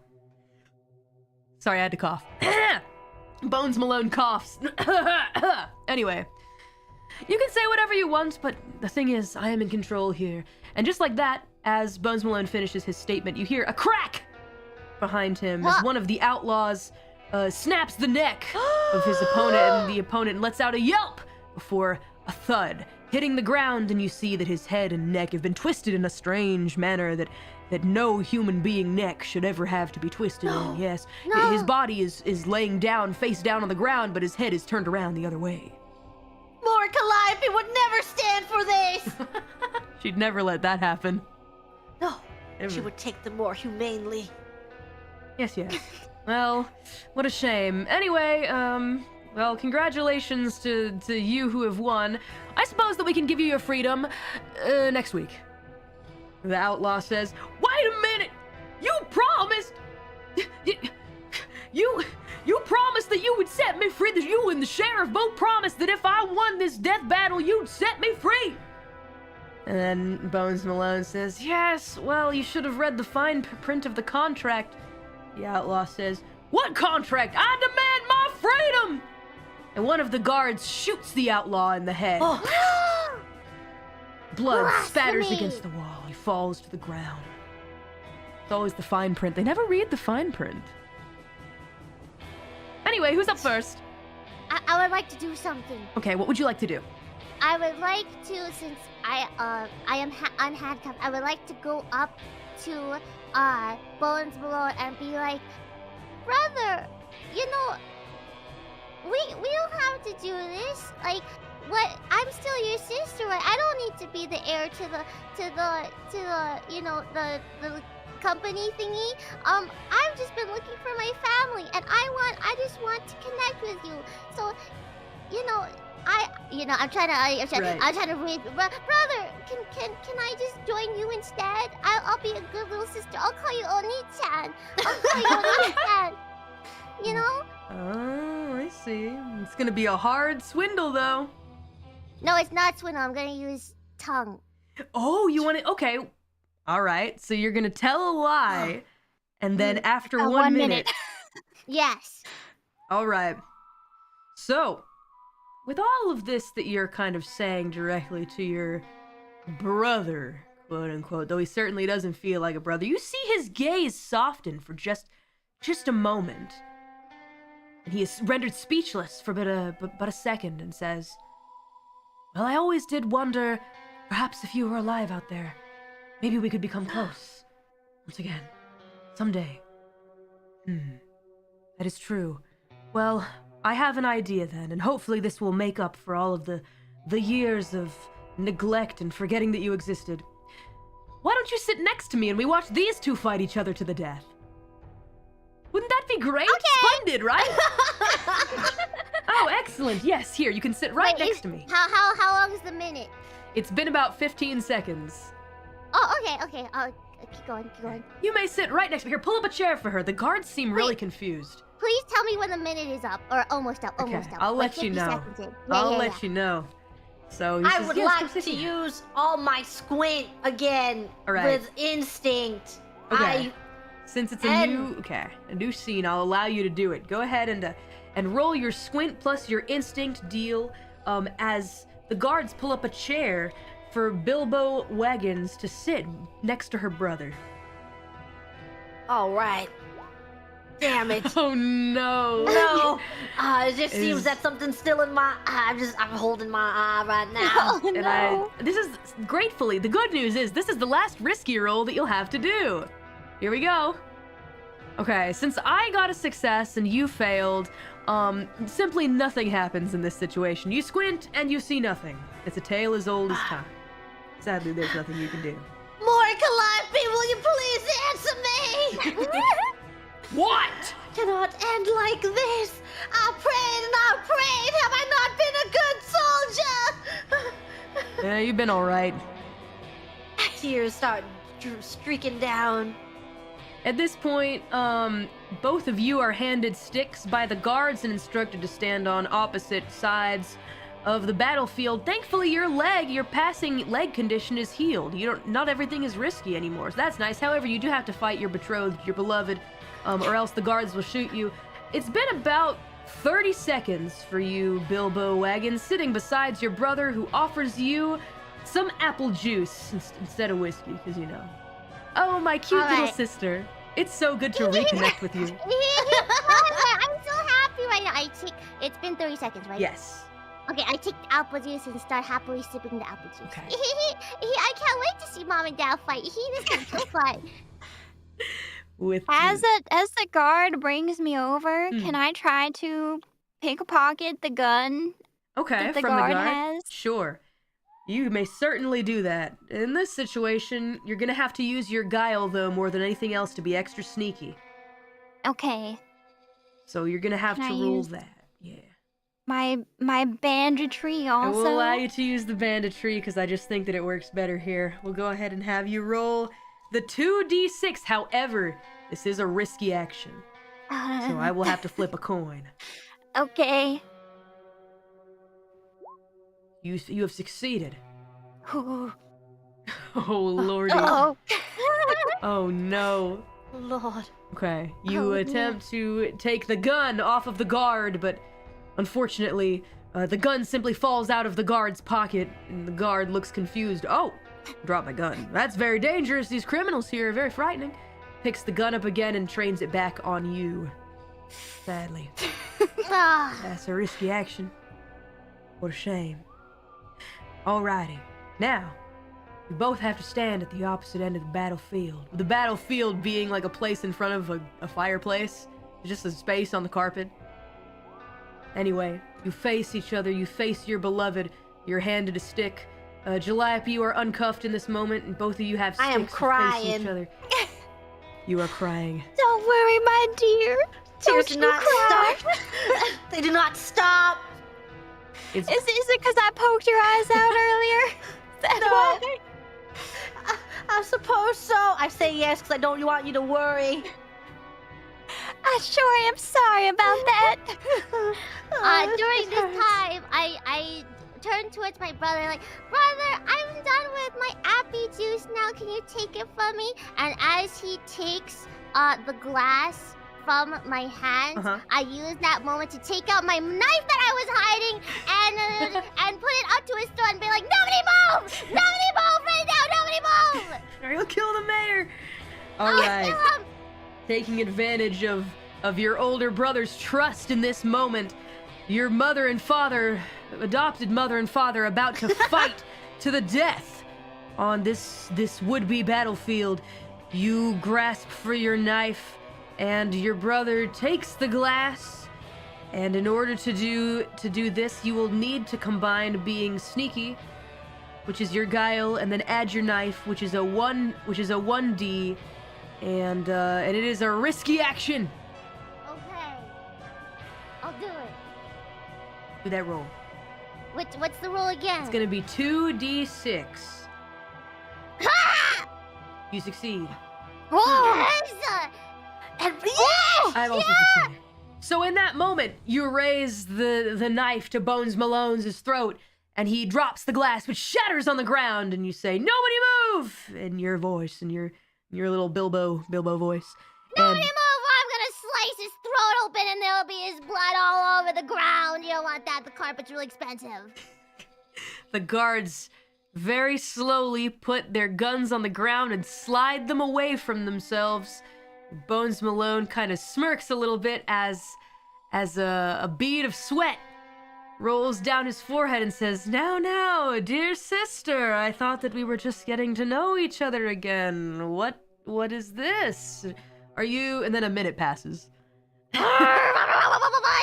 I was just tricking you. My loyalty will always be to my mother and father down there. Now you let them go right now, or I will slice your throat open in front of everybody. Can I grab for one of the dropped, discarded guns? Sure you can. You can grab for one of the discarded guns, but what I want you to do is to roll. Let me see what you got here. You'll need to be quick. You don't have a lot of hustle, but you do have one nimble. I'm nimble, and I got my boots. You do have your boots. Go ahead and roll 2d6 and we'll cross off the nimble. Alright. You succeed in grabbing a gun, but you don't really know how to use it. It's definitely something that you're not used to, this particular gun, so you will take a -1d if you're wanting to shoot anything. It's also, not your gun, so it's a little tough to use. Well, alright. Yes. These were the boots you bought for me. Bones Malone. They look lovely on you, my dear. They look lovely. Don't you dare compliment me again in that disgusting voice of yours. Damn him. You tell him, my sweet. So the two of you are here. You're holding, each of you, well, you are holding a stick. Calliope, big stick. Bilbo has the knife to the throat of her would-be older brother. And the former Mrs. Bones Malone is now holding a gun and a big stick. And all of the guards have their hands kind of like raised, but now they see that you have a gun trained on the mayor. They're kind of scrambling for something to do. The mayor says, "Get your hands back on your guns, you fools! What are you doing here?" How many guards are there? There are 3 of them. 3 guards.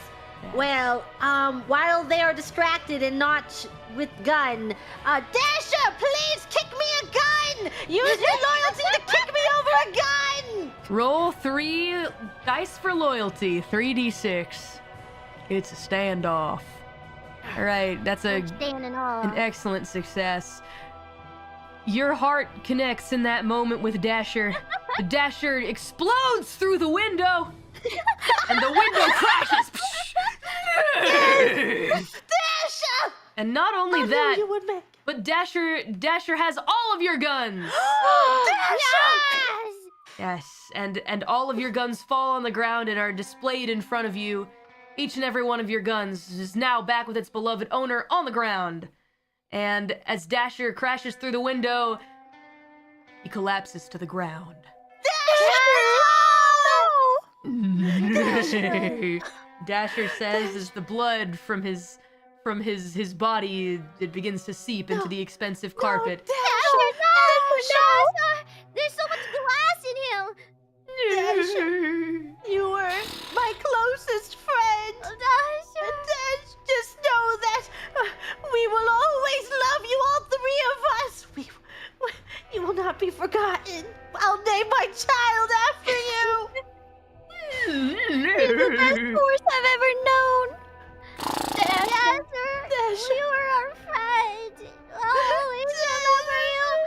I'll save every time I kill a coyote, I'll save a little piece just for you. Dasher! You were the best horse. I kissed Dasher on the nose. Oh, a single tear rolls down Dasher's face from his big horsey eye, and you hear him neigh for the final time, a neigh that sounds like, which you know means,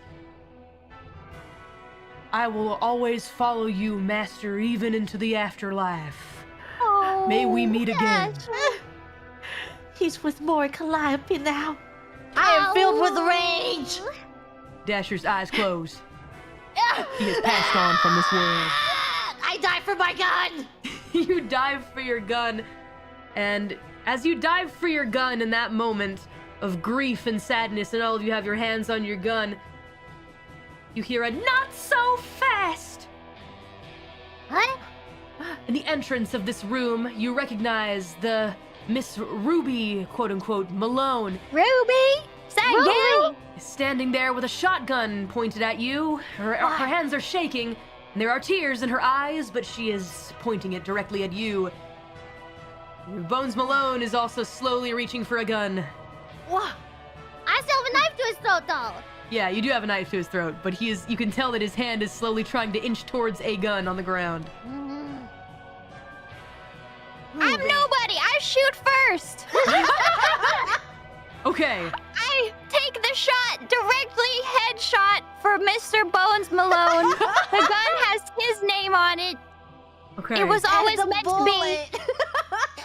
Okay. The bullet is also engraved with his name. It says Bones Malone on it. It does. All right. Roll your precision. It's gonna be in this situation. If you want to use speed, you can. However, this is going to be a risky action because I want to use everything I've got. Okay, you got it. You may. I want to use speed. Yes. Can I use You bandits? sadly cannot use banditry this Okay. time, but you can use speed and your precision. And that will be 3, which is still pretty good. Can I assist in any way since I'm holding him still? You can assist. You can add dice to the pool. However, if it goes south in any kind of way, you will also deal with the consequences. That's fine. I will Okay. assist. Okay. You want to assist? Bilbo. Yes. Let's see. I'm actually gonna have you contribute in this way. If you want to contribute into holding down your prey like you're hunting in the forest, you're holding Okay. down a creature in the darkness of the forest. You're holding them down so they can't move. You rip out their throat. So you may add one hunting dice. So that's gonna be an extra 1 to your pool. All right. It'll be a 4d6. Good luck, Okay. hustler. Let's do this. Bones Malone, you dirty-hearted scoundrel! Okay, you succeed.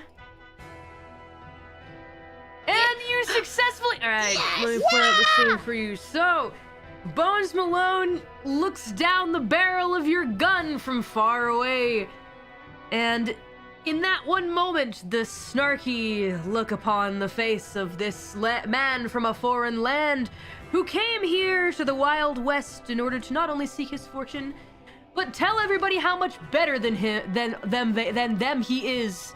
Yes, that sort of no good, dirty, selfish, grandstanding mayor, Bones Malone, breathes his last breath, and the last thing that he sees is his ex-beloved, the former Mrs. Bones Malone, who sought her own happiness and was able to grasp her own future with her own 2 hands, not through dirty tricks, not through harming others and making them fight for sport in front of her, but by being kind and being true, and by following her own sense of duty. Maybe not duty. Well, she followed her own mission, which was pretty cool. She shoots her gun, Yes. and the last thought that goes through his head besides that bullet is how he kinda wishes that he hadn't passed up such a fine woman full of grit. Yeah. And then That pow! is what I am Headshot. talking about. I to the ground and a spray of blood blasts from his forehead. And no thoughts are ever to run through his mind ever again. Yeah. The mayor's dead, and Ruby screams, "Oh my God, you killed my bones!" I dropped the gun, lady! She drops her gun. Oh my God. Oh my goodness gracious. What's... You'll thank me for this one day. You sure will. I don't know what to say, she says as she runs away. She exits the room. The guards kind of don't really have a boss anymore. So one of the guards like looks you guys over and says, hey, don't look at me. I kind of hated the guy. Like, I thought that was super crazy that he was making outlaws like kill each other. Like he was buying them from the sheriff and making them kill each other. Like, I thought that was really crazy. But you know, it's like, he's a scary dude, right? Like, you guys know where I'm coming from, right? You can forgive me, right? Please? You're free to leave. Thank you! The guards run out of the room. Very But afraid. hey, make sure to free the outlaws on your way out, all right? Yeah. Yeah. Maybe, someone says down the hallway. Hey, you better. Or we'll Maybe. free them, so you better start running, because they may have some grudges they may wish to enact upon. With that, it's just you guys left alone in the room. And then you guys hear a sound, the sound of somebody coming back into the room, as well as you all kind of sit around the body of Dasher with your guns in hand. I am sobbing. Dasher. Sadness. There, honey. Oh, I She was take the out best my part. knife and stand over Ghost We can use the Ghost Malone now. But... Ghost Malone's body, and I take my knife and slice his head off his body so we can use it as decoration for our house later. Cool. Yeah, you do that. It's easy. You just do it. It's very easy to chop his head off. Actually, the sound of the person re-entering the room is actually Ruby is back, but this time she looks a little different. She looks as though she has a look of sadness on her face, but not the grief of having lost a lover. It's the grief of somebody. It's a complex face. Someone who's been betrayed. She says, "I just wanted to let you know that a moment ago, I was getting ready to run away from this house, from all of you, and so I went to go get my things, and I opened my safe, and the deed was missing. So, I guess what I That's actually want to say right. is, No thank good you. scoundrel. Yeah, I guess. It's a good thing you came to. I was about to kill you out of grief. Wait, really? Oh my God, please, no, don't kill me. I've made a mistake. I should have believed you from the onset. That good for nothing, dirty bones Malone. I should have believed you, truly. But I am no longer Mrs. Malone. You can call me Ruby Applegate, or just Ruby's fine, I guess. If you'd like. Ruby Applegate. Yeah. Ruby, It's all right, Ruby. don't say we didn't tell you so. Well, I guess from But- here on out, I'm kind of done with marriage. I think I'd probably just like to invest in my diamond mine, but if you guys ever need a place to stay or whatever, hit me up. I have my own home, of course, because, you know, I've made something of myself. What is that? You never needed this man, did you? Yeah, you're a strong, independent woman, Ruby. Oh, well, Ruby, can I ask for one thing? what can I do? Anything that I can do for you folks after having been such a troublesome person. Do you have the money for a horse? You want another horse? I would like a horse. Well, if it's the To least I carry on can his do. legacy. Of Dash's legacy. Truly, it is the least that I can do. Well, alright then, I'll get you a horse. Right now, though, we need to probably get the detective in here. I think the detective actually has showed up. Thank you for showing up, detective, and all of the detective's teammates as well for showing up. Thank you so much. We'll go ahead and get the Thank you. situation Thank you, investigated. detective. I'll Thank you. definitely let the detective know, and I'm also going to let the detective know that the sheriff has been doing something dirty, some dirty business. Yeah, he needs some investigating. How could she do that when she carries the exact image of Mori Calliope? Truly some heresy. It's truly An image. unbelievable. Spitting image. But Ruby says, here, I'll give you some money for a horse. let's see, I can give you about like 8 cash or so. That's all that I have on me at the moment, which is very dangerous, actually. 8 cash? Yeah, 8 cash. I can barely carry 4. Well, you need 10 cash for a horse. You need 10. Oh, I have 2 cash in my pocket. Well, there you go. If you head to the town straight away and buy yourself a horse, then you should be good and set to go. Family! Let's do it. Let's go get a horse. Let's go. Let's do it, Father. Mother. We get a new horse. We can create our own future. Yes. Yeah. Our comfortable future. Our loving future with our horse. So you guys realize, as you're exiting this here manor, that there are actually a ton of law officials kind of swarming the place. And even as they approach you, the good news is Ruby, who is technically the widow of the late Mayor Bones Malone, is definitely keeping them away from you and off your tail, saying they've done nothing wrong. They weren't even witnesses. They weren't even in the same room. She makes They say as I my gun. wave Post or Bones or Ghost Malone's head in front of me like yay! Woo! Are you showing the head to everyone? Like, what's the whoa! Yeah! Oh my god. We are not involved at all. I don't know who that is. They're still inclined to take the good word of Bones Malone's late wife, but you do get the feeling this is still gonna be a debt, that they will figure out you were involved, but the good news is, I don't really care about that. Even if I do write down such a debt for you guys, it ain't gonna come calling. You know why? Because you've got yourselves a comfortable future from here on out. You guys buy yourself a brand new horse at the town. What do you name this new horse?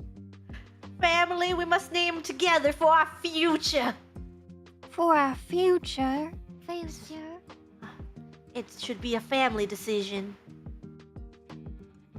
Well, should it be Dasher Jr.?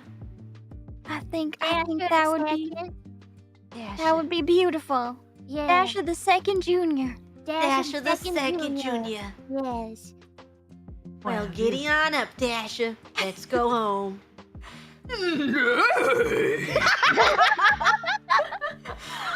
Oh, ain't that just the sweetest? You don't sound like you're in pain anymore. Hey! Such a joyful horse. Dasher Jr. says, that's because I'm not the same horse. Well, you guys... So young and sprightly. Young and sprightly, and actually strong enough to carry the 3 of you. Yay! That's a good Ain't horse. that something? Ain't that Well, let's something? go home. You guys roll up to the plot that is apparently full of cougars. And you see that they have delivered the materials to build your house. Sadly, it's advertised as pre-made, but it's really not. You guys got to build the house together. We'll do it as a family. I would like to roll to build the house right now. All right, go ahead. Everybody build a little house I would together. like to help. I would like to help as well. Alrighty, everybody go ahead and in order to help build this house, you're gonna need to roll, let's see, we'll have you do either survival or guts. I don't think anybody has guts. Go ahead and do survival. I have. Use my Guts large. Deal. Oh, true. My guts deal. Okay, then go ahead and roll that if you'd like. I've got to take a disadvantage on this one. You do. Yes, you do. That'll be a 2 from Dude. me. Okay, dang. I will roll This one is a extra little- one.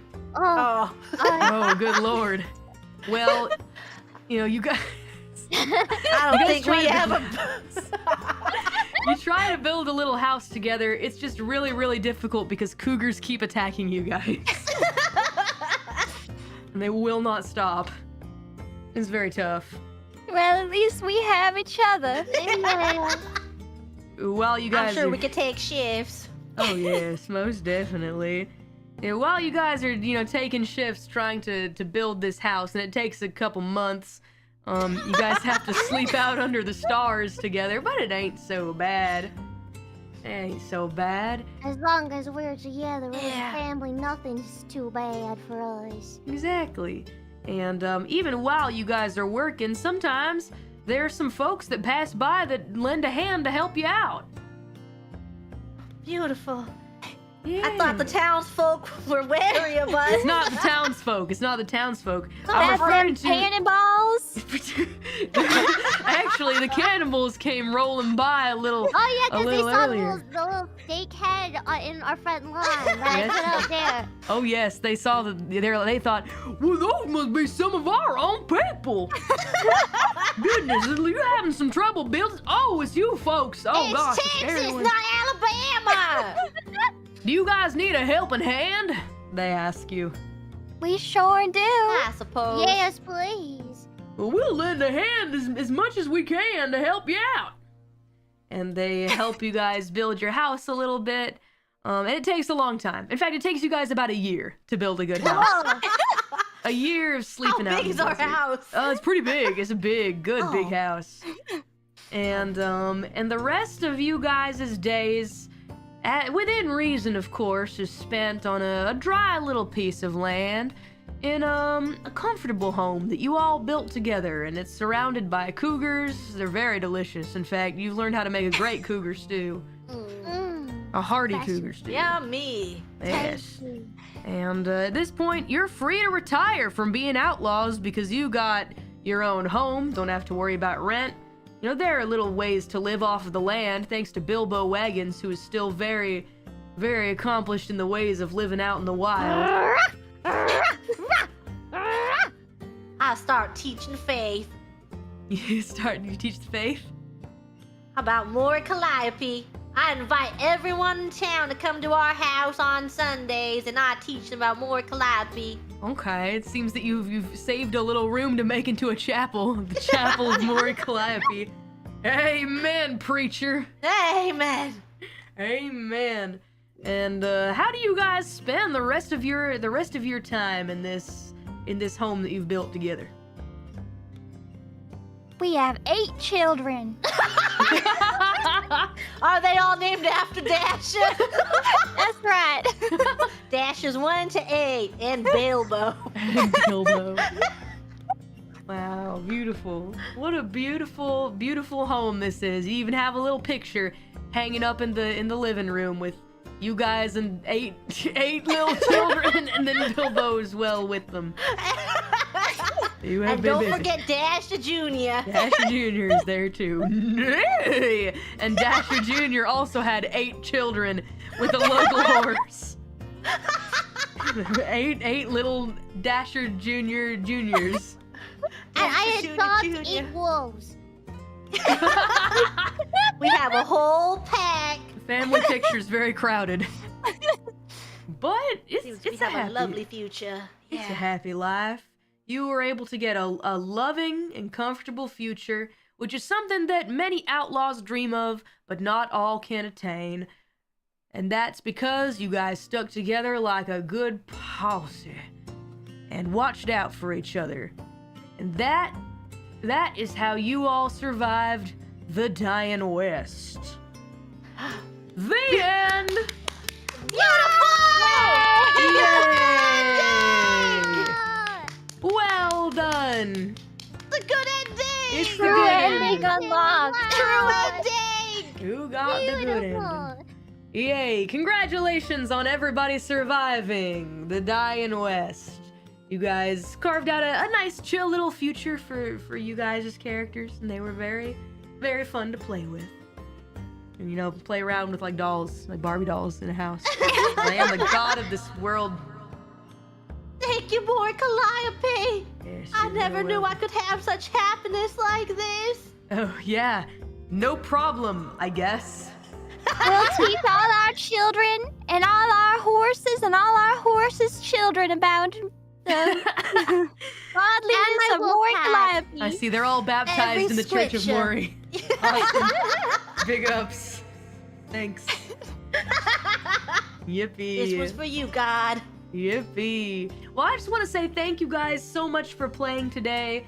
I had a great time with you guys. I hope that you guys also enjoyed your time together with me. That was Thank great. you, great. Thank you. It was like a fun. Yay. It was a very long session, as these do tend to go, but you know, it was full of action and adventure, and you guys were excellent role players. Thank you. I'm happy we got a good ending together. Yeah. Yes. Oh, thank Good goodness. ending. Because there are some bad ones. There are some bad endings that always await in the wings. But you guys genuinely got a pretty happy ending. I would say good job, since you worked together and did such a good job together. Thank you, everybody. Thank you for making time. And thank you, everybody, for watching as well. Really appreciate you guys watching along and having fun with us and all of your commentary. And it was very dramatic. It was a dramatic story.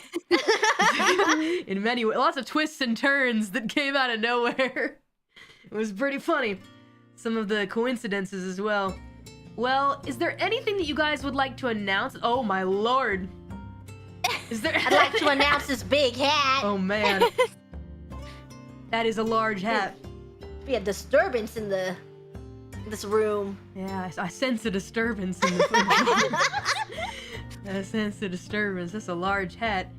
Anything you guys any streams you guys are doing soon that you maybe wanna let the good folks at home know about? No. What about Nothing. you? Me? Do I have to? Yeah. Do I have to? Okay, all right. Yes. Well, it's been announced. It's been announced on X, Twitter. It's Twitter. Sorry. It's been announced on Twitter already. But I am performing. I have a live show that I am going to be present at in October. It's in Japan actually, but I'll go ahead. It's very small. I didn't really prepare this, but sorry, I'm a bit of a dummy. So yay! I am the opening act for the Coke Studio Live 2024 on October 19th and 20th at the Saitama Super Arena.